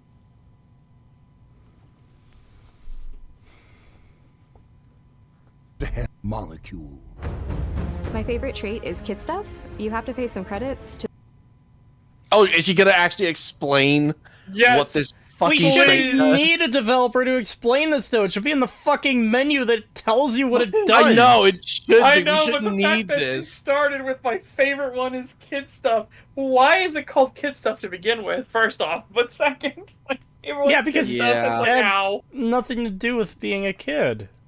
Yeah, paying Yeah. your parents. Like, what the fuck? Okay. Here we go. to support your parents, and it's really fun to go visit them. Honey, we got ourselves a visitor. Oh my god! I came across some hot. Oh my god, it literally didn't is even just... explain it. That It is just... literally... I think it literally is just... It's a safe house that you can go to where your parents live. That's it. That's all it is. But why? Yeah, why? I don't know. That's so stupid. How is that a fucking trait? How is that a trait? So what happens if you don't take the perk and you go there? Are they still there, but they're just not your parents? I guess. I don't know. I don't know. Also, why are they freaking out when you arrive? Oh my god! Yeah, I'll tell you one thing. When I go to my grandmother's house and I knock on the door and see her, she doesn't go, "Oh my god!" She usually smiles wide and raises her hands up real happy, and then she reaches out and is like, "Give me a hug, you son of a bitch!" It's like, "Oh, okay." She does that smile face where she's smiling wide and her eyes get really narrow, and she's kind of like tucked her head in. She's got her arms out like, "Give me a hug right now." Like, oh, okay.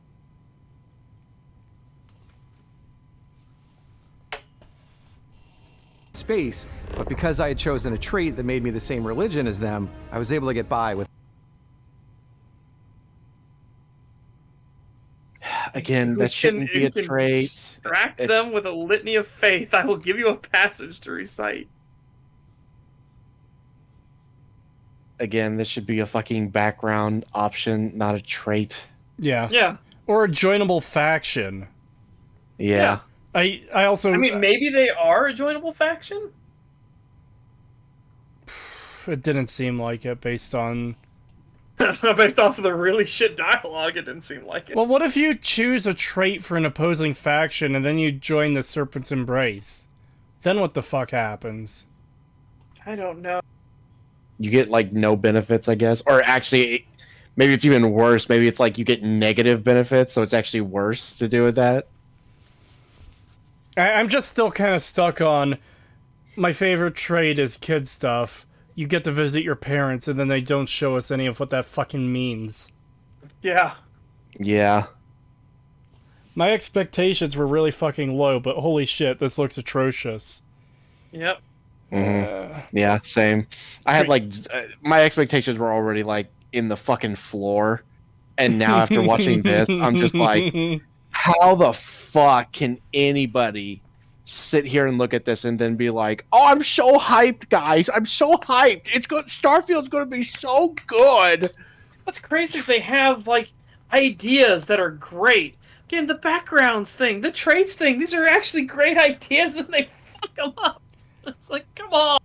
I expected nothing and I'm still disappointed. Yeah, like, I was genuinely, like we said, I was genuinely happy. I was like, backgrounds, really good idea, Bethesda. Holy shit, yes, please. And then the backgrounds... Well, they didn't really have go backgrounds, it was just traits. Well, I mean, they had the backgrounds. They talked about it. And they're like, yeah, oh, here's that your was the background. skill thing. Yeah. Yeah, My and bad. it comes with skills. I'm like, that's genuinely really, really fucking good. Yeah. And then we get to traits, and it's what backgrounds should be. And now it makes me question what backgrounds actually are, other than, like, skill categories of, like, this is your character class. And it's like, oh, no. Yeah, I think that might just be class. Yeah, that's what it seemed to be. Do you feel the hype, and have you cleansed yourself of your sinful cynicism and hater ideas? No. Gosh darn it, Creetosis, don't you see your evil hater mindset is based on nothing? What do you mean it looks like shit? You're just a hater! Yeah. Yeah. Yeah. God. Oh, shit. No, that's fine. There's another great one that gives you a damage buff when your health is low, but mercenaries will randomly show up and try to kill you. What? What? How does it even connect? How does that correlate at all? See, the thing about traits is that they correlate to something in some way. So, the one I mentioned, Four Eyes. Better perception with glasses, worse perception without. Because it makes sense, because it's all about wearing fucking glasses. Yeah. There's another one. I forget what the name is, but part of the description is a candle that burns twice as bright lasts half as long. And something like your weapons fire faster, but they also need to be repaired more frequently, or something like that. Like they do like 15% more damage, but they degrade 15% more quickly as well. Yeah. Yeah. And yeah, it's just shit like that. And it's like, how the fuck? Or like here, they literally could have made it like you do more damage. You do more damage, but you also take more damage. The glass cannon build. Yeah. New Vegas also had thin frame, which made you more agile, but your limbs are damaged more easily. Yeah. Well, let's keep it within what they're talking here, where when you're at low health, you do more damage. So when you're at high health, you do less damage. You like it'd be stress induced. Exactly. You don't. Yeah. You don't have. Oh hey, I do more damage, but people might randomly show up in the universe to fight me for some reason that's completely unrelated to anything. Yeah. Mercenaries should show up because they're hired to fucking kill you for something you've done. Yeah, there should be a story reason. It should actually make sense why they're showing up. It shouldn't be because, oh, well, you chose this trait. This is the negative of that trait, even though it makes no sense in world. Yeah. Like, you should be... your whole thing should be bounty or whatever. Like, you have a bounty on your head from the beginning, so mercenaries will come after you, and you can't deal in certain shops. However, you'll get access to illicit goods, a black market, and can do different types of, like, contracts. That should be, like, a thing. Like, I don't understand how you having a bounty on your head so mercenaries come to kill you, but when you get low health, you'll do more damage. Like, how are those related at all? What tangentially binds those two together? Hey man, mercenaries just really, really hate that trait. Yeah, holy shit. Fucking the voices will not stop. You run 5% faster, but you have to piss out 10 gallstones every 3 days. Jesus Christ.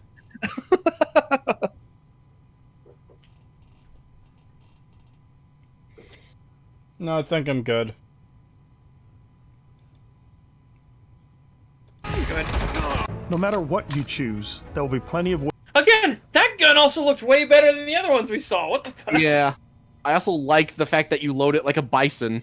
Yeah. Funny tube AK. Ways for you to tell your story. And if you want to remove a trait, there are ways to do that too. What a view! It's a feast for the eyes. Off we go to another adventure. Yeah. We get it. Yeah, we get it. All the fans do this too because they hate the adoring fans. But it's like here, from what we've seen, that's generally like one hell of a dickheadish, really evil thing to do. Yeah. He's just excited that he's going on adventure with you, and then you murder. He's not like constantly in your face talking about how he watches you while you sleep and shit like that. Hold on.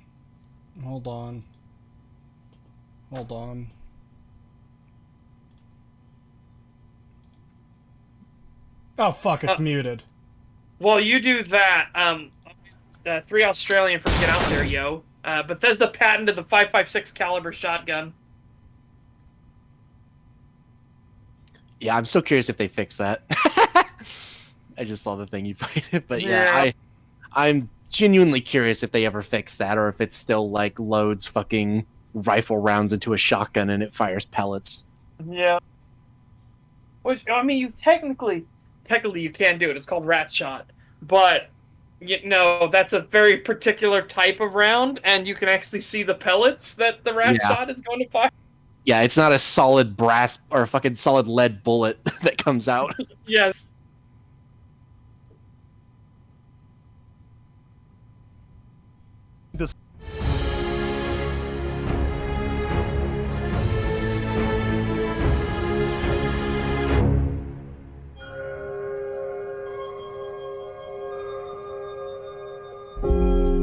Once you've built the perfect character, that's when your journey can really begin. We took what we loved about skills and perks from our previous games and put them together. Including the games where you removed them from? Yeah, that didn't have them. What are you talking about? Yeah. Oh my god. We took the non-existent things we had in the previous games and we brought them back is more what you should have said. Together to create. Each time you level up. Ew! What the fuck? Why'd you kill that innocent land squid? Once you've built the perfect character, that's when your journey can really begin. I want to see what it's called. We took what we loved about skills and perks from our previous games and put them together to create an all-new skill system. Hunting cephalopod. It is literally a fucking land squid. Yeah, it's literally an octopus with like spider legs. What the fuck? Why not just make a spider at that point? It's clearly like a spider model that's been retextured. Yeah, I don't know. Because it's alien. Oh. Watch it flippy floop around though. Just watch it. So the fucking they got all them jiggly bones in the model everywhere. Each time you level up.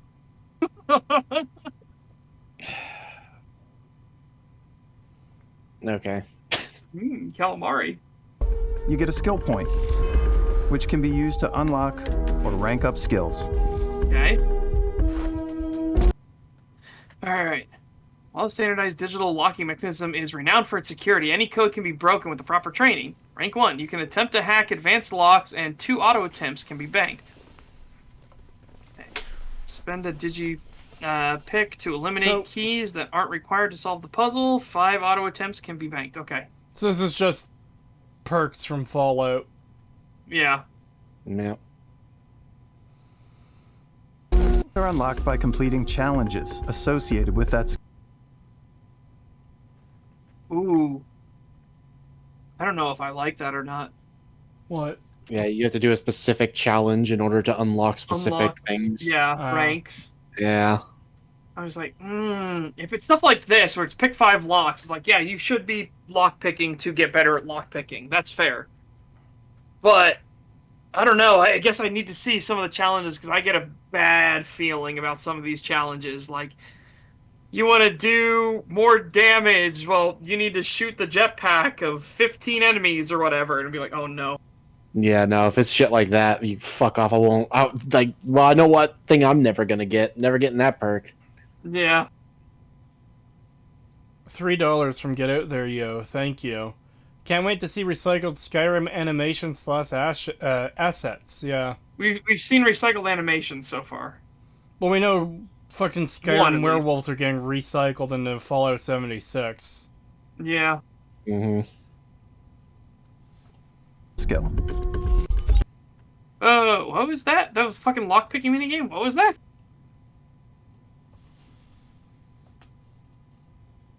So I need to see how, like, hey, he had it in action for a moment, and I was trying to figure out. It was very brief. Yeah, in fact... Let's do half. Ranks are unlocked by completing challenges associated with that skill.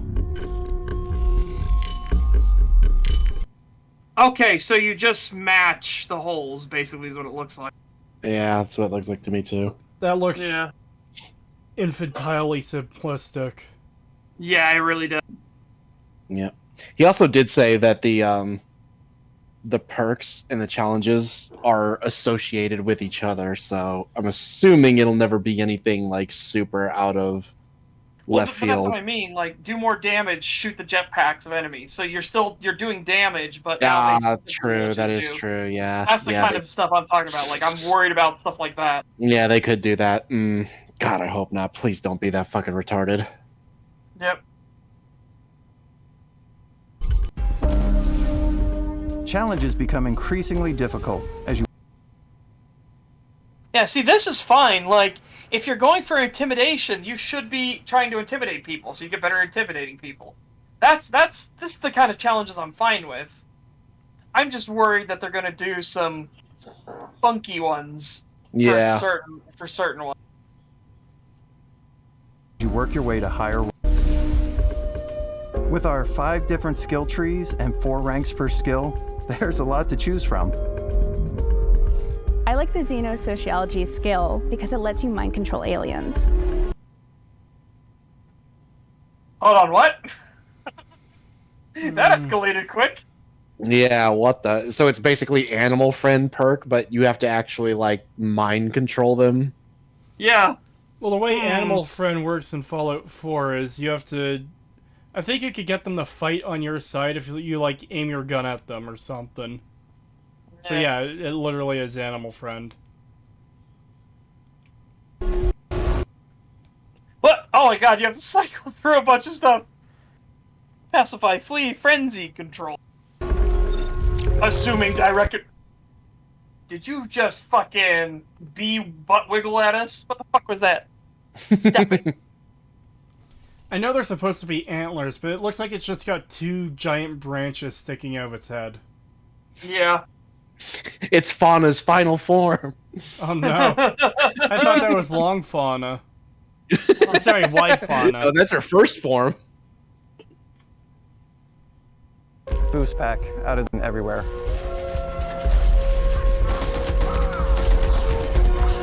I like maxing out my physical tree so I can get neuro strikes and just punch my way through combat.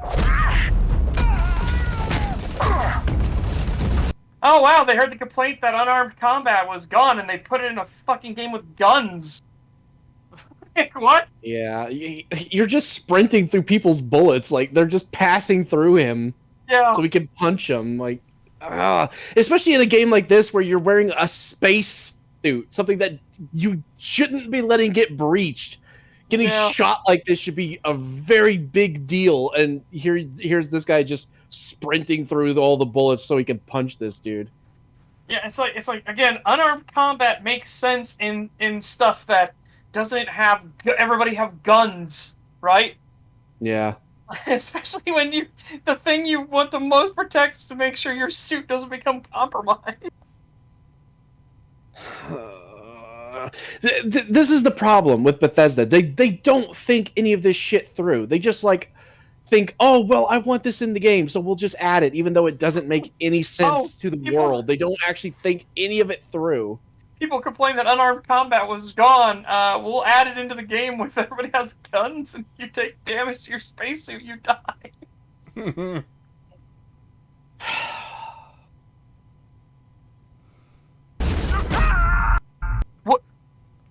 What? What happened to that backpack on that dude?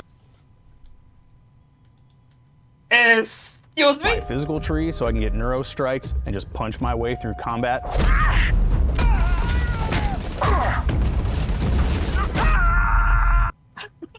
Why does he go Turn from a backpack to an ass pack. It wasn't actually connected to him for most of the animation. The least buggy Bethesda game, and they're showing bugs in their fucking showcase. Is it supposed to be like, oh, we're on a low gravity planet, so when you punch them here, they go flying, but everywhere else they just fall over? Or is this actually a special attack that you have to do in order for this animation to play? So you could do it with anybody anywhere, but only when you do a certain move? I don't know. But I just love the fact that the backpack physically came off of the model and then had to warp back to the model. Yeah, also... it's like, god damn, if you want this kind of stuff, just do what Mass Effect did. They had biotics. If you wanted people to float, hit them with singularity first. Then kill them and they'll do this. And Melee made sense in Mass Effect because you could fucking teleport to the person. Yeah. You didn't have to stand in the open and get shot and run out. I fucking loved playing as a Vanguard in fucking Mass Effect 2 so I could headbutt them from across the room. That shit was great.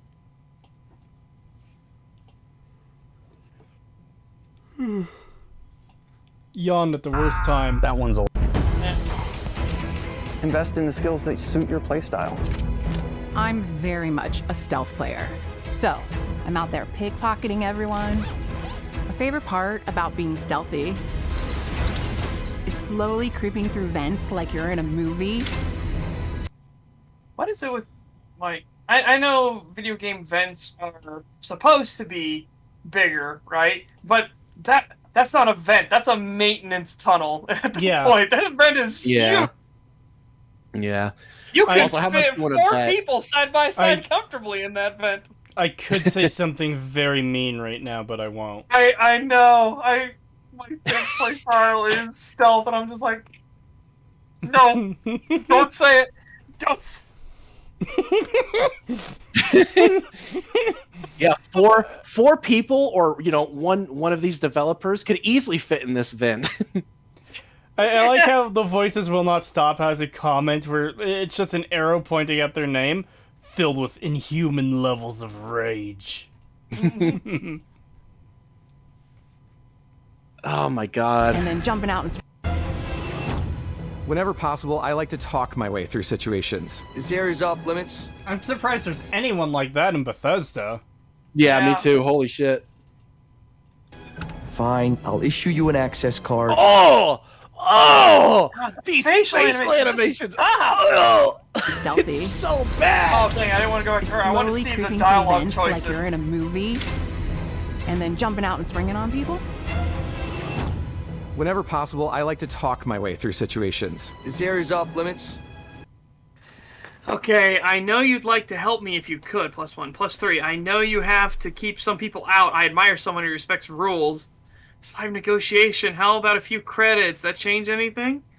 +6. I've got a narrow window here, okay? Time's wasting. Hey, what? So I'm noticing a bit of a pattern, and I don't know if this is my own fears, or if this is something they're actually doing. Every dialogue box I've paid attention to so far has 4 options. Yeah. Mm-hmm. And that is very and spooky. I'll have numbers on them. Here, These- like, I don't give plus and minus. I don't know what those pluses are yet. We'll see. These- And there's a persuasion meter and a turn time at the bottom. I assume the numbers are purely for persuasion and intimidation type things. Yeah, but then I have a feeling, look, with this persuasion meter here, and there's turns. Look, turns 2. Like, is this a mini game? Are you playing a persuasion mini game? It might be. It might be. It's also color coded, like, you know, the green, yellow, and red, where it's like this one's easy, this one's medium, this one's hard. Yeah. I also like this comment from Safe Llama. That's a bribery, not a negotiation. Yeah.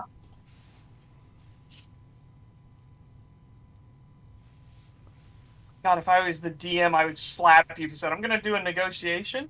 Okay, sure, negotiate. Yeah, I'm going to offer to give him $2,500 under the table. It's like, that's not a fucking negotiation, you idiot. It's a type of negotiation. Mm-hmm. Yeah, why don't you roll me a bribery check? My bribery check is really low, my negotiation skill's really high. Yep, that's the rub, isn't it? Fine, I'll issue you an access card. I'm more of a run and gun player. face. Yeah. I like doing. Ooh, that shotgun did not sound good. No. Oof.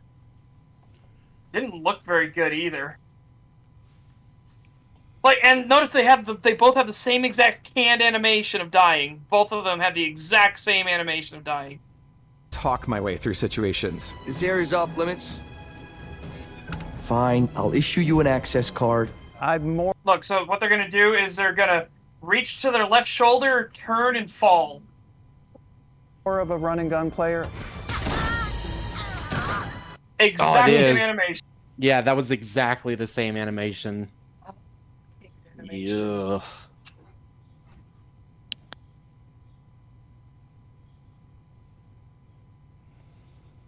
I like doing the death from above thing where I boost pack over guys and I throw landmines at them. Why? Okay. I know it's an AI, and AI are often stupid, but you see a guy jetpacking and you go to throw a fucking grenade at the guy in the air. Oh, Jesus Christ. Why are you bothering with the grenade at that point? He's in the fucking air. No, he throws a landmine down at him. That's fine. The guy on the ground trying to baseball throw a grenade at the guy in the air. It's so way stupid.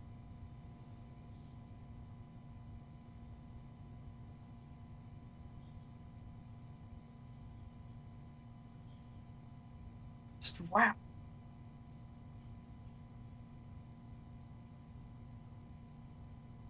Use a sticky grenade. That could be something, sure. Should have them throwing a C4 with a detonator so they can just blow it up whenever. Yeah.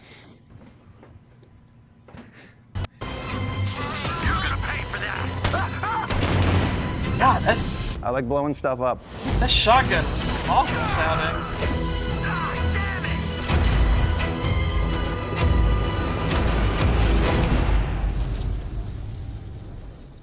Come on, show the reload animation for the shotgun, you cowards. Yeah, I know. Exploration is a key aspect of all our games. Is it going to In be different, though? Starfield, there are full star systems with new life, resources, and adventures. I can't wait to go to alien planet number 2572 to mine Collect some 5 iron ore. samples, and then come back to get my reward for my Radiant quest. I mean, for my Adventure quest.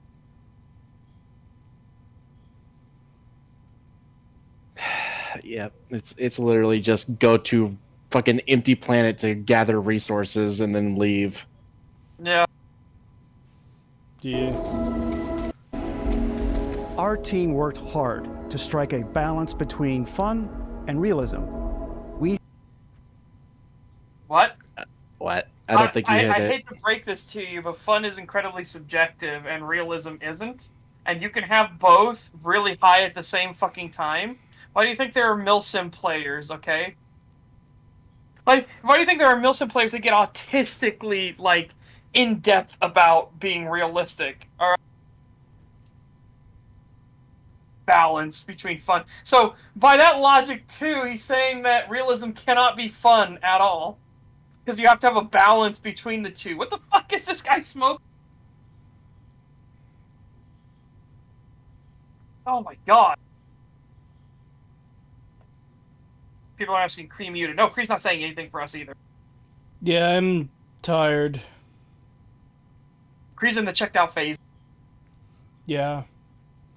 We're not even halfway through. God. How? Damn it. How are we not halfway through? This is insane. What the hell else could they possibly have to show? No, because they're treading back over exploration. Remember, Todd said exploration's different. Now they're going back over it again. We study data from a multitude of other sources to help us make the world feel believable. From the way So you finally learned that people need to have food to eat. we approached planetary atmospheres to the way we placed biomes based on the planet's distance from the sun.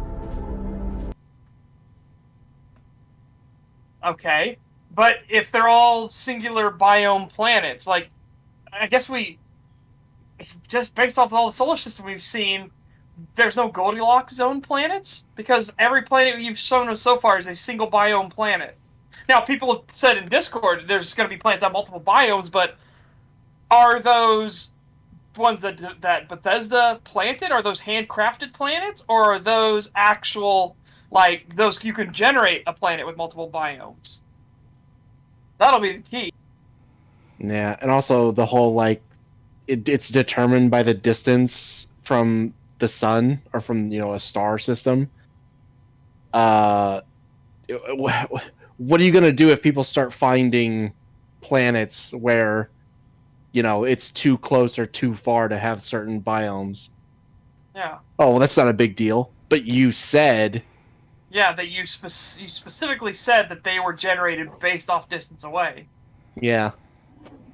Oh, that doesn't actually matter, we balance the realism with fun.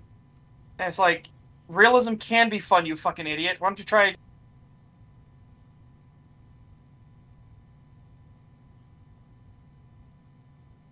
Once we have a world, we can start looking at all the things that make that world fun. Again, they aren't mutually exclusive, you fucking idiot. Having a grounded world does not therefore mean you can't have fun with it anymore. Now again, he's trying to paint this picture as if realism loses fun, grounded loses fun. Fucking stop it. Stop it.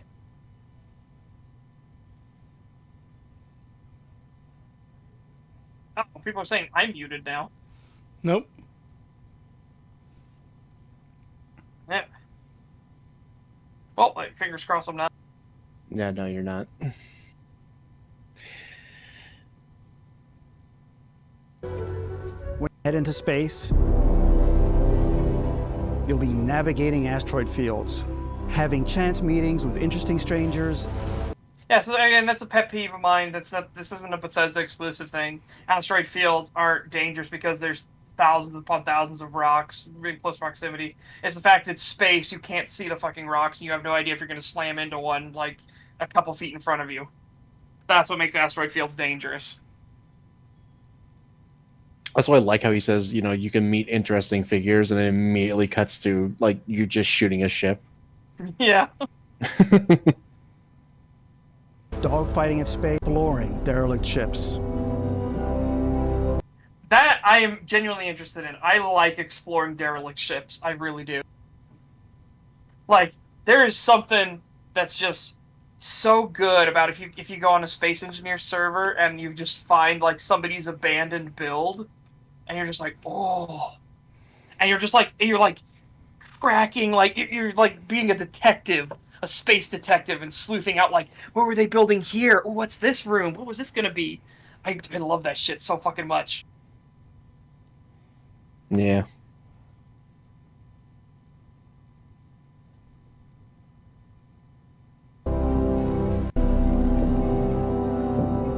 It's all out there. Ultimately, it's about rewarding your curiosity, because whether it's on the surface of a planet, the alleys of a city, or the vastness of space, you never know what you'll find.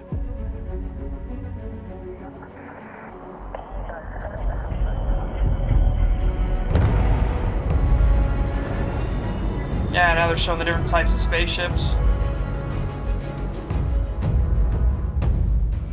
Space exploration is possible. Some of those spaceships looks like they would not fit on that docking bay. I'm just gonna say that right now. Thanks to your ship. Your ship is almost like having another character or home you can make all your own.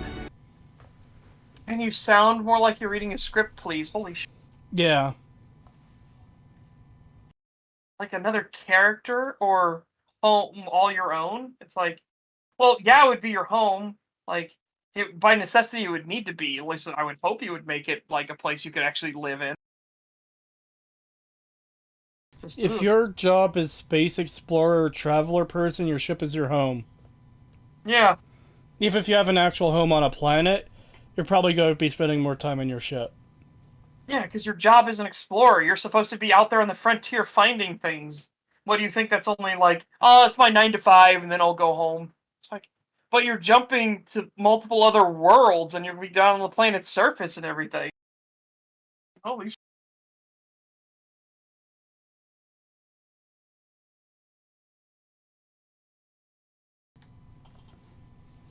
I think you'll be the amount of stuff you can do.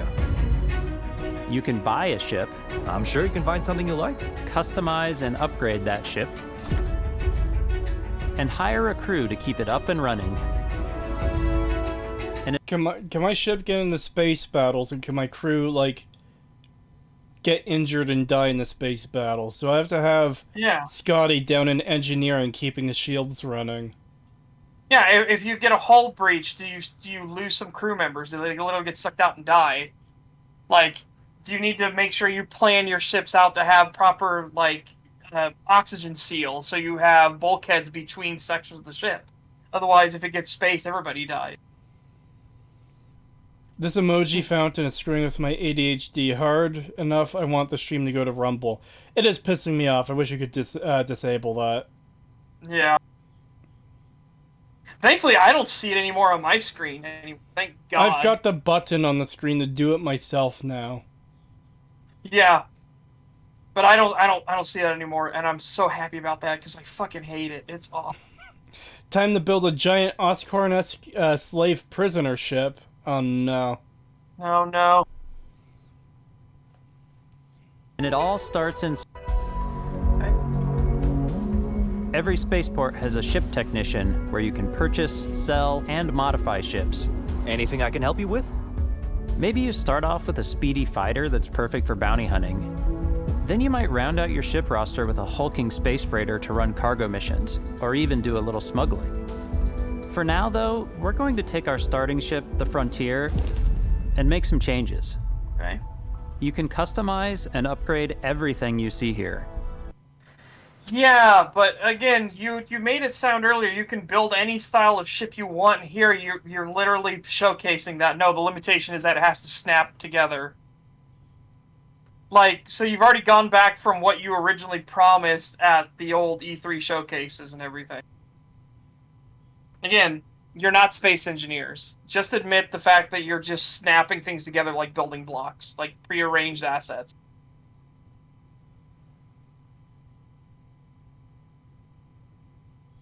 And you have two ways to do that. You can quickly upgrade individual systems like your weapons or shields, or you can deep dive and enter the shipbuilder mode. Here you can change anything, from the systems to the look and layout. Adding a new habitat module can give you more room for crew. Adding cowling can... See, as I said, it's just snapped together. It's just, you're just snapping prearranged modules. You're not actually building your own custom ship. Even though, you know what I mean, you're snapping together a custom ship, I guess. Like, let's be fair to them. It is a custom ship compared to everything else, but you're just actually having prefab assets together. That's it. Which won't be so bad as long as there's like an absolute metric shit ton of them. Yeah, if there's a lot of prefab CUs, it's not that big of a deal to me. It would be nice to be able to make my custom. I'm just pointing out that originally they said you can like build any ship style you want and anything like that. And it's like, no, you can't. You're not space engineers. Don't lie. If there's 3 cockpits, that's bad. If there's 30, okay, now you've got me interested a bit, Yes. Yeah.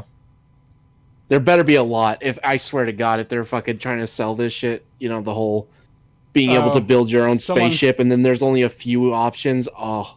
Someone in chat brought something up. Wait, the ship has weapons, but all the animations of it traveling are canned. How does that work? Because you can actually fight in space. They showed us us dogfighting in space. Yeah, there's dogfighting in space. You just can't land on planets. So it looks like there's a distinct naturally. load screen between planet space. Even though, like I said, a mod in 2008 did it seamlessly. Yeah. Fucking No Man's Sky let you do it. You could literally go in and out of the atmosphere into space and onto the ground. You could actually surf it. Yeah. That was a genuine tactic to like be like, oh, I'm getting attacked and by enemies. So what I'm gonna do is I'm gonna dip into space real quick so I can get super speed, gun away from them, and dive back into the atmosphere. Ugh. Make a penis ship and call it Pussy Destroyer. Oh no. Make a Borg cube. Yes! Oh no, that won't be possible. Not in this system, I bet. No. Oh man, I could totally see fucking Bethesda releasing DLCs that do nothing but add modules. Oh, here's this. Yeah, here's the cruiser DLC and shit like that. Don't you want to be able to build more stuff with your ship? Well, if you want access to all the options, you got to buy the DLC. Yeah, I could guarantee you that's going to be at least one of the DLCs, maybe 2 or 3. Mm-hmm.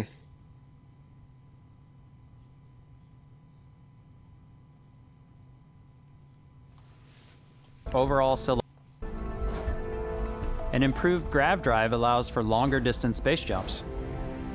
You can even fully customize your paint job to get the exact look you want. Well, no, you can't. The parts you choose to build with don't just affect... You can't. Yeah, wait. Unless you can do fucking pixel by pixel painting, then no, you can't get the exact paint job you want. Yeah. Yeah. That's a lie. Wasn't that him just swapping paint jobs, paint schemes? It's essentially true. Adding go ahead. It looks like the Grand Theft Auto Saints Row car modification thing for painting, where okay, here's your body paint, here's the detail paints, blah blah blah blah blah blah. Yeah. That's what it looked like. Ship's overall silhouette. An improved grav drive allows for longer distance space jumps. You can even fully customize your paint. Which you can't, as you can see right here. Yeah, right there. Color 1, color 2, color 3. Yeah, no. So don't lie. You can't do that. I can't get in there and do a pixel art dragon all over the fucking thing. Yeah. No, it's not possible. You can't draw a giant dick on the fucking wing of your ship. Yeah. You can't tell Pete Hines exactly what you think of him. Yeah, and if they try to say oh well, you can't do that in other games. Yeah, you can. You can. You absolutely can. You can absolutely. Yeah, there are other games where you can absolutely paint images onto your vehicles. The guy who did the Starband videos, Tweed, I think he did a video of Ark Survival, and he made a joke about how the pixel painting for flags allowed him to make all the fascist flags he wanted. He didn't use the obvious one, but it was a bit reminiscent of some other flags. It was a funny joke. Yeah. Like, there's nothing wrong with this if you could do a lot of, if it's like the Saints Row 2 sort of thing where you can really get in there and change the colors of everything. Well, again, it's the same problem that Bethesda has. They keep overselling things, and it's like, no, you're lying because you can't do that. You can do much Yeah. less. Now, you can still probably do a lot. Like, hey, you have 3 different color schemes to work with, and it looks like you can change all kinds of different things about the hue, the saturation, brightness, everything. That's fine. But just say that. Don't try to say you can do whatever you want, make the paint scheme you want. Exactly. You can't. Yeah. If they would just be honest and say what the limitations actually are, but be like, yeah, you could do this, this, this, and this. Isn't that great? And it's like, okay, yeah, sure, that's fine. Yeah, that is good. But no, they want to be like, oh, you could do anything, you could do everything, unless it's all this other stuff you want to do. Yeah. Except for everything you actually want to do. That you can't do that. Yeah.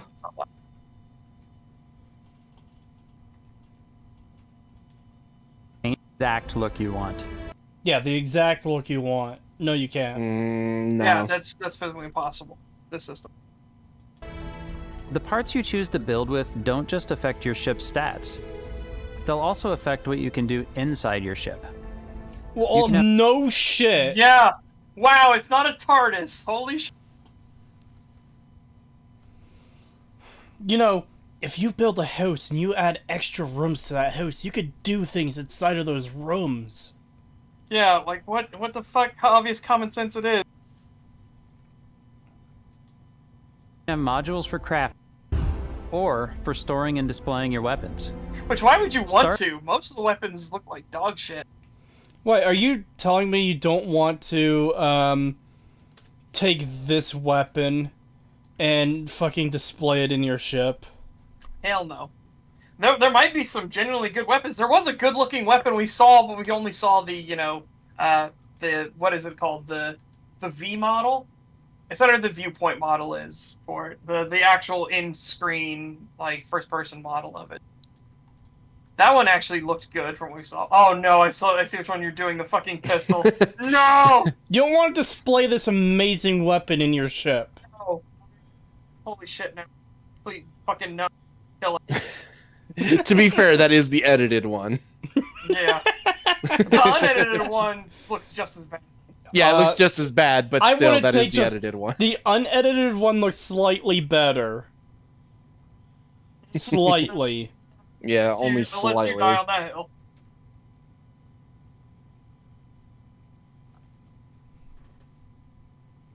Manufacturers bring their own look and feel to every piece of your ship. From living quarters to cargo holds, mess halls, and control rooms.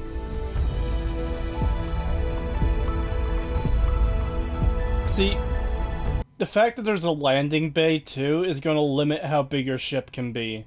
So you can't make a massive, gigantic fuck-off ship. You can't make a Star Destroyer. Yeah, I want a capital ship, which is something you can actually do in a lot of these space games. Like, you want to build a capital ship, build your fucking capital ship. You want to buy a capital ship, you can buy your capital ship. There's a sci-fi Minecraft clone, and it is horribly unfinished, but it's called Star Made, and it has a very robust block system where you've got all kinds of corners and little nooks and crannies and different things that you can put in, and you could build pretty much anything with it. I haven't played Space Engineer, so I don't know what that's like exactly, but I have... Space Engineer is per pixel you can custom... Well, per pixel, per block you can customize your ships. Star Made is kind of like that. Again, horribly unfinished, unfortunately. But back when it came out years ago, I remember downloading other people's creations, and they did make the Enterprise and Borg cubes and stuff. Yep. I remember there was a project in Space Engineers to make a 1-to-1 scale replica of Deep Space Nine. Oh, fuck. Yeah. And I was like, holy shit. Pagan, what the fuck is wrong with you? Oh, there's more. It gets worse. What? This is edited, right? Yes. Okay, obviously. Thank God.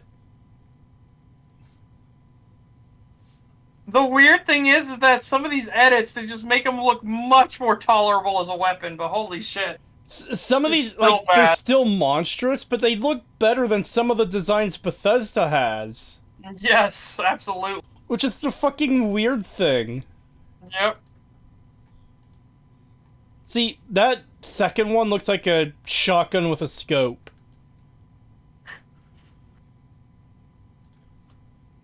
Hold on.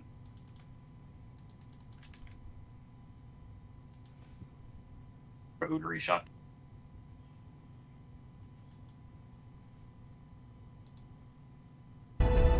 Frontier is a practical ship, but with a little creativity, your ship can look like almost anything you want.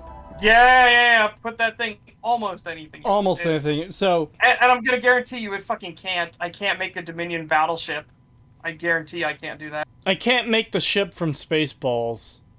I can't make Deep Space Nine itself. Well, that's a space station, not a ship, to be fair. They made it move. Yeah, but it's... And we can't make a Borg cube. That's a big Horkin asterisk on that statement, yeah. Yeah, that's a really big asterisk on that statement. Almost anything you want within the very extremely limited scope we have. Yes. Like, legitimately, I want a Spaceball ship. I want a ship where it takes an hour to walk from the front to the back. Yep.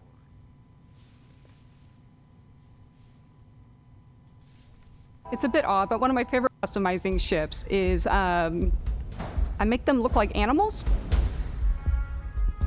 The HM. Really? Why you gotta be so cringe? Yeah. Also, she just doesn't strike me as the kind of person to play games. Yeah. Makes you wonder what department she's actually in. Hold on. It's a Can producer. look like almost anything you Yeah, want. so... It's a bit odd, but one of my favorite ways of customizing ships is I make them look like animals. Like, I'm sorry, I don't mean to be rude, genuinely, but she looks like the kind of person who would look down on someone who plays games. Yeah, she does. I'm probably wrong about that, but she has that general look to her, like, just overall, you know? Yeah. And demeanor. She just has like that feel about her where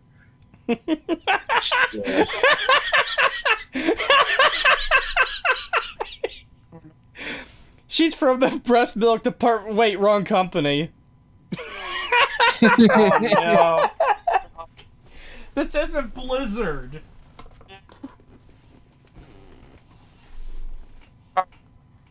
The HMS Platypus, where it had a giant tail to it.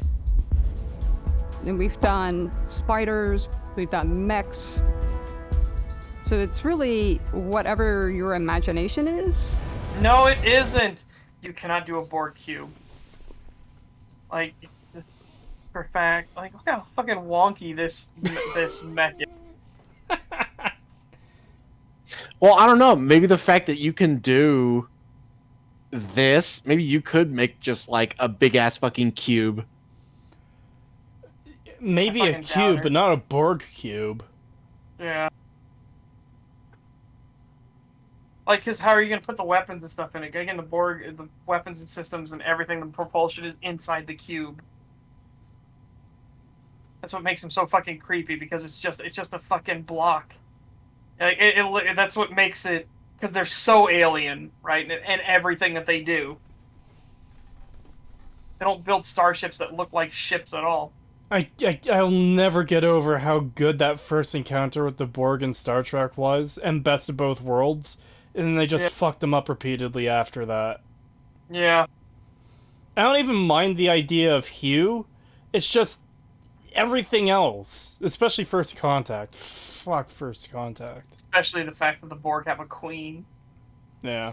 Oh. There's no way she knows what HMS means? No. Yeah. No. That I will be rude about. There's no way she knows.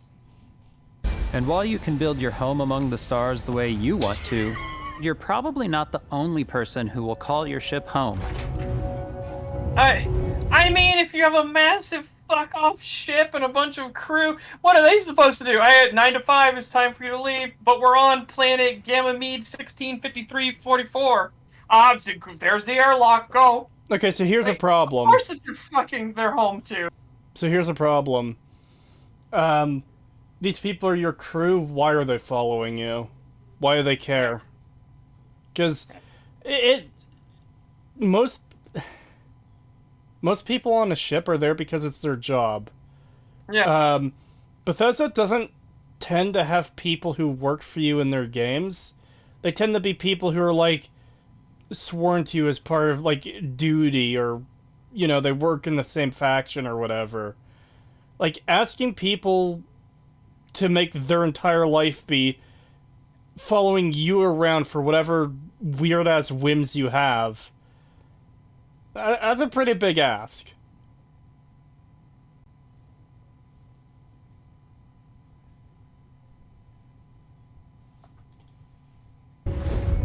Lift off when you are, Captain.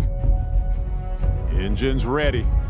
The Frontier is fueled and ready, Captain. Some of the members of Constellation can join you on your journey. These companions can serve on your crew, and they'll always be there when you travel. We'll be traveling together until we either find an artifact or this lead runs dry. Each companion comes with their own valuable skills for your ships and outposts, as well as unique quest lines. Eventually, some friendships might blossom into romance. I don't know that I've ever really loved anyone except you. And if you're looking for a little extra help on your ship, come on, you couldn't have gotten better dialogue. You're fucking Bethesda. You're owned by Microsoft. Yeah, can you not do anything for better romance options at all? I don't think I've ever loved anyone except you. My parents, I fucking hated them and everything. They're awful. Mean. Just, oh god. I'll be right back a second. I gotta go to the bathroom. Feel free to continue. Alright, you probably won't be missing much. you can always hire spaceports. Got any room on your ship for someone like me? You'll also meet potential crew members out in the world. Still think there might be a spot for me on your ship? I gotta get off this rock. Assign crew to your ship or outposts, and their unique skills will affect how they run. So, just from that one guy's dialogue there, it sounds like it's not a job. He's just, hey, I want to leave here. Let me come with you. Yeah. Where it's literally like, if I don't go with you, I'm just going to be stranded here. I mean, I suppose eternal servitude to someone else might be better than stranded on a fucking wasteland rock of nothingness. Yeah, but then it's like, you know, it's like, okay, I could take you off of here, but like, what's keeping you on my ship? Like, the next time we land at a civilized area, like, what's stopping you from just leaving? I'll let you pay. You can work off a debt to me to get you off this rock, but I'm going to charge you like 69 trillion credits. Have fun paying that off for the rest of your life.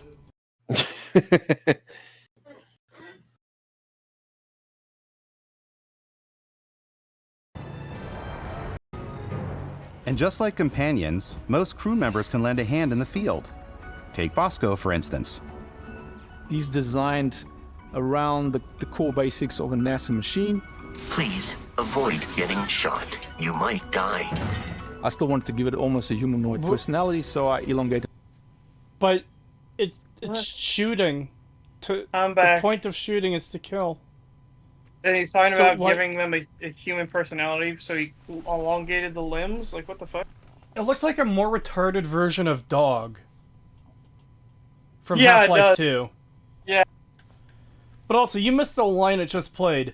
It was shooting... That big round thing on the center of its big rectangle body is a gun. It was shooting and it said, please stay out of the way. You might get shot. It's like, that's the point! Yeah, it said like, please avoid getting shot. You might get hurt. Please You might die. Avoid getting shot. You might die. Yeah. I still wanted to give it almost a humanoid personality, so I elongated the limbs. This tends to make him feel... What the fuck? That looks so lame, but that also reminded me of that same video from yesterday. I was just about to say it reminded me of the fucking cat punch.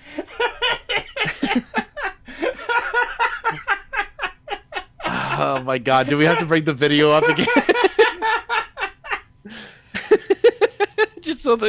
just so everyone can see the fucking cat punch. It's worth it. It's a good distraction from this fucking video.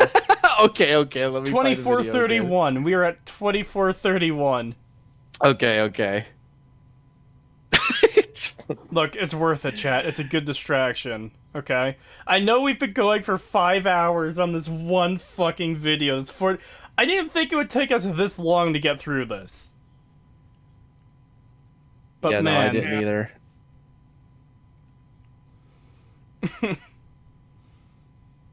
I'm tempted to play the fucking door punch again just because that's so funny.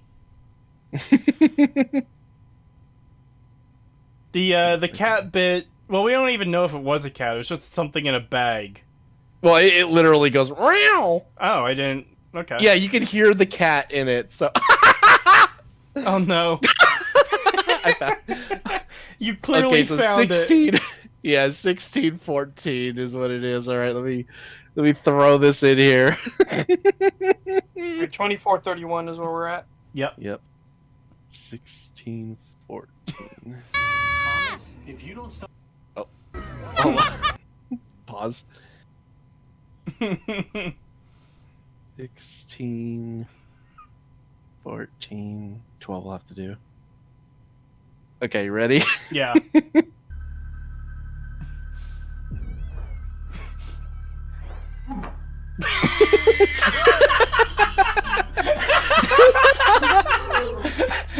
It's just such a stupid looking punch.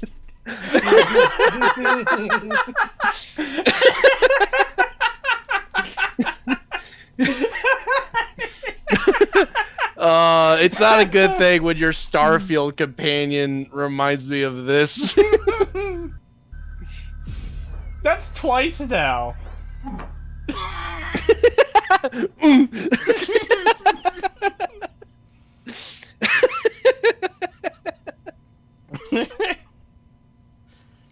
One-inch punch.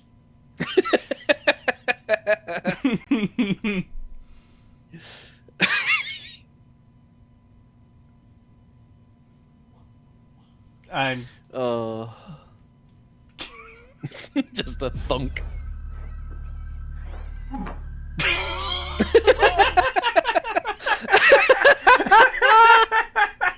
I can't get over that fucking punch. Oh no, I have to refresh. Joe Biden punches a cat. And just like companions... Oh, I fucked up again. Ship for someone like me? Okay. 24:31. I still wanted to give it almost a humanoid personality, so I elongated the limbs. This tends to make him feel more human-like and give him a little personality. It is a shame. How does it make him more human-like if he has longer limbs? He looks less human-like now. Yeah, human arms don't tend to, like, reach down in their resting... fucking ankle. Yeah. When they're at rest.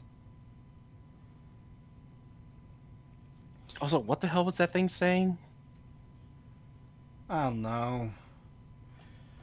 What the hell is with these bare iterations on Fallout 4 characters? It's the extent of Bethesda's writing. Are you not impressed with this amazing game? Personality, so I elongated the limbs. This tends to make him feel more human-like and give him a little personality.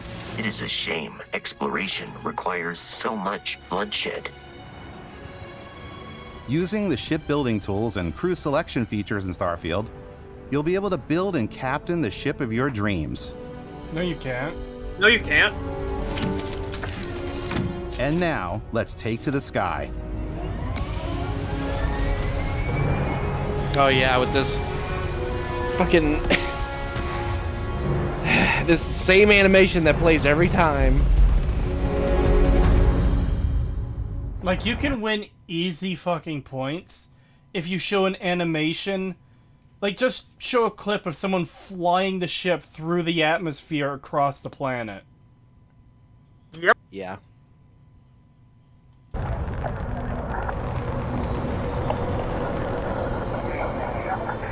We're putting you in the cockpit of your very own spaceship and telling you that you can do pretty much anything. And that is really cool for us as developers. No, you're not, though. You gave a ton of limitations on it.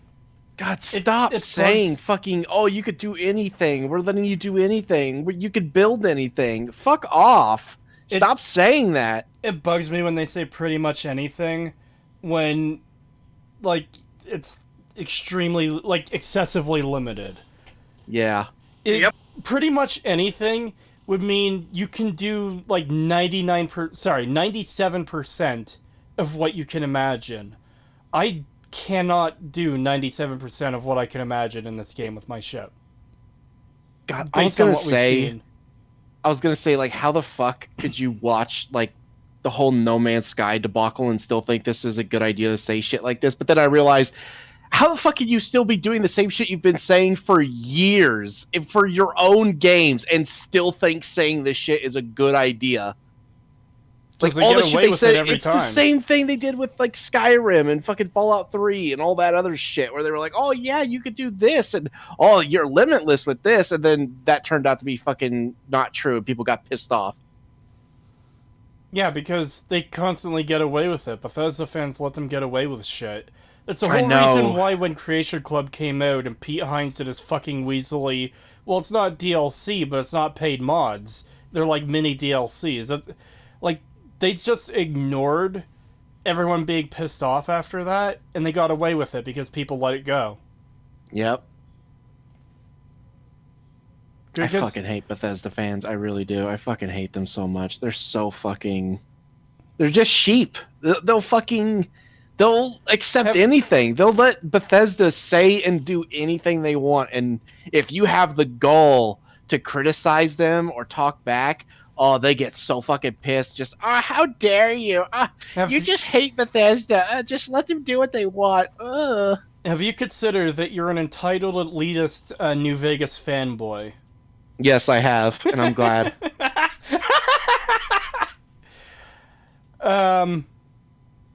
Yeah, it's part of the reason Bethesda is in such a bad place is that, like, people don't hold their ass to the fire when they fuck up, really. Yep, because they know that there will always be those loyal fucking fans that will never criticize them and always buy anything that they say, so they could just get away with anything they want, so they could do whatever they want, because they know that these people will always fucking just come back. They'll keep coming back no matter what. Yep.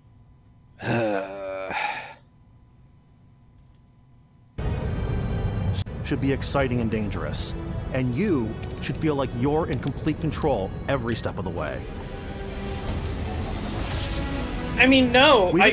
Actually, the thing, like, if I feel like I'm in complete control every step of the way, then it won't be exciting and dangerous. Exciting and dangerous when it feels like things have gone tits up. Like, we've got a breach in, like, part of the ship and we're spiraling out of control. We're heading towards a planet. We're going to crash, something like that. So now you're in panic mode. You're going to try to fix the situation. That is genuinely thrilling and exciting. Yeah, it's part of what makes games like Faster Than Light so fun, is dealing with not being in control of shit. Like, you know, you fly into a nebula and half your systems are down, and you're shooting blind at an enemy ship as they're shooting blind at you. Yeah.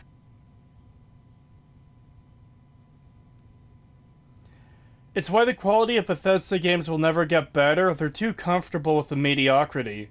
See, the problem with that is the assumption that they're in mediocrity. They're worse than mediocre. No one just seems to fucking realize it, and it bugs the fuck out of me. Yep.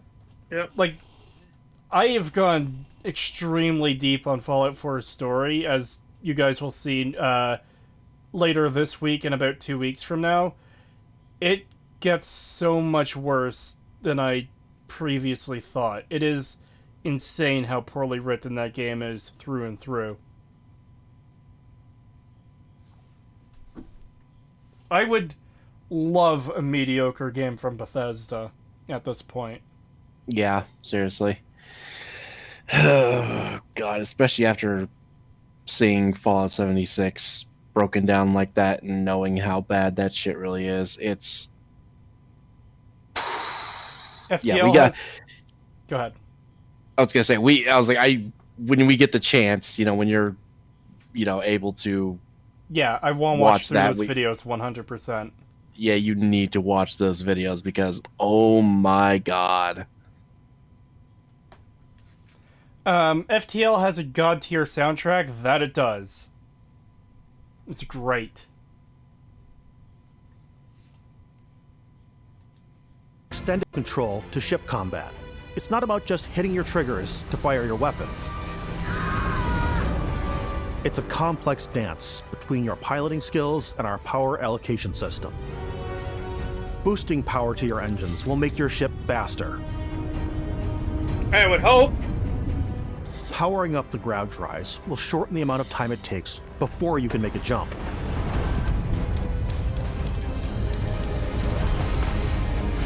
Again, that's more exciting. The thing you were showing right there, when you're not in complete control. Look, he's in panic mode, and you can see that the ship's getting damaged. Yeah. Like, that's what's exciting and thrilling and dangerous, not when you're in complete control in all situations.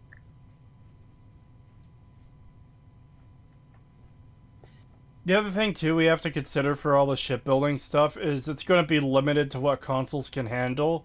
So even if you do have a super beefy PC, you're going to have those same limitations by default unless you mod them out. Which is what people did with settlement building for Fallout 4. Oh, and from what I've heard, I don't know if they'll mention it in this showcase, but from what I've heard, apparently this game is going to be limited to 30 FPS because the physics are once again tied to the fucking frame rate. Oh, God. Yeah. Oh, that's what it sounds like.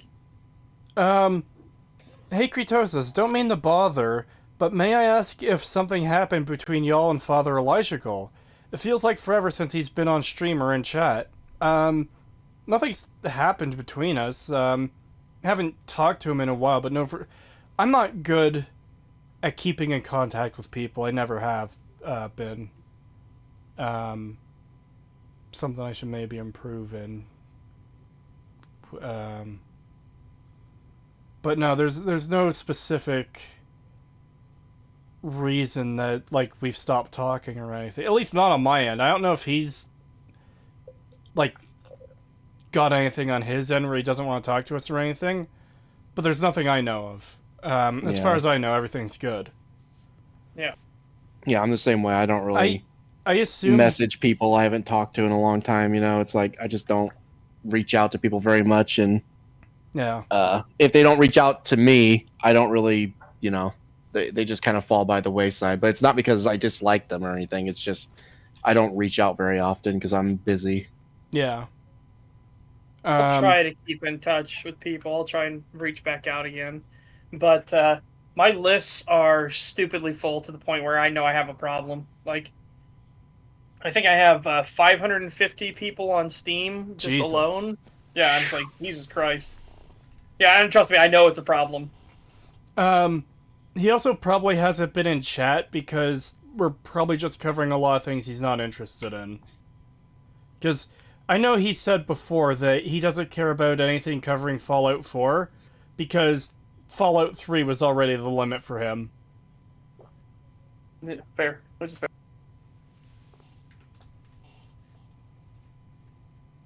Your pawns and shields means you're ready for a fight. You should always be on your toes because you're not alone out there. So I do kind of hate that because space games have a bad habit of making space feel small. Yeah. Like, because it's like, oh, we have to have your random encounter here. It's like, why? Like, space should be, like, oppressively, like, lonely. And that's what space should be. I can understand if it's in an area that gets a lot of traffic where it's literally like, oh, there's a smuggling operation here, so You know, Yeah. ships come and go here all the time. You know, I understand that. But if it's literally just a random event that just happens out of nowhere, that's weird. I can also understand it if it's near a planet. I can understand people warping in near a planet because maybe it's a landmark for them, maybe it's a place they're traveling to or from or whatever. If you're in the empty void of space with nothing near you, then yeah, there definitely shouldn't be random encounters out there. Yeah. Yeah. Or you have a system like FTL where there's beacons in the world in space that you travel to, and because these are common beacons that anyone can travel to, that's where you have your battle encounters. Yeah.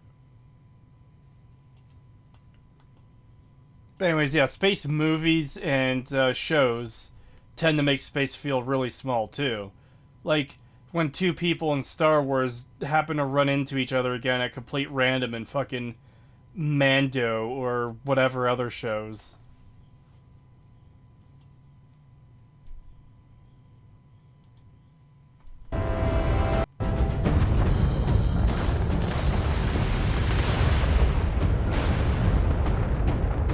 Oh, it's just generic, like, sweeping combat, space combat. Oh, let's see how it goes. But I don't like when it's, like, kind of the normal dog-fighty combat. I kind of like when space is treated the way it is, so you have constant momentum and everything. Because that also plays in the fact that if you get hit by a missile, that it can launch you off course. Yeah. But here, it looks like it's just, oh no, you're just going to take the damage, like as if you were a normal aircraft or an airplane. And that's it. It's like, hey. Again, there's nothing directly against Bethesda. It's a pet peeve I have. I like when, you know, space actually feels like space.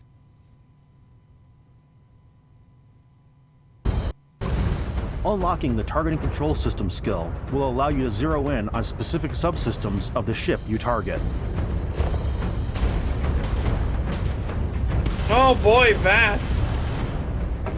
Honestly, it's a good idea for space battles where... Hold on. Yeah, it's almost kind of like the FTL thing where you can, like, target the enemy's oxygen system or their weapons or whatever. I do... kind of like that. I don't think I like the way it's portrayed there. Yeah. After destroying it, you can loot the remains from your cockpit. You can always turn any ship that engages you into scrap. But you can also take a more personal approach by docking with the enemy vessel and boarding their ship. I like that as a concept, I do. Yeah. But I get this bad feeling that all the enemies are going to have to be located in one specific thing because of the way the ships are going to be, like, randomized. So I just get this bad feeling that, as you saw there, it's going to be empty, empty, empty, and then they're all going to be jumbled up in the cockpit. Yeah, that definitely shouldn't be how it is. Yeah. You should also find bodies of people who died just from the regular combat, too. Yeah, It's from like- the fact that the ship was getting jostled around. Even if hull doesn't get breached, if the ship gets jostled around, you get picked up off your feet and crack your head on a fucking bulkhead or something. Yeah, it's a whole Star Trek thing where the whole ship shakes when they get shot, and, like, people fall over and stuff happens. People could get seriously injured in that shit, and they should be some injuries or even fatalities depending on how bad it is. Does that gun reload like a cassette player? What the hell is that thing? I have to go back and see that now. Yeah, it did kind of look like a By cassette docking with the enemy player. vessel and boarding them. I do like that you can dock the enemy ships. I hope you can, I like, do. drag them back into spaceports and sell them off as is, or repair them, or even take them over for yourself if they have a better ship. Yeah. Or just, like, make a fleet thing, like, say, hey, I want you to fly this here with us. We're going to go down. Exactly. You can And, become like space pirates and have like a fleet with you. Yeah. Their ship. Oh, I don't like that. It's a fucking printer gun again. Yeah, the printer.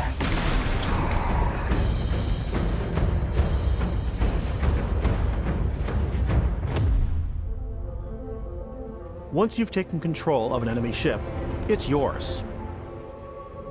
Add Okay, it to that's your good. fleet and retrieve it at any spaceport. Oh, okay. So, oh, wait. Yeah, it's not fleet, it's your garage. This is your Grand Theft Auto garage. Yeah. Ah, that's not That's a what I bummer. was wanting. Yeah. I mean, I do like that you could take their ships like that. Hopefully you can still sell them off too. In fact, the fact that it has a value there implies that you can. So that's a good thing at least. But yeah, you should be able to build up your own fleet.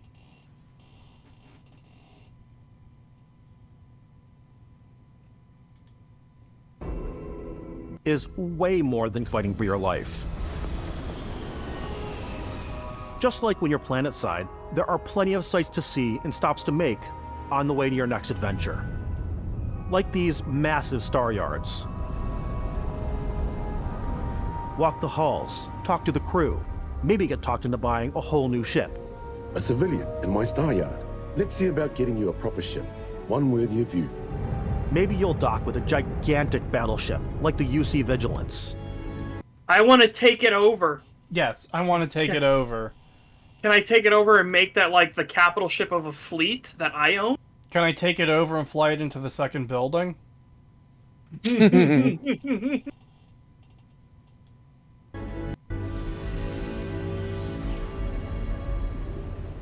Or rub elbows with the galaxy's wealthy elite on a cruise ship fit for the stars.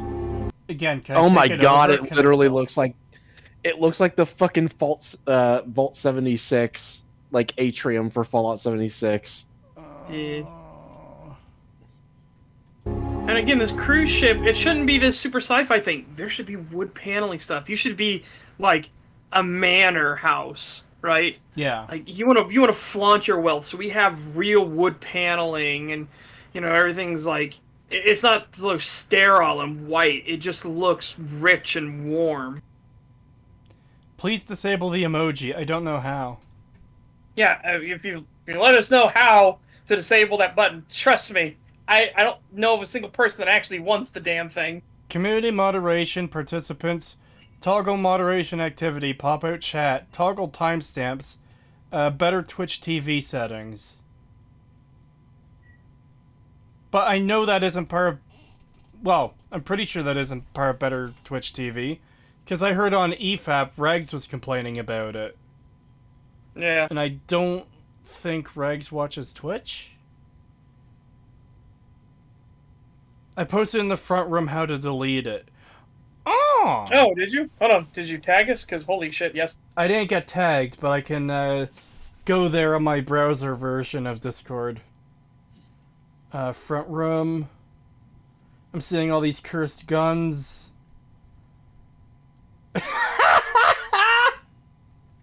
Hold on. The revolver has been improved even more.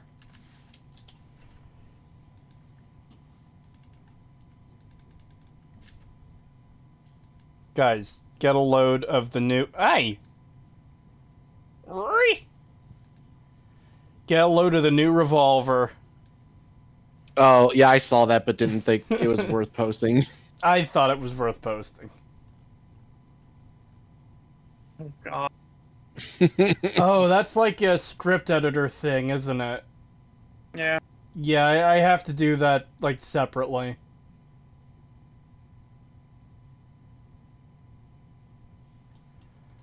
God, that one you're showing right now, it it looks like one of those like air canister guns.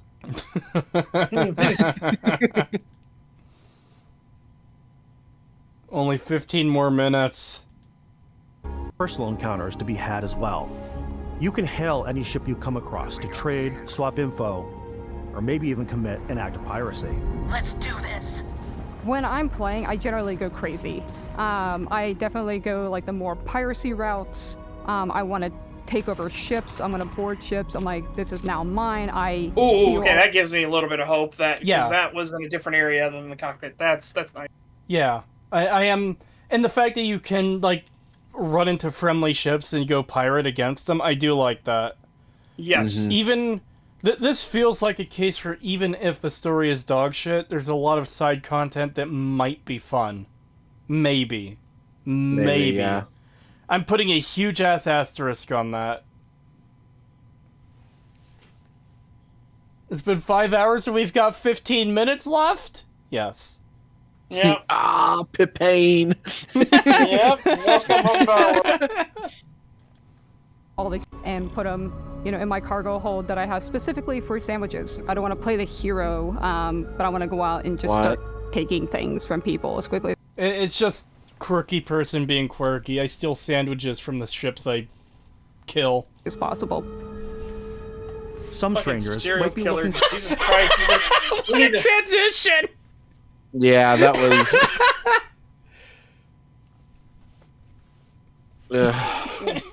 I don't hate that transition. I just think it's funny.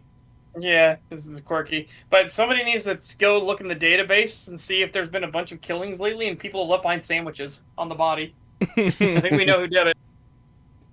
Looking for a little human connection in the darkness of space. Hello, stranger. I just finished cooking up some food. If you want to come on over, just pop on by. Do I trust you? Or Yeah, not? I'd be like, I don't know. That's pretty fucking suspicious. The fact that you can run into a level 10 grandma implies the fact that you can run into a level 3 ghoul in this game. maybe they're one and the same. Maybe she is a level 3 ghoul.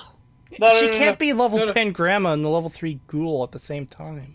Yes, Here's the best part. You go to level 10 grandma, right? And you decline and instead you attack the ship, right? Aww. And all of a sudden it vanishes. And you're just like, what? And then it's like, haha, fool, you fell for my trap card. And you turn and look and you see level 99 grandma. Oh no.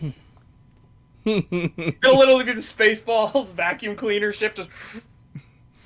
You attack or threaten the level 10 grandma and like 10 capital ships warp in immediately.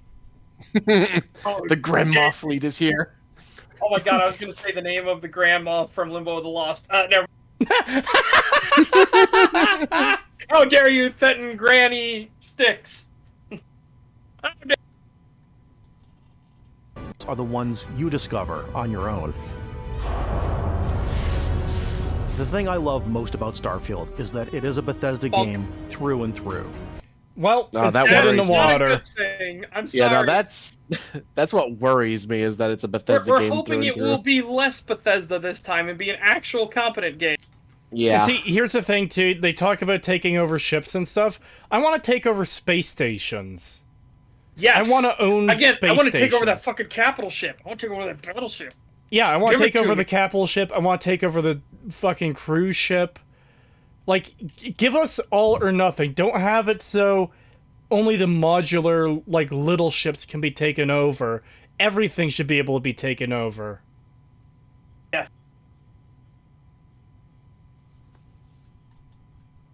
It's really about going places, meeting interesting people, and getting sidetracked on zany adventures. Then, realizing 2 hours later that you're involved in a completely new story. You're human. We thought What? What? You're human. Everyone's human. Also, hang on a second. I just realized something. Hold up. I'm going back. If you want to come on over, just pop on by. Some of the best moments are the ones you discover on your own. The thing I love most about Starfield is that it is a Bethesda game through and through. It's really about going to strange new places, meeting interesting people, and getting sidetracked on zany adventures.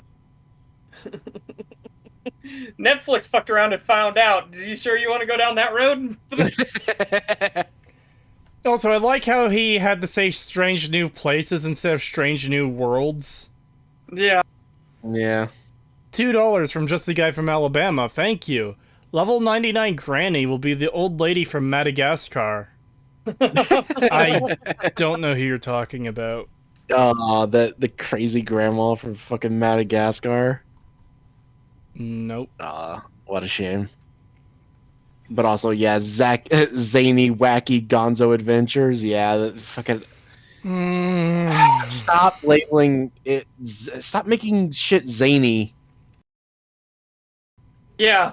Please, please stop. Especially Bethesda, because your humor is awful. Yeah, fucking dog shit humor. Bethesda through and through is an insult. Yeah. Yeah. It really is. I mean, I think this is what the Voices Will Not Stop was responding to, is the Bethesda game through and through. The thing I love about AIDS is that it's an autoimmune disease.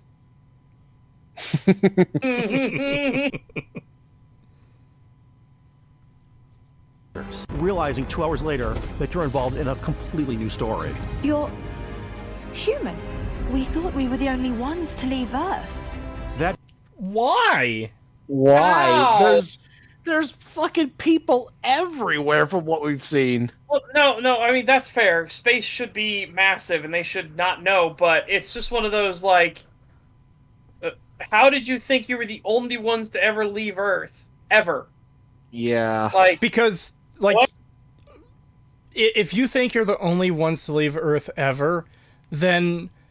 like, the level of technology that everyone else has in the world is not compatible with that idea. Unless these are the people that are, like, descendants of other people who left Earth hundreds of years ago. Yeah, fair. I just don't know. Like, so you have a whole colony ship here? But, oh my god, like, this gets into all kinds of problems if we get into whole, like, gene pools and everything like that. Holy fuck. Let's just say that ship's going to have some very specific and selective breeding program. And unfortunately, yeah, you're going to have to call it that because holy mother of God.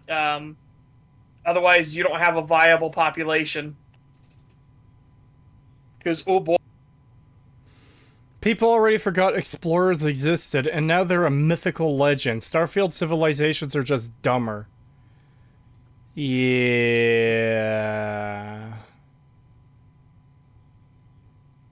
Thanks for reminding me. I forgot that Starfield is stupid. The last explorers ever. Sorry, the last real explorer. Whatever that fucking means. $8 from Dileocon, thank you. How y'all reckon Stabbins is Kuman from Starfield? I don't really know or care. His potato PC probably can't even run the game. Yeah. My sister's also my mother. Yeah.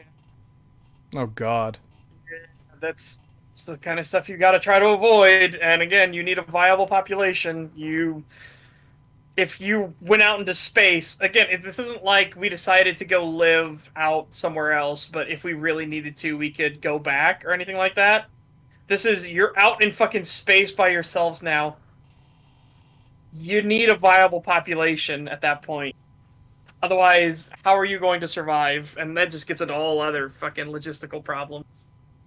So hopefully that ship has, like, hundreds of people on board. Otherwise, yeah, but you know the scale Bethesda builds things at. Yeah. A city has 7 buildings in Skyrim. Yeah. Yeah. Oh, God. That DNA is so present. It's in our random encounters, it's in our handcrafted quests. And it feels so cool to play it and just make your own path in this universe. There are over 1,000 planets out there, just waiting for you to visit. Well, I just realized, so that's the second time they said thousands of planets. So did they backtrack off the thousands of solar systems thing? They did say more than 1,000 planets. Yeah, but now they're saying planets, because remember, they originally said it was thousands of solar systems. Here's the problem, is you're expecting them to know the difference. I mean, maybe. Because, it's kind of like, it could be a situation, like the whole MCU thing, where they don't know what the phrases they're using means anymore when they're talking about, like, multiverses, alternate timelines, stuff like that. Such, they never said 1,000 systems, they said 100 systems. Didn't they say, I swore they said it was, like, over that, though. I always maybe thought they it said was- 100, but I swore that they said systems. Like I always thought it was over 1,000 planets, and that's what they've said twice in this thing is over 1,000 planets. 100 systems, 1,000 planets. Okay, fair. That's fine. So I misremembered the quote. That's fine.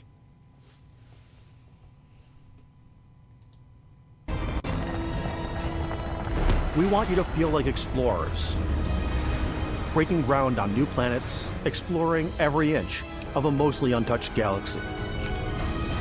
We want you to feel hopeful. We want you to feel this sense of awe and wonder, and sometimes a little fear. We're giving you a massive playground and a ton of toys, and just setting you free. But wait, no, but you aren't though. You don't say that. Don't say that kind of thing. There are obvious limitations all over the place with this system, right? Again, don't talk about we're just setting you free. Again, you're not space engineer. Just stop. Just be honest. Just you should have just left it. If you just cut out that last bit right there. Should I buy Space Engineers? I think it's a lot of fun, but it's pretty tismy. And I mean, like, once you get going into the depths of the system and you start understanding of like how to wire everything together and everything, oh boy.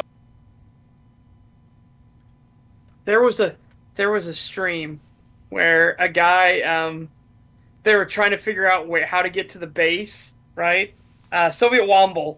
He couldn't find out where the base was, so his friend Cyanide made his face, put it in game, and put it on a giant, like, bat signal ass hologram beacon over the base. And he's like, I can't find the base. He's like, oh, never mind. I found the dickhead.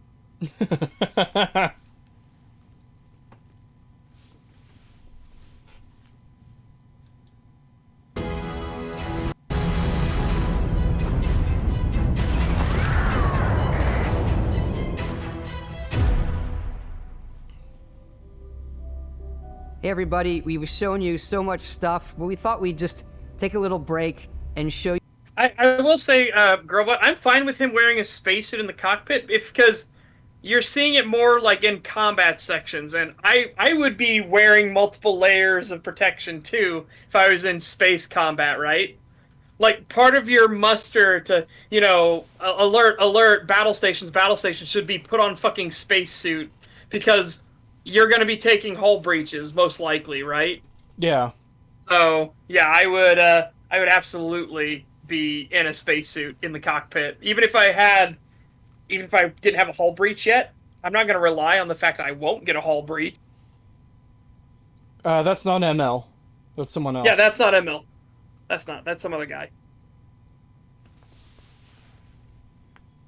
Old Howard, he is getting old. It's almost kind of sad to see when you've seen the meme face for years. Yeah. A little bit different. You know, we put so much detail into our game worlds, and we love the opportunity to bring that into the real world with our collector's editions. No! And for this game, we've done a watch. It is the Constellation Explorer's Watch. This is the watch that you actually get in the game. So it's going to be a real cheap and shitty watch, I guarantee it. Yeah. It's going to be real shitty. And then it sucks because there are some amazing watches. I actually got really deep dived into people like making custom watches. There was a kid in Japan who was like an auteur, right? He's a complete fucking crazy man. And he built a watch that not only tells time, as it should, but also will tell the type of seasons based off the Japanese calendar and the westernized calendar, and it will actually change automatically for daylight savings time. And it even adjusts the Japanese seasons for the seasonal time changes of time. It's like, holy shit. The amount of stuff that he got into a wristwatch to do this. This is not digital, by the way. This was all entirely mechanical based. Damn. And it is fucking impressive. Oh my god. Will it grow mold? Nylon watch, yeah. Yeah. Part of your HUD where it's an environmental information. It connects to your phone to give you notifications and other Oh, information. God, no, and we've also please. designed this really cool case that it comes with, Istvan. Yeah, we really took as much care in designing this case as we did to watch. Our attention to Please don't say that, because that case doesn't look great. It looks super flimsy and cheap. Like, you know what I mean? It doesn't have that look of like, this is high quality metal case and everything like that. It looks like it's a plastic case. Yeah. It's the Shipboy 9000.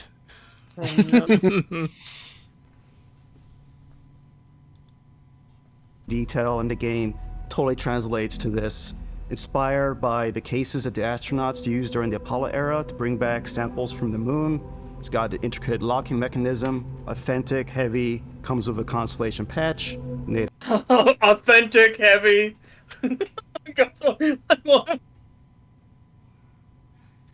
Yeah, no, it's like, I get it. You're trying to say it's not cheap. It looks cheap, though, unfortunately. It just looks cheap. The case looks cheap. The in-game model they showed looked a bit better than this.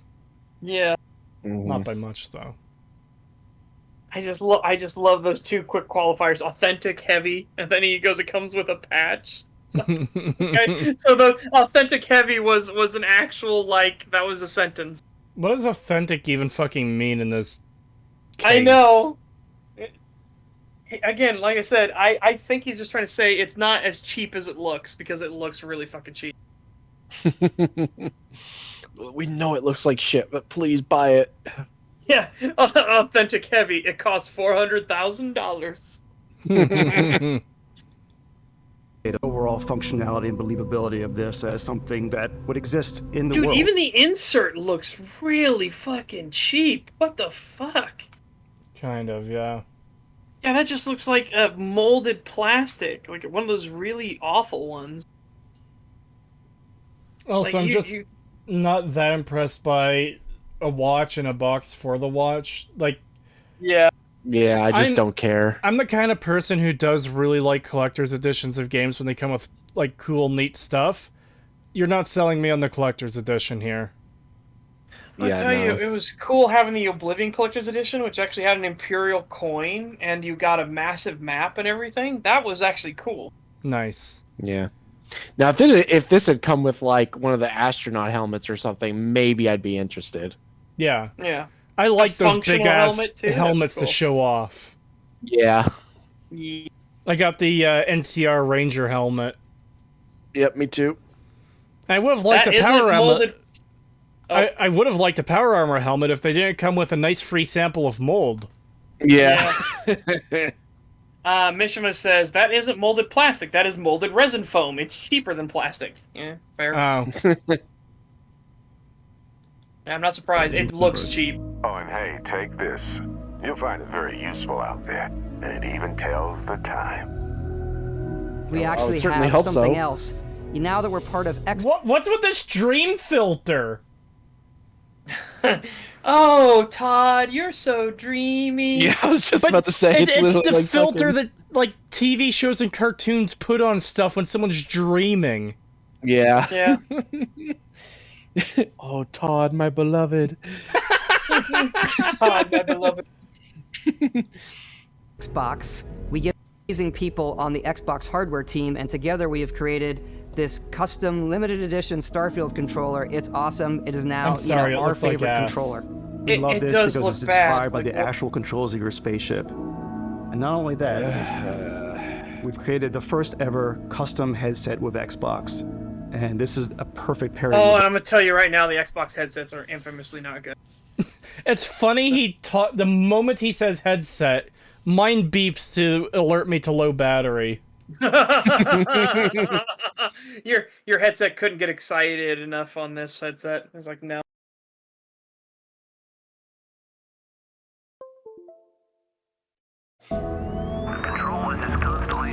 Yeah, exactly. That's the other thing I hate is, like, it's a custom controller. It's like, it's a custom paint job. Anybody could look at this. I'm sorry with this, guys. Anybody could look at this and take one of their own controllers, and they could do this exact paint job if they wanted.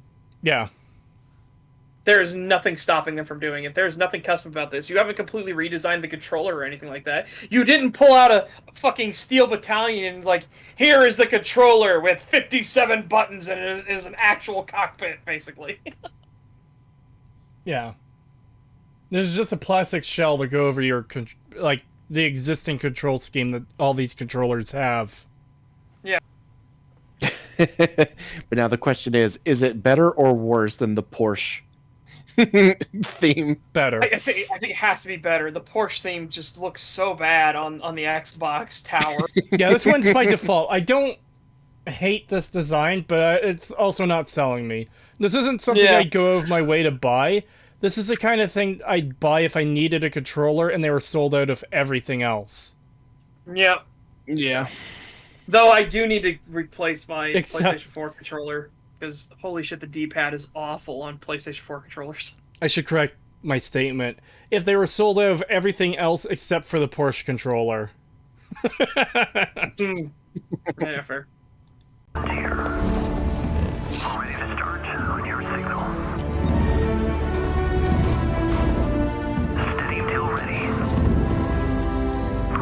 Okay, we got it. Super duper cool. I don't care. Jesus Christ!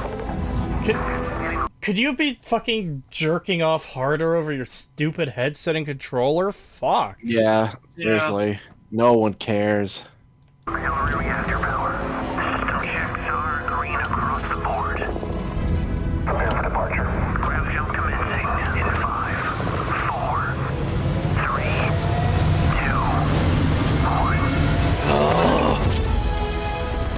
God, it's so up its own ass. It's so masturbatory. Yeah. In every one of our games, we always put so much care into all those little details that breathe life. No, you don't, you fucking liar. Yeah, Fallout 3 is a world that physically cannot function or exist. Fuck off. Yeah, complete fucking lie. That is 100% a lie.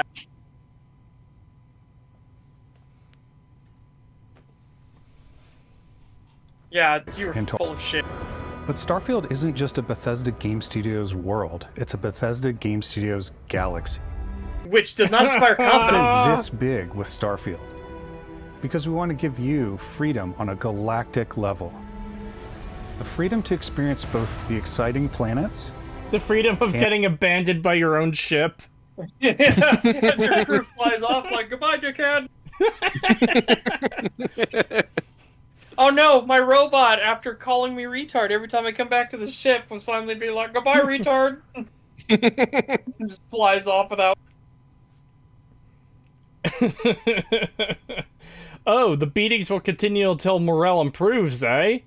See you later. and the... Scanning a planet before you land is a great way to get a sneak peek at the available resources. Oh, so it's the Mass Effect 2 minigame. Nice.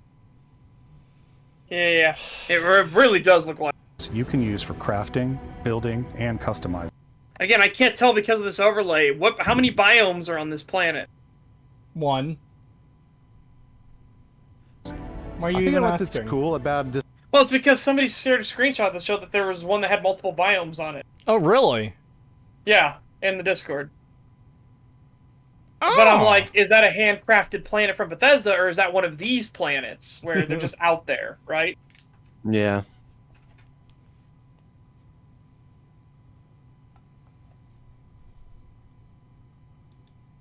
This whole generate the planet itself as a procedural content, but the handcrafted content itself comes as the player explore. Our system builds the planet as the player approaches it, and we stitch together. Oh. So you don't have it even pre-planned, it stitches the planet together as you approach?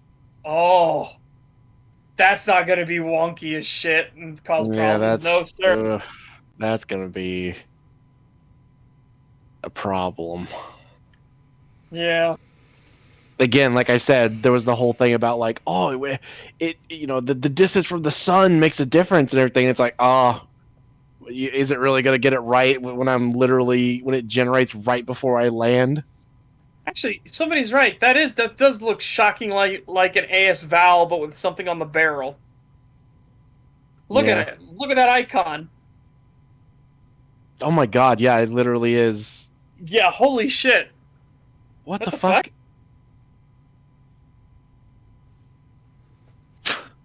Okay. Oh, How else is it going to fit on a disc? Yeah.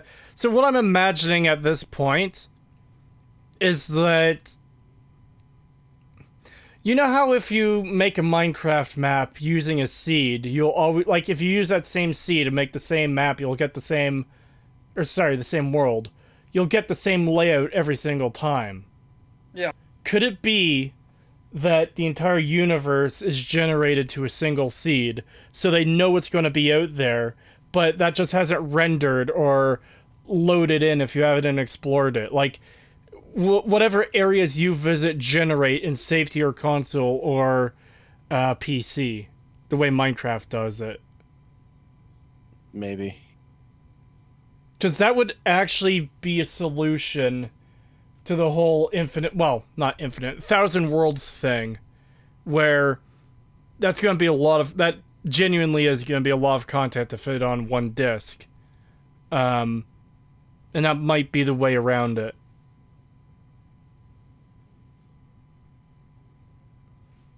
Oh. Together, block of terrain. After that, we have the system that adds interesting locations for the player to explore, creatures to encounter, Fuck is that? ore and plants to pick up.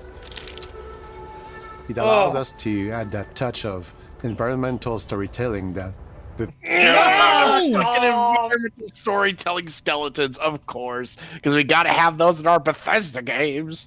The worst, laziest form of telling in existence. The Bethesda skeleton. You can't tell an environmental story without a skeleton being there. Did you know that skeleton used to be a living person? Did you know that especially in space, you can have environmental storytelling? Like when you go aboard a derelict ship and you see bullet holes in the wall, you don't need to see a fucking corpse, but you know that there's a gunfight that happened there? I hope you can find derelicts in this game too. They said you can. Okay, cool, awesome.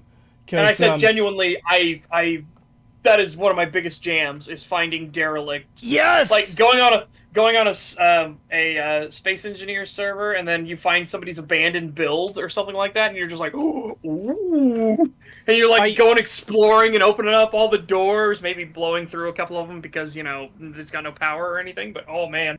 I love the idea of finding derelicts in space in games. That's one of the things I liked about StarMade, is that you could find space stations that were like partially destroyed and completely abandoned, and it's just that whole eerie atmosphere. Like, StarMade doesn't do it particularly well, but when you find them, there's that bit of an atmosphere of this is an abandoned place that no one has stepped in for who knows how long. I love that atmosphere.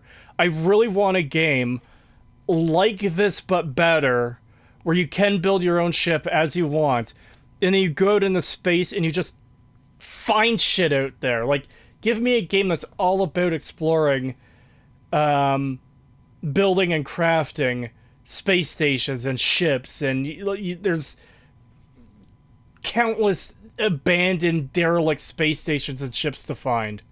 Please, I need it. I just thought of another like awesome storytelling thing you can do. Again, environmental storytelling thing. So you come across a big old capital ship and it's been abandoned, and you see two other smaller ships floating off nearby it, and you just like maybe burn holes in all of the ships and everything like that. And then as you explore the ship, you find like maybe one single skeleton or something somewhere. And this skeleton is in like a cockpit, and you see it huddled around with all the food and stuff. And then you could put together two and two, like this is a battle between this ship and those smaller ships.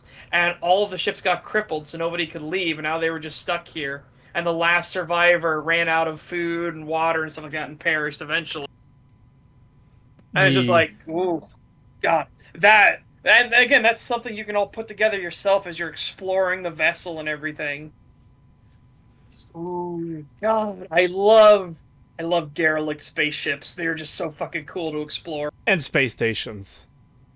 Yes. So are there derelicts in Starfield or not? Also, I don't know what a derelict is. From what Such said, yes.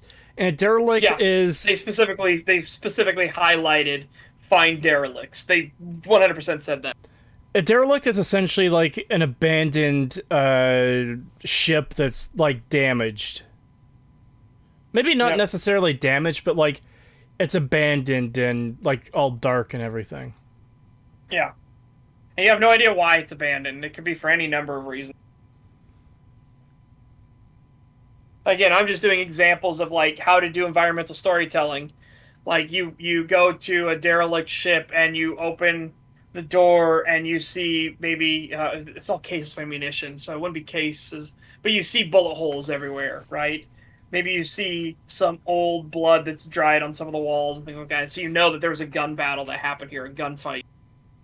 And it's just again, that's environmental storytelling. Bethesda's shitty. Oh, we have a skeleton here. It's in a goofy pose, and we put a teddy bear next to it. Oh, it's so sad. It's just like, oh, I hate it. I hate it so much. Bethesda's environmental storytelling skeletons are just awful. Yeah. Bethesda. Aggressive creatures have been disrupting our experiments. Their habitat isn't far from here. If you could take care of them for us, we would be in your debt. So even if your friends were to visit the same planet that you had, you would have a different story to tell. That is promising more than you can deliver, I think. Unless they mean, like, I visited this planet, and it's like, oh, but mine was a jungle biome. Oh, mine was an ice biome, or something. Well, I think... oh, no. Yeah. No. It's one of those things like, man.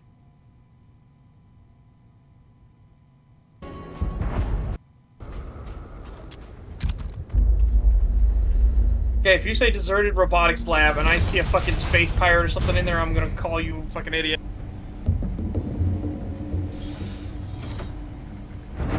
Wow, you're a fucking idiot! Damn, I'm psychic.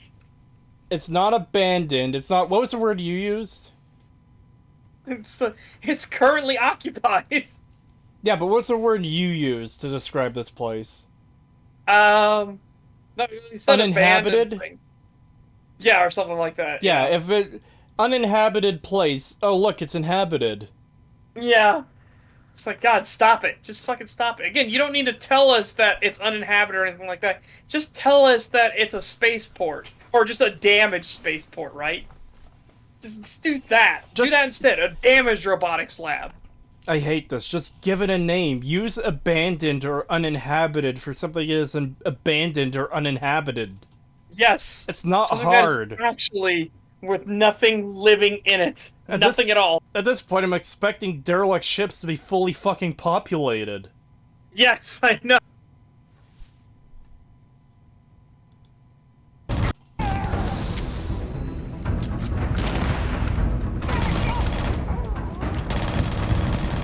Oh, maybe it was deserted robotics lab, yeah. Oh, look, it's the square shotgun! Again! Again! Hold up, yep. They skipped the fucking reload. No, they started showing part of it. I think they showed enough. I don't think they did. Wait. Here we go. Hang on, he fires 2 shots. Okay. I'm going slow-mo, baby! We're going slow-mo! Go as slow as possible. Square barrels! Square barrels still. Yeah, square barrel, but we don't see anything. We don't see what he puts in, nothing else.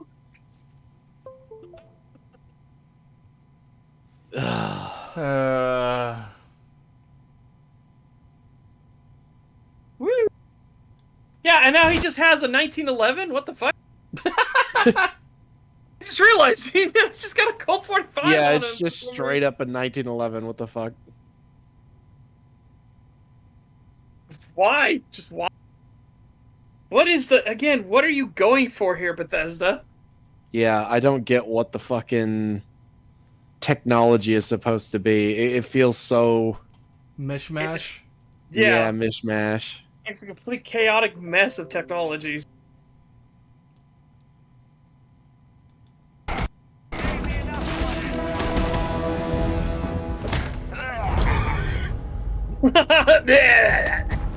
It's completely up to you how you want. What a poorly designed container.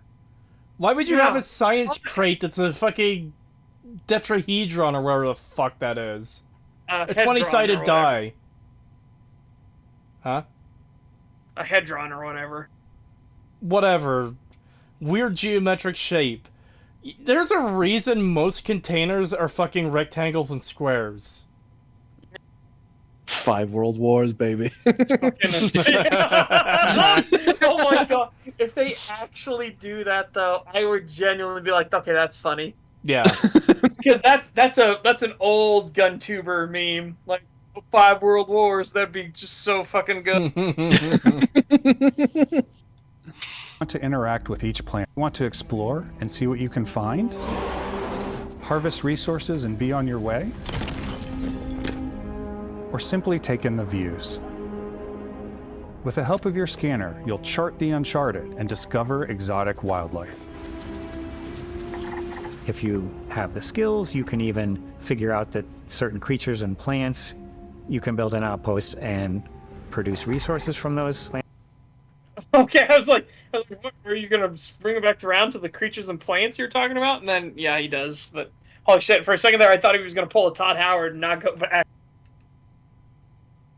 Plants and animals, you can get experience and rewards for fully surveying plants. So again, this is No Man's Sky. This is like 100% exactly what No Man's Sky does. Yep. Like even down to like the scanner colors, for God's sake. Yeah, like I said, this game just feels like a retextured Fallout 4 that just steals elements from No Man's Sky. Yeah. I think you mean Yes Woman's the Land. Yeah. Surveying the whole system.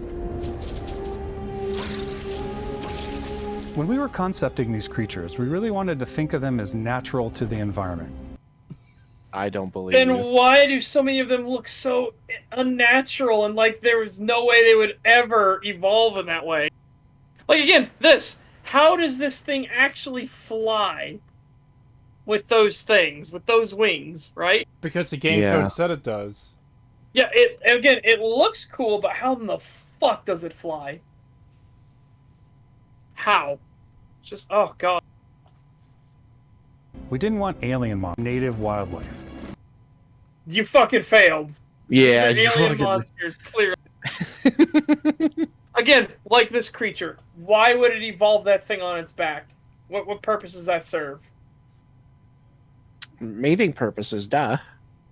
Again, that could be a purpose, but like, what does it serve? Thing you've never But that's like seen before. the thing everyone always says is like it's also the thing of like it's basically the historian version of ritual. It's ritualistic. Yeah, it's a ritual.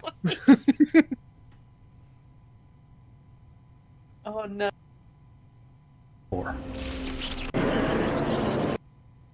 Again, I don't like the design of this thing. Yeah, why did it evolve this way? See, here's like the thing, its too. teeth are so in close and it has this massive like lips that wouldn't do anything for it. Why would it evolve those huge lips and everything that don't get anywhere near the teeth or anything to pull in its food? Here's the thing, too. I know, like, cool alien designs, yeah, whatever. It would be helpful if a lot of the creatures looked decent, like they could actually exist. I don't believe this thing would actually exist.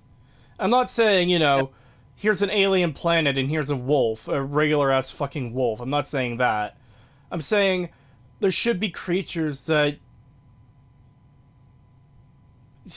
just look like they would exist. Like, okay, let's take a wolf for example. Like, what are we looking at? Some traits we can think. It's a pack hunter. Dire wolf. Yeah, it could work together. Maybe we can increase the size of it. What if the planet is a very hot planet? Maybe it might be a desert planet like Arrakis, right? Or maybe if it's not a desert planet, it's savannas and stuff like that as another biome. So it's still very hot temperatures, high temperatures. So what if it's a reptilian instead? So, because again, reptiles function better in heated environments. In fact, they even get smarter if it's hotter out. So now you have a pack animal that's also a reptile instead. So we give it maybe a wolf-like attack systems. It's lighter on its feet. It's got longer limbs instead of being stocky and close to the ground. Now it's up and off the ground. Again, you could see how this creature would function. You can understand how it would hunt. You understand why it fits within its environment. And again, it could be a pack animal. It could be. It needs multiple other of these animals nearby, so it's very social. Are there pack animal reptiles in the real world? Kind of. I mean, there's let me find out if there are pack animal. Alligators, like, and crocodiles commingle in like large numbers. Yeah, but it isn't really a pack, is it? It's not really a pack, but I mean, they are somewhat social. Such as family. Wow.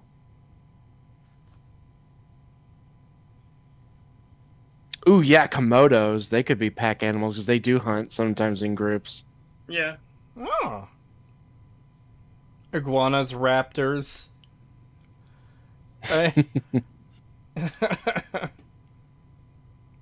Shut the fuck up and enjoy your space chicken and space dragon and space radroaches, you fucking bigots. What the fuck is this thing even supposed to be on screen, though? Yeah, that's what I'm saying. Like, this doesn't feel like it would naturally evolve from anything like that. This does just scream, it's an alien monster. That's it. This thing screams that it deserves pain for existing. Like, again, what are these little tubes coming off of it everywhere? What purpose do they serve in any function? Right? It's Shrek if he was dipped in acid and reformed by a crazy scientist. Don't, glory hole, don't. No, don't you dare.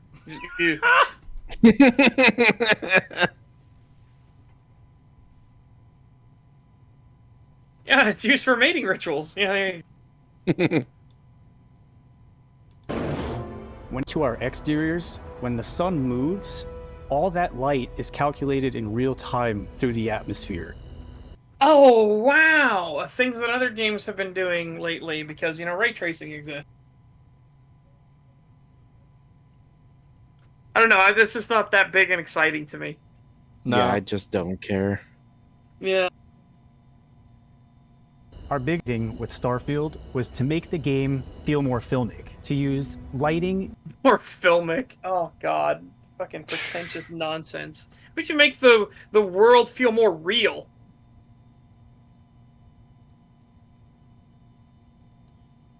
And color to really make it feel more cinematic. I hate those two terms, filmic and cinematic. It becomes so fucking annoying to me. Again, that creature. How the fuck did that creature evolve? And color, like 20 to really ice make it stalks feel on its more head. cinematic. Yeah. Look at that thing. What the fuck? Look at his head. That is alien monster. That's all that is. Yeah, I don't understand.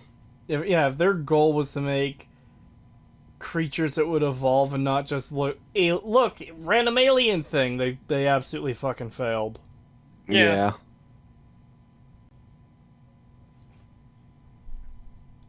Homie looking like a vibrator. Oh no. Ugh.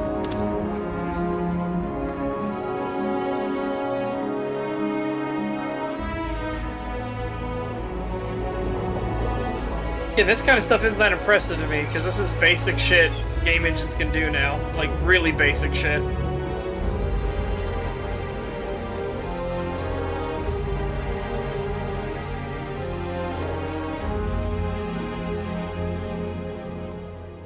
After some exploring, you can find a spot to set up a base camp.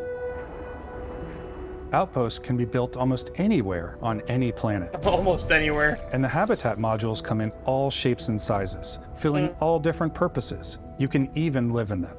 Assign crew. You have all these habitat modules, but you can't live in a single one of them. Like, what the fuck is it a habitat module? Show some of the story.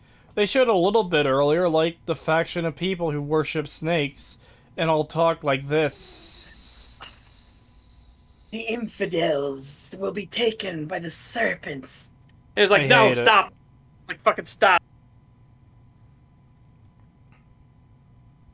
Crew is to work at your outposts for added bonuses and set up extractors to harvest resources while you're away. Something cool we have this time is we have a new fly cam where you can toggle between on-foot building, or you can now use a top-down isometric camera, which helps plan out larger parts of the outpost and placing those larger halves. So that way you can really plan your structures and what the overall feel of your outpost is. And then when you're on your feet, you can really decorate and fine-tune things much easier. I appreciate that, at least. Yeah.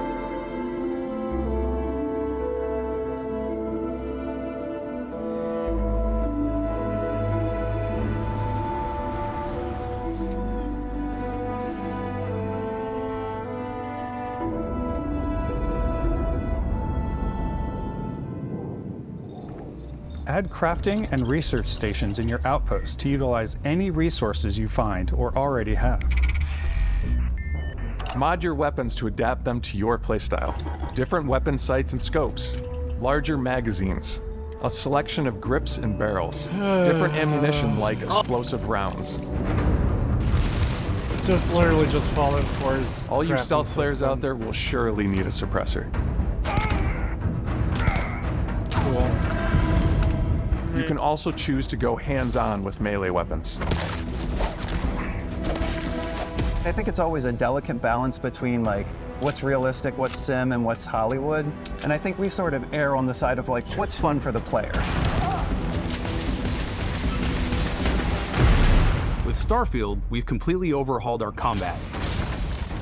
It's more Have you, dynamic, though? the animations are more fluid, But they aren't, though. What? it just feels great. We probably have more mods and more weapons in this game than I want to say any other game we've done before. God, do we want to There's a lot of pause on those variety. guns again? Not really. No. Some of them look really bad, but... Yeah. Upgraded gear is just one of the many factors to pay attention to when engaging in combat. You may need to switch things up based on your environment. Why? Gravity is different for each planet, and boost packs are excellent for getting around. So that supports my idea that items being listed as mass might change how much you can carry from planet to planet. Yeah. And for giving you an edge in combat. Sometimes you'll even feel like you're flying. I mean, you physically are right now. Like, that doesn't feel like you're flying. No, you are Zero flying. gravity environments pose a different challenge. Firing a ballistic weapon in zero-G will actually push you backwards. That's a detail I wasn't expecting from them. I do like that, however, I'm going to deduct you points because you slow down. You know, you're in zero-G. You wouldn't slow down from getting pushed backwards. You would just get pushed backwards at the same speed and velocity. Zero gravity environments pose a different challenge. Firing a ballistic weapon in zero-G will actually push you backwards. So see how he slows down? Like the game's like, oh no, you're not supposed to actually go back that fast. Hmm. That shit's fucking annoying. Don't do that. Like, let us have the thing. The thing is a really good idea. Yes, zero-G should give you that. Why do you have, why do you stop our velocity? Getting around. And fine, just one more time. I'm not gonna let it. I'm just gonna And play for through. We're giving not you going an back edge again. in combat. Sometimes you'll even feel like you're flying.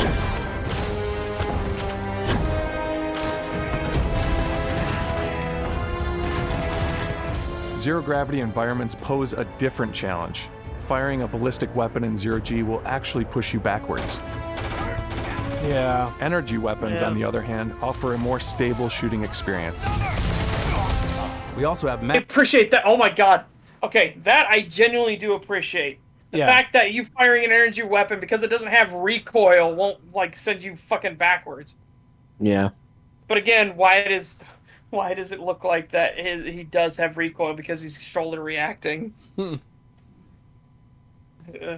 Whatever. These are high-powered electromagnetic induction ballistic arrays. Each barrel has its own targeting laser and can dish out some serious damage.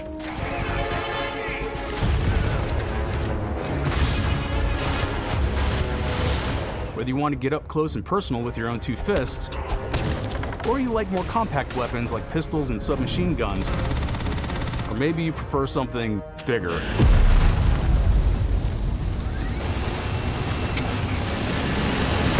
That looks terrible. That looked goofy as fuck. What the hell? Where are you getting all your ammo from there, son? I was nodding off for a second there, so I'm going to replay it. Sorry. Also, was that a Panzer Hound earlier? Something bigger. Oh. Starfield's got you covered. Yeah. Penis gun. Wow. Penis. Notice how one of the guns looked like the not tri-barrel, but the tri-long part for the fucking laser rifle from Fallout 4. You know what else I just realized? This revolver here, the knot cylinder doesn't spin at all. So what the fuck? What's the fucking point? Oh my god.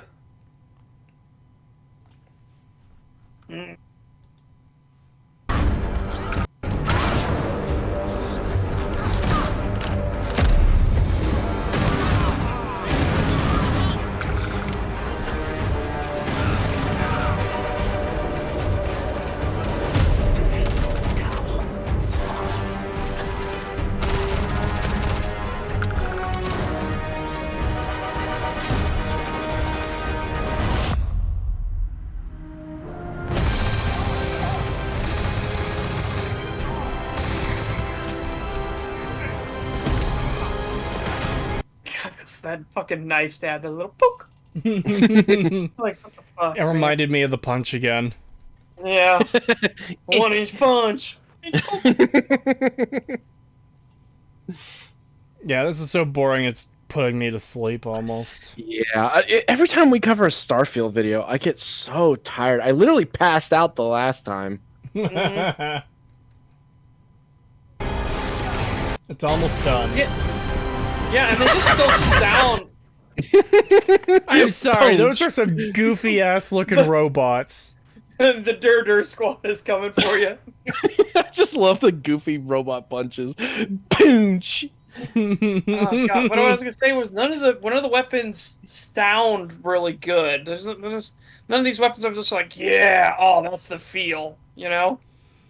Yeah. They all just feel kind of weak and limp-wristed, like the Day of the Devs developer who hit that volleyball and went.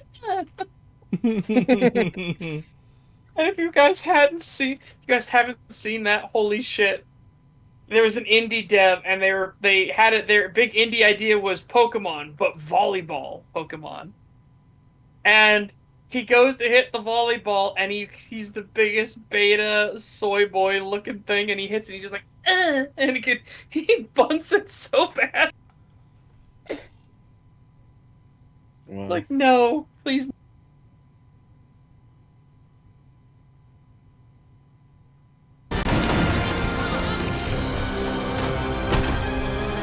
That actually sounded nice. Holy fuck. I want that weapon.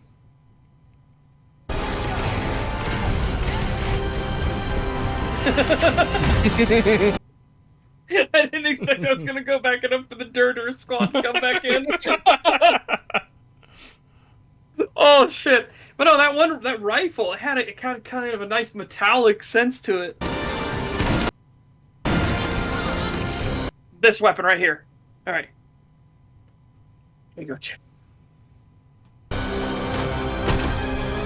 Oh, yeah, it just kind of has a nice like let off to it. Just. Not a lot of bass or anything to it, but it just sounds like... Oh, it just sounds like it hurts. Oh Lord, they coming. Oh Lord, they're coming.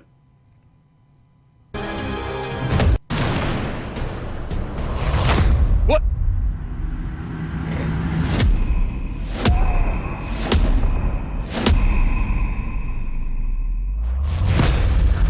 No!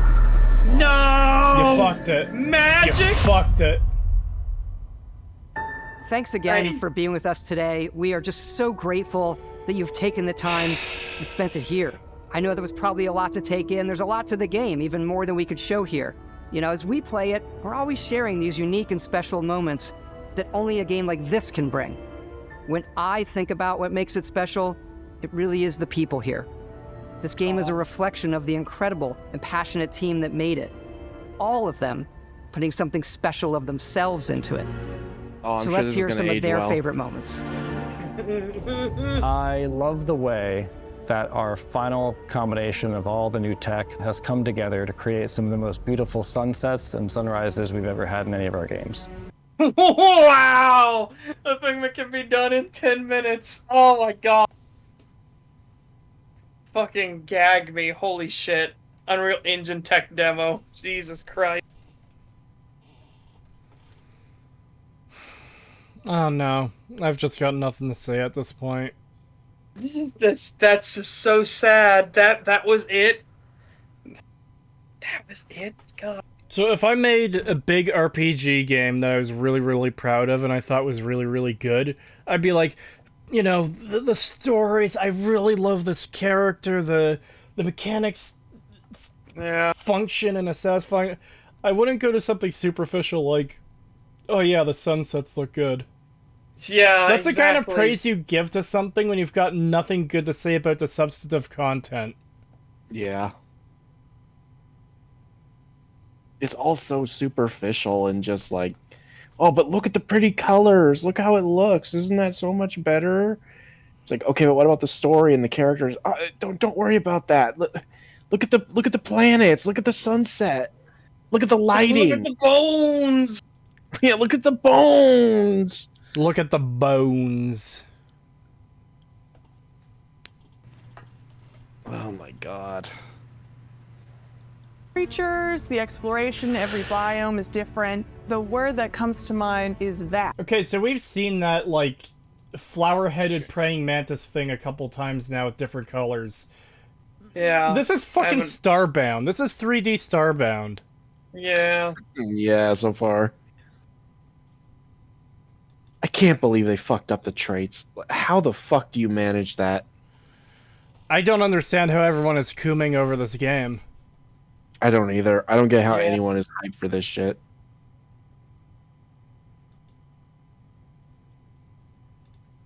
Fast. I like to use our photo mode to take rock star photos. No one cares. I just love that constant feel of discovery and wow, I can't believe that there's more here. I'm most excited about our outpost building systems. My favorite part is every time you step out on a planet, it's a unique experience. You spent all this time building your ship, and you see it on the landing pad. These things are gigantic. It's the kind of thing that you just can't get anywhere else. What? Are you fucking high? Your ships are dwarfed by like every other spaceship game. What are you talking about? Yeah, what are you smoking, you fucking idiot? What the hell are you talking about? There's a million games I could play besides this that would be a million times better. Fucking No Man's Sky basically does everything you do, but better. He specifically talked about ship size, and it's like, what the fuck? You mean, I hate to break this to you, but Star Citizen, Elite Dangerous, and everything blow you out of the fucking water. Oh, God. Yeah, this is ridiculous. I don't understand how this... I don't know. Again, this would be like, this is in and of itself isn't a big deal that Bethesda is beaten by this, but it's the fact that they're hyping this up as like, yeah, only we can make ships this big, and it's like, but you're beaten by multiple other games. What are you talking about? Yeah, you're blatantly fucking wrong. Yeah. It's like, why would you mention that when it's a fucking lie? It looks like a straight up lie.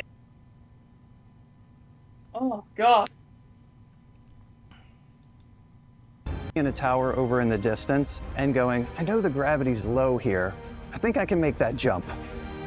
My favorite part is biomes, spaceships, audio design, planets. The day-night cycle, those details matter to me. Diplomacy, explore.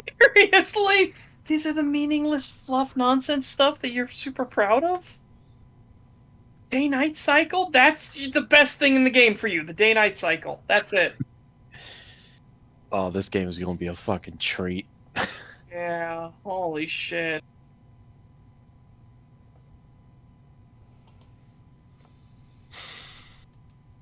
The ending. Basco, obviously. I love the robot so much. The incredible amount of worlds we created. Sniper rifles, come on. Lever action, rocket launcher. Brain sprout. Lever. They're literally just naming off action, random shit. Rocket launcher. Yeah, what the fuck? And also brain sprouts? This is the best thing in the game to you, right here. The brain sprouts. What is wrong with you? What? What is wrong with you? A bunch of people need to take their meds. Yeah. I agree. Kill it with fucking fire, please. I love, but some people might find creepy. I don't know. I know it's right, Ben. The thing that I enjoy most about the game is the freedom to be who you want to be, do what you want to do. But that's a lie. Again, you shouldn't say that because you will obviously always be limitations and things. You aren't a true sandbox game. Be who you want to be. So can I be the unquestioned ruler of a dead fucking universe after I kill every single character in the game? Can I rise as a lich and have, like, undead legions, so I have, like, these fucked up, horrifying ships that look like they barely function, there's no atmosphere on them, but they constantly attack other ships, and I add more and more ships to my massive undead horde as I, like, conquer the universe. Can I take any of the large ships you literally showed in your showcase? Yeah.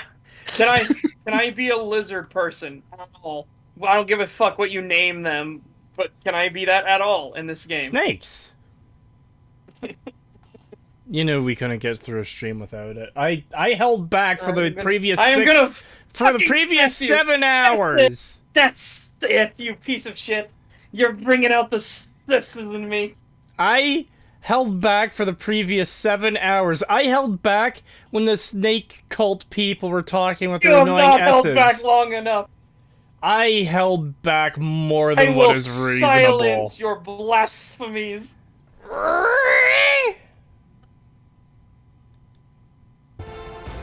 You've come to expect from a Bethesda title, but on a much That is not a good thing. We expect dog shit from Bethesda.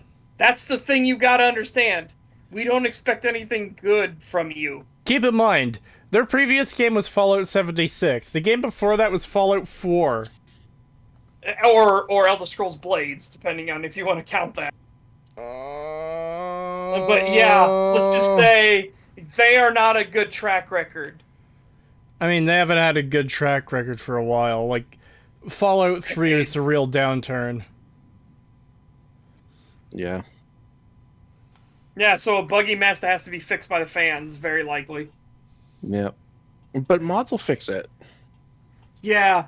Again, I really do understand why the cope defense of mods will fix it, guys, is being so, like, shouted from the rooftops right now. Holy crap.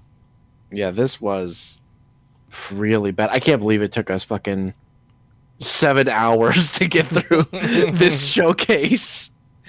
Yeah. Oh, it was so bad, though. There was so much stuff. And every time we were ready to, like, praise the game for something where it's like, oh my god, they got something right, we would look into it just a tiny bit more and realize, oh no, they fucked it up. Yeah.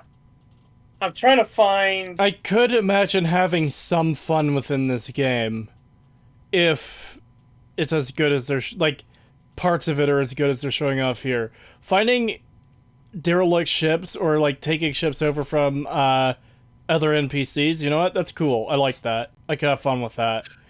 How long that will last, I don't know. The story is pretty much a wash already because ML's behind it. Yeah. So, did we want to do the Summer Games Fest stuff real quick? Just ones that looked interesting? How long will it take? It is almost 9 o'clock and I do need to do some recording. Not much recording, but like a tiny little bit. I want to make sure I get that done. Let me go through my list real quick. So, that one we can do. That one would be interesting. That one could be interesting.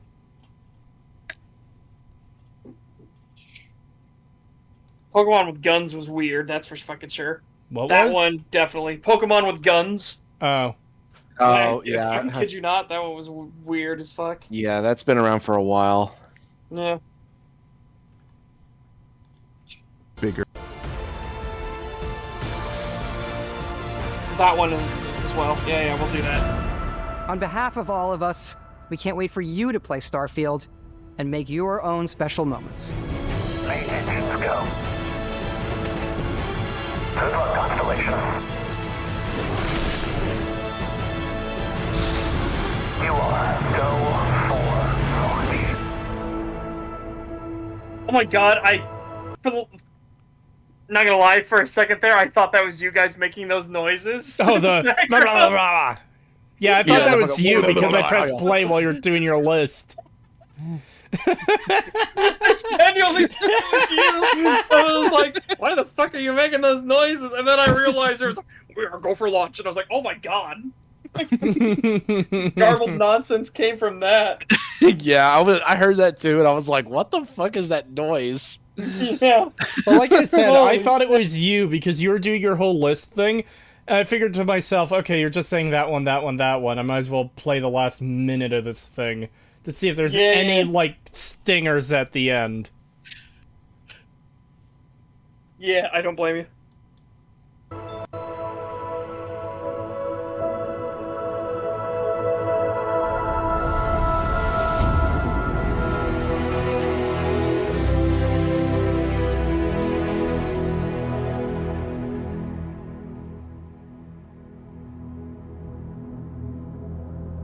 Deep mining helmet pack and something else if you pre-ordered now! Okay. Alright. Oh, Play thank it God. day one with Game Pass. Yeah, thank God it's over. It is fucking over. I'm looking through stiff. So this one, 55, 54. Alright. Gonna wait for a few years after launch. Yeah, 2 of the bugs will be fixed by then. Yeah, absolutely. So, there's just a few games here that I think would genuinely be interesting. So 55, 54. This one annoyed me because I saw what it was on. Oh! But no, Netflix is not the thing. They did an awful Witcher ad. Oh, No. okay. Yeah. Oh, fuck off. Yeah, Epic Game Store. And then I saw what the game was, and I'm like, fuck, that genuinely looks interesting, you dickhead. I'm still disappointed we haven't gotten Bulletstorm 2. Yeah. But this game is, again, Bulletstorm and Painkiller. Good. It has me interested because it looks like more of a fantasy setting. With guns. It is. But Is what's this a even more interesting about it... It's a It's Warhammer not fucking thing. witch hunters! No! It's not a Warhammer game, it's just about being a witch hunter. That actually does seem really fucking cool. I can't Yeah, wait and to I'm play like, this in 2 years after it comes out on fucking Steam. Yeah, absolutely. Oh, I was just so annoyed when I saw the Epic Game Store thing, and then it turns out it's like, yeah, that actually does look fucking cool. Yeah. Yes. Yeah, that does look pretty Fucking cool. dick. God, pisses me off that Epic Game Store is still pulling its fucking bullshit. They need to die. Yeah, now let me find the next one. This was the one that was really interesting because I was like, holy shit. Let's see, 107.3 it's close to.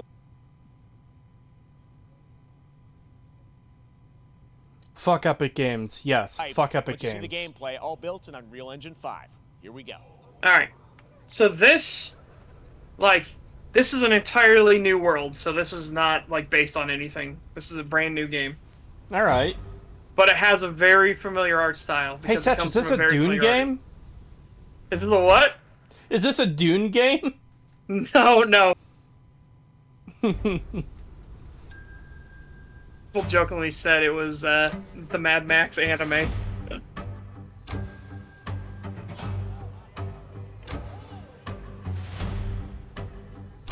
Okay, so I'm getting, Dragon Quest vibes. Super hardcore. Okay, that explains it. Yep. It's Dragon Ball, but Mad Max! Mad Max world only with monsters. I do like Akira Toriyama's art style. Mm. Very distinct. Oh yeah.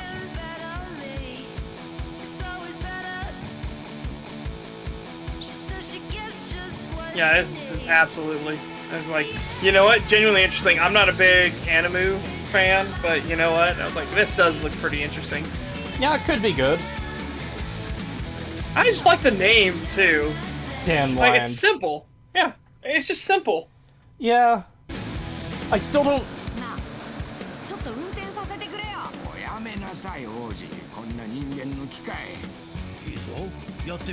I still want to know what more of the gameplay is, because that's like a bare teaser.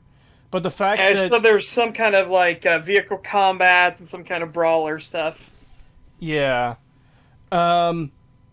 The fact that it has Steam there too is a good sign. Yes. Let's hope there isn't an updated trailer in a few months where that's gone. Yeah, I know, right? That shit pisses me off. It doesn't seem to be any release date. It literally says stay tuned, which means they're going to release more about it at some point. And we'll jump up to here. These dunked over Starfield so hard. Yeah, holy shit. Trust me, this is again, I'm just getting to the interesting ones. Yeah. And I'm keeping it to the list, see either the ones that really piss us off or the ones that are no, that genuinely could be cool. Okay, so 138.52.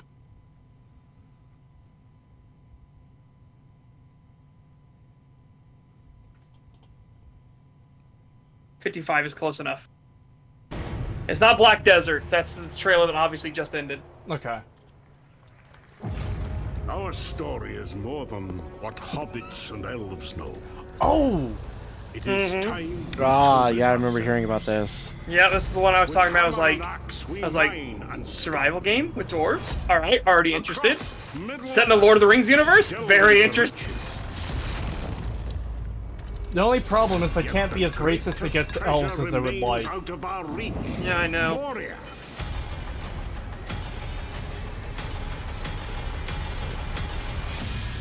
This is 1,000 times more interesting as a concept than Golem is. Yes, absolutely. Reclaiming the Mines of Moria? Hell yeah.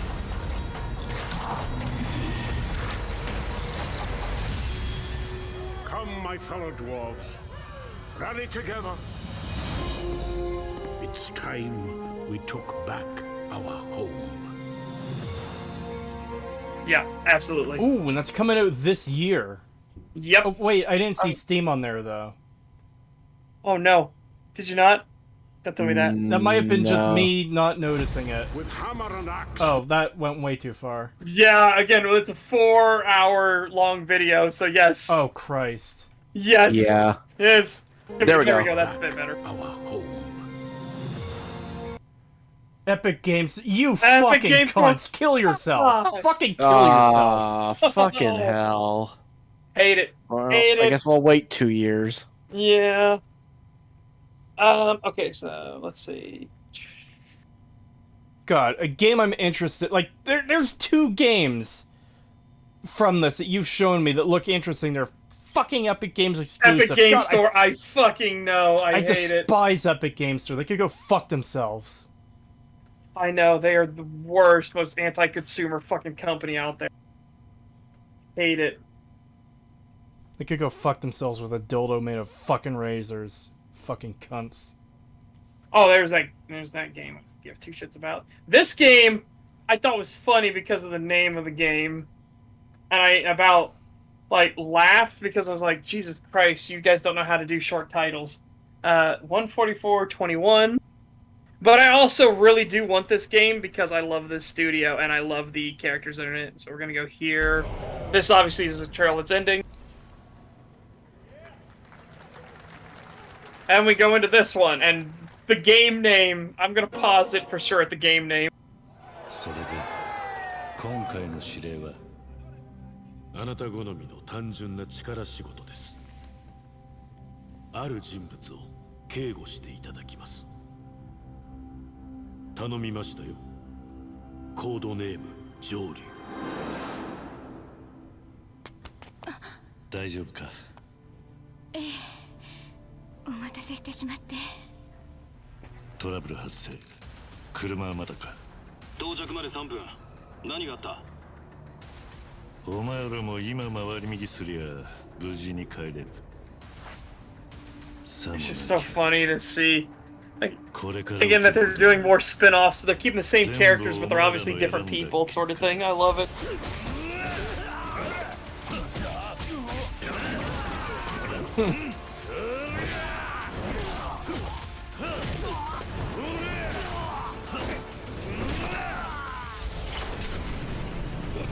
And then when you see this game's name, the name of this game is like, Jesus Christ.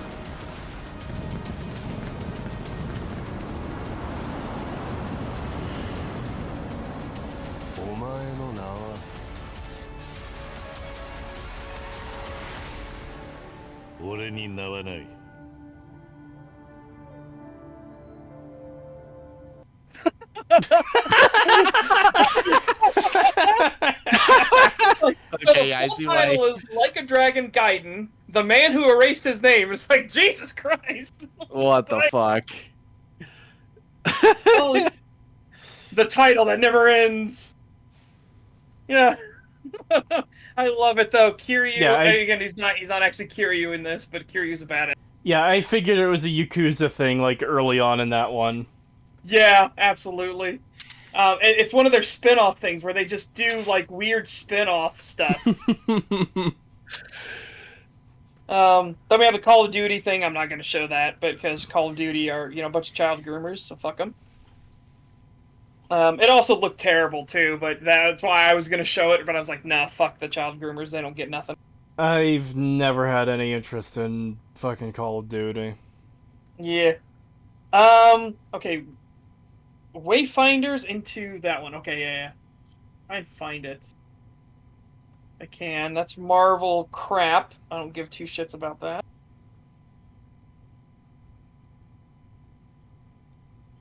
I still can't wait for that crafty buildy game, though. I keep forgetting the name of it. Nightingale. Nightingale.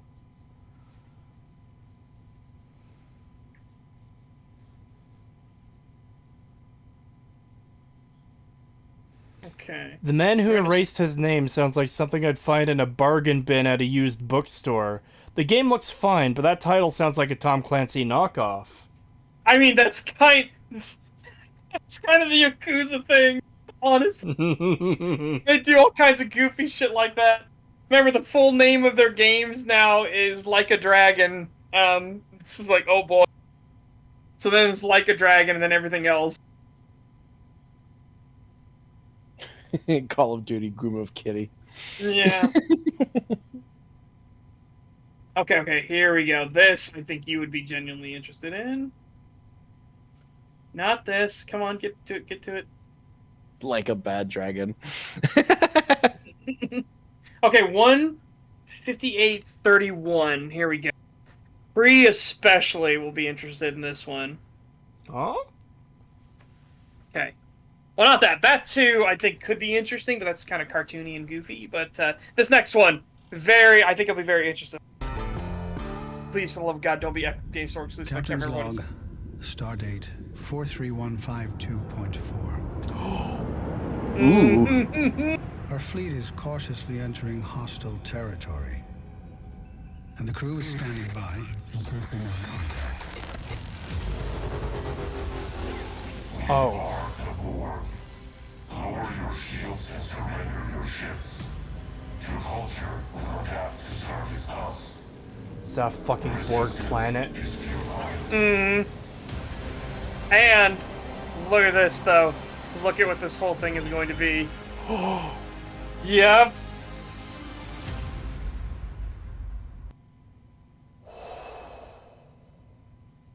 Full reveal on Picard Day. 3 days from now. Oh, and ain't that fucking right? Gold Ducat on the fucking box office.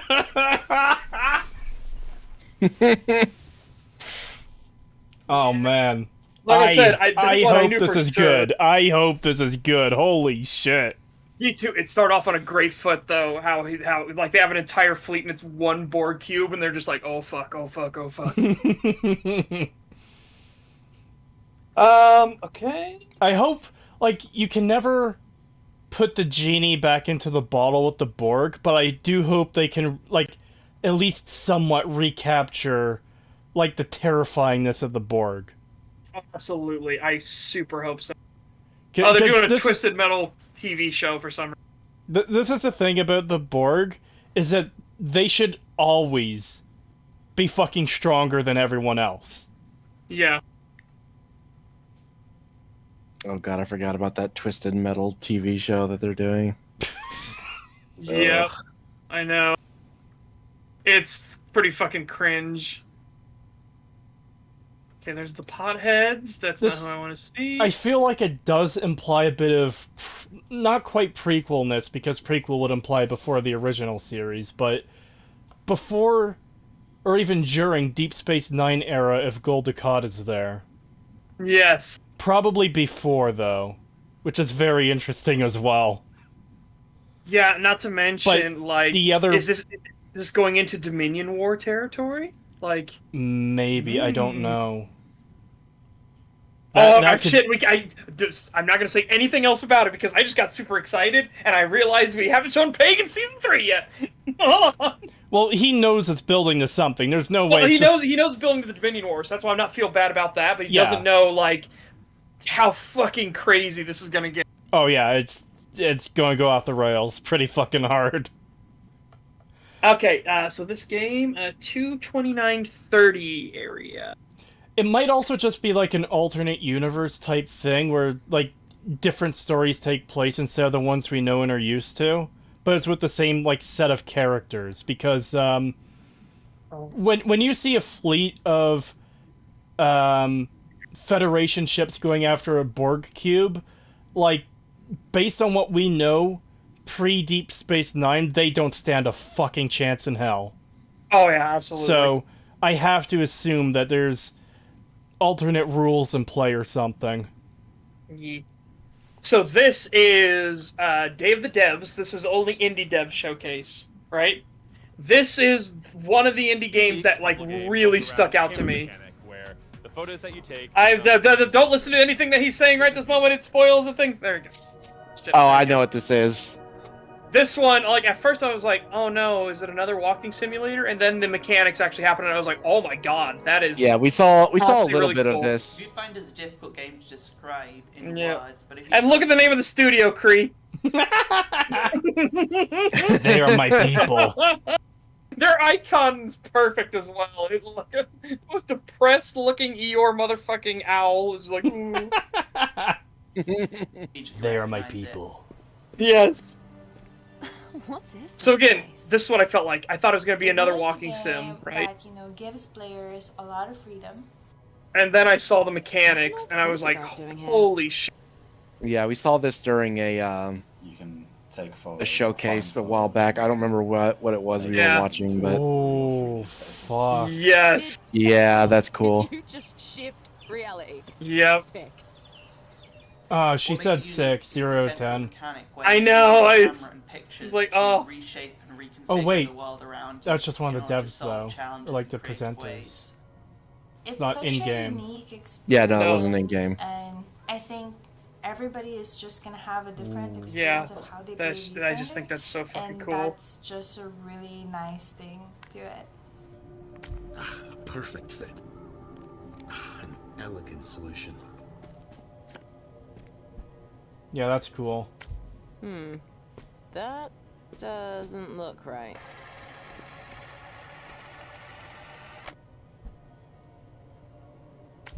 You can rotate reality too! If I was to compare Viewfinder to other games, I'd say it's like the gameplay of Portal combined with the visual illusions of Superliminal or Antechamber. Yeah. I've also compared it to The Witch. Like I said, it's a pretty long showcase of it, but I think that is like genuinely like, oh, Yeah, that is really fucking cool. That concept is cool. But does it have a day-night cycle? Yeah, no. There is, here it is, Hellskate. Let me scroll up a bit in chat, because I think I missed okay, there's one super chat I missed. I don't think there's others. Feel free. $5 from Ludwig Williams. Thank you. Dropped my phone in the toilet this morning. Fortunately, the water was clean.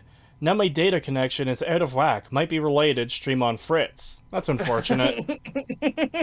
Oof. I dropped my phone in the toilet. It might be a problem. Yes. Far-flung land of 2002, I worked on a game called Tony Hawk Underground, and at the time, So, oh, I know what this is.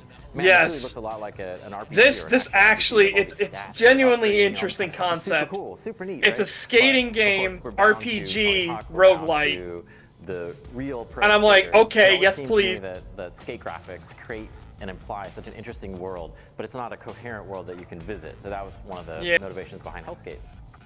Hellskate is a skateboarding roguelike game. It fuses together old school skateboarding with the tricks and traversal, manuals, grinds, jumps, balance meters with a roguelite structure. Just like with other games in the roguelite genre, death is a central mechanic in the game. When you die in a run, thankfully you don't lose everything. You keep your resources which you can use to get permanent upgrades such as tattoos or skateboards, which act as weapons. I don't like, rap and Yeah, any we of these might things. need to pause this because of music. I wasn't thinking. Yeah. Well, I didn't expect that music to come up there because I forgot about that. But you see what I mean? I think that's genuinely an interesting concept, and it's called Hellskate. Hellskate. It could be interesting. I'm not sure if this is the kind of game I would buy, but it does definitely look interesting. Henry Halfhead is interesting. I love when games have those wacky names like that. Oh, and it's entirely accurate, by the way. Like he is literally just half a head, and you possess things in order to do anything.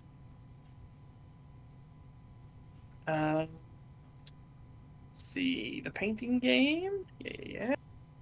How many more are there that you have to show? Not too many. I think maybe 2 more, and that's it. Okay. That could be funny.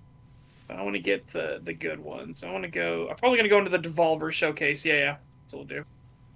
Okay, because I do need to record a line for a thing.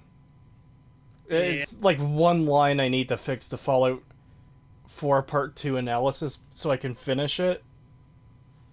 So, yeah. Yeah, here they're making fun of the whole games industry thing, and here they're making fun of AI making the games for you. Yeah, we don't really need to see that, though.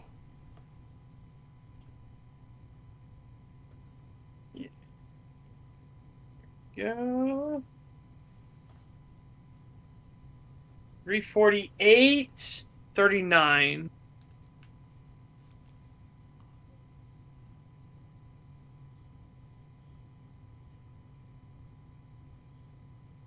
$41 work. Listen, and I'll tell you a tale. There they stood, 6 alone, the hunter, the maker, and the wild swamp zone. The young chief. One of those words sounded wrong. Remember, the gate was thrown wide, the horror inside. The riders drew iron, there was nowhere to hide. Before it was done, our heroes, yes, everyone, they fell and died.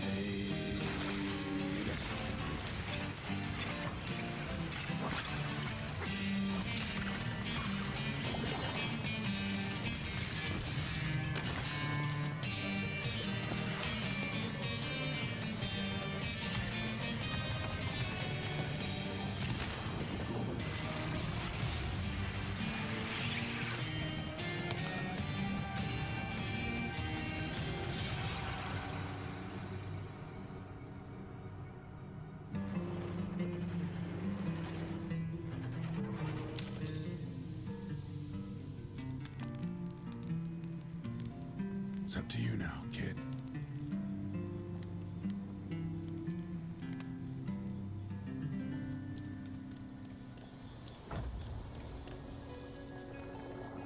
See, like I said, very Don't Starve like.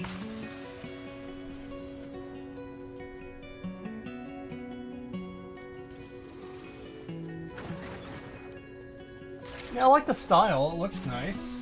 Yeah. You guess the name of the game? It's very appropriate, honestly.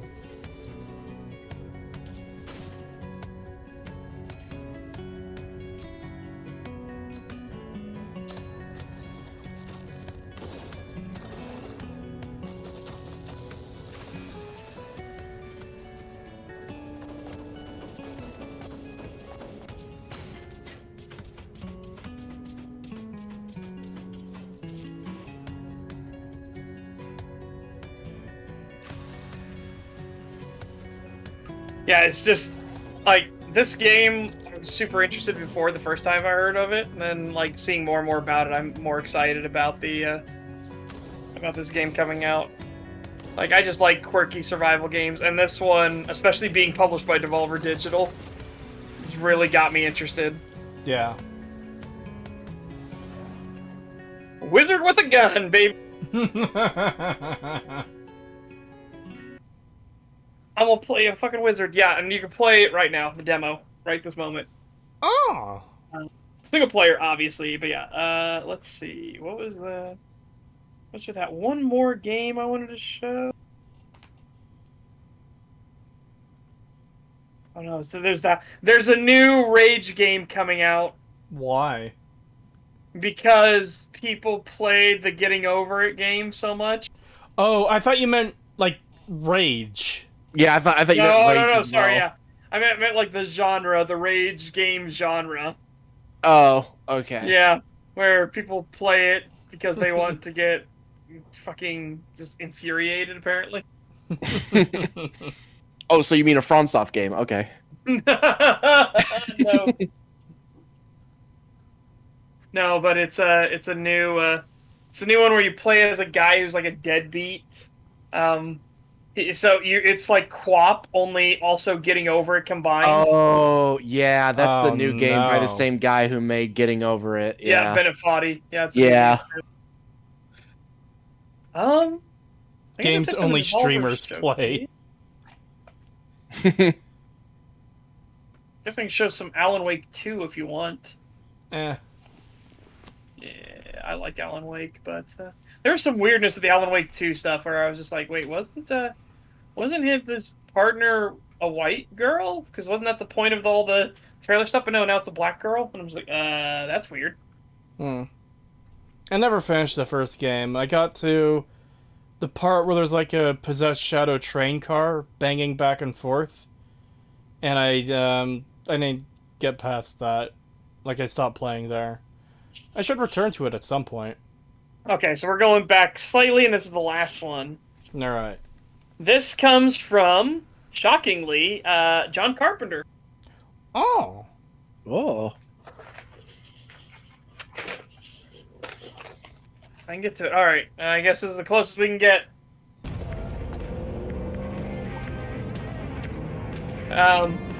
Yeah. So... We gotta be ready. Yeah, so John Carpenter decided to help make a video game, everybody. Nobody have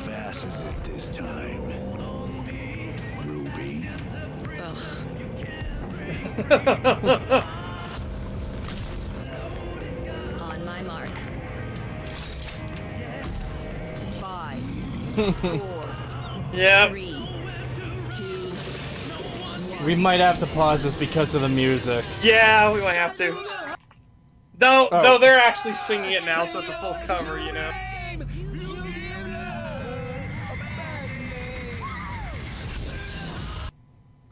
John Carpenter's Toxic Commando. And then we'll get to see some of the gameplay and stuff. So look at it. Massive hordes, zombie massacring adventure. Oh my god. Yeah, look at those hordes. Yeah, this does look like it could be fun. Oh yeah. Fucking this is like co-op massacre fodder right here, baby. Yeah, if this ends up being good, we might have to play it on stream. Yeah, absolutely. John Carpenter went into full detail on the gore and everything apparently on this one, so, you know. Bon Jovi, unrelated, subscribe to Dan Vask. No, subscribe to Nerdrotic. Yes. I mean, they're both good, but I want Nerdrotic to win the bet. Yes. Nerdrotic is objectively right. Man buns suck. Absolutely. I just love the fucking density of enemies and the fact you can just use all these different vehicles and stuff too. Yeah. It's just like, yeah, this does just look like a rip-roaring good time. Yeah. Splattering through everything. I'm pausing again because of the music. Yeah, it's copytisms, unfortunately. Chat. Yeah.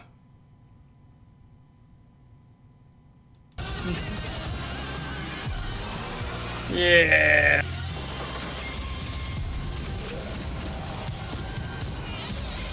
Luckily, there is a lot of like sound effects and stuff over it, so yeah. Yeah, thankfully.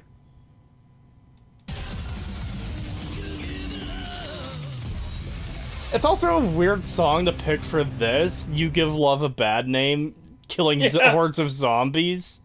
Yeah. It's not quite as bad as, I forget the name of the song, but the Hey Yeah Yeah song in the fucking Resident Evil trailer. But here it's obviously done because they're all being, you know, it's like a comedic edge to the violence. Yeah. Right? Because, like, his whole thing was like, it sounds like they're gonna do something badass. Nobody half-asses this time. You get that, Ruby? She's like, oh. And then you're like, what are they gonna do? And it looks like she's counting down to the time they're gonna splatter that, like, super monster across the pavement. And then all of a sudden they're just like, you gave love a bad name. They're all singing. This is like, wait, yeah, is that song, yeah. did it sound like it at all? It was a cover. Yeah, that was the point. It was supposed to be a cover. Yeah. The Resident Evil movie, though, was just... Oh god, that trailer was so bad. So unfitting. Here it fits with the whole, like, obviously they're being comedic and they're lightheartedly just massacring hordes and hordes of zombies and monsters. My connections have been in a pain in the caboose. Have you read my super chats? That implies more than one. There were 2 that we saw through the entire thing. I got the drop the phone in the toilet one. I'll double check YouTube Studio to make sure I got them all. Well, okay, there was the one right before that, and I think that's it. Okay, I'm just refreshing because I can't see that one anymore. Do the fan funding. I see it there now. Oh, right. I keep forgetting about fan funding. Yeah. That is a great feature. It's a good thing that YouTube added this. Yes, $5 from Ludwig Williams. Thank you. It's ironic that the term Latinx was a PC word, but most of its usage now is in insulting manner by legit racists. In brackets, me. Oh, God. Yeah. Yeah, I saw a meme earlier where it's like, you know Man of Steel, where Superman finds a ship full of these super suits and he's like ignoring most of them? The meme was me looking for a racist word to call Latinos. And it's like all the different racist slurs there, and he's just ignoring them.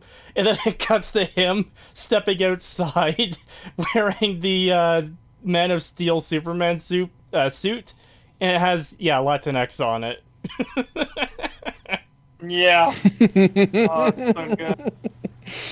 Damn.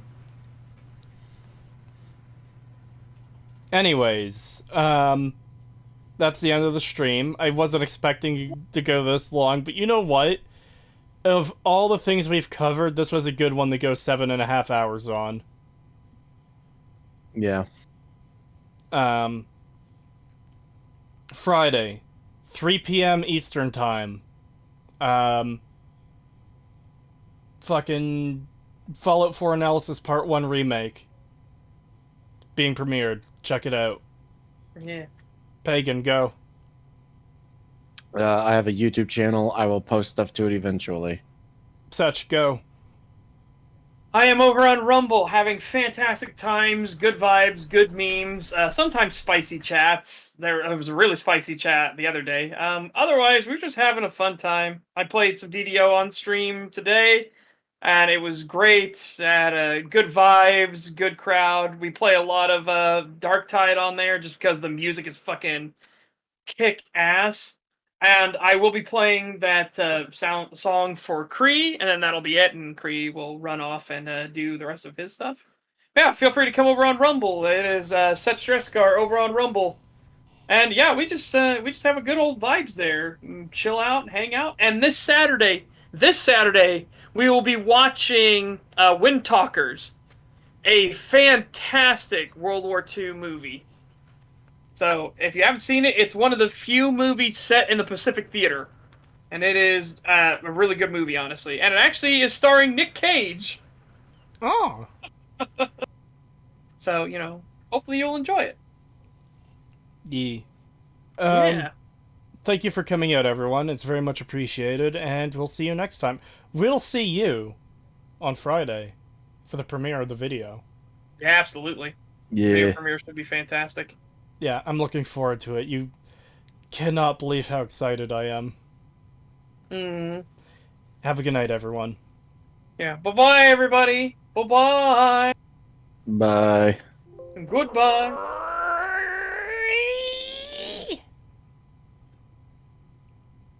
Yeah.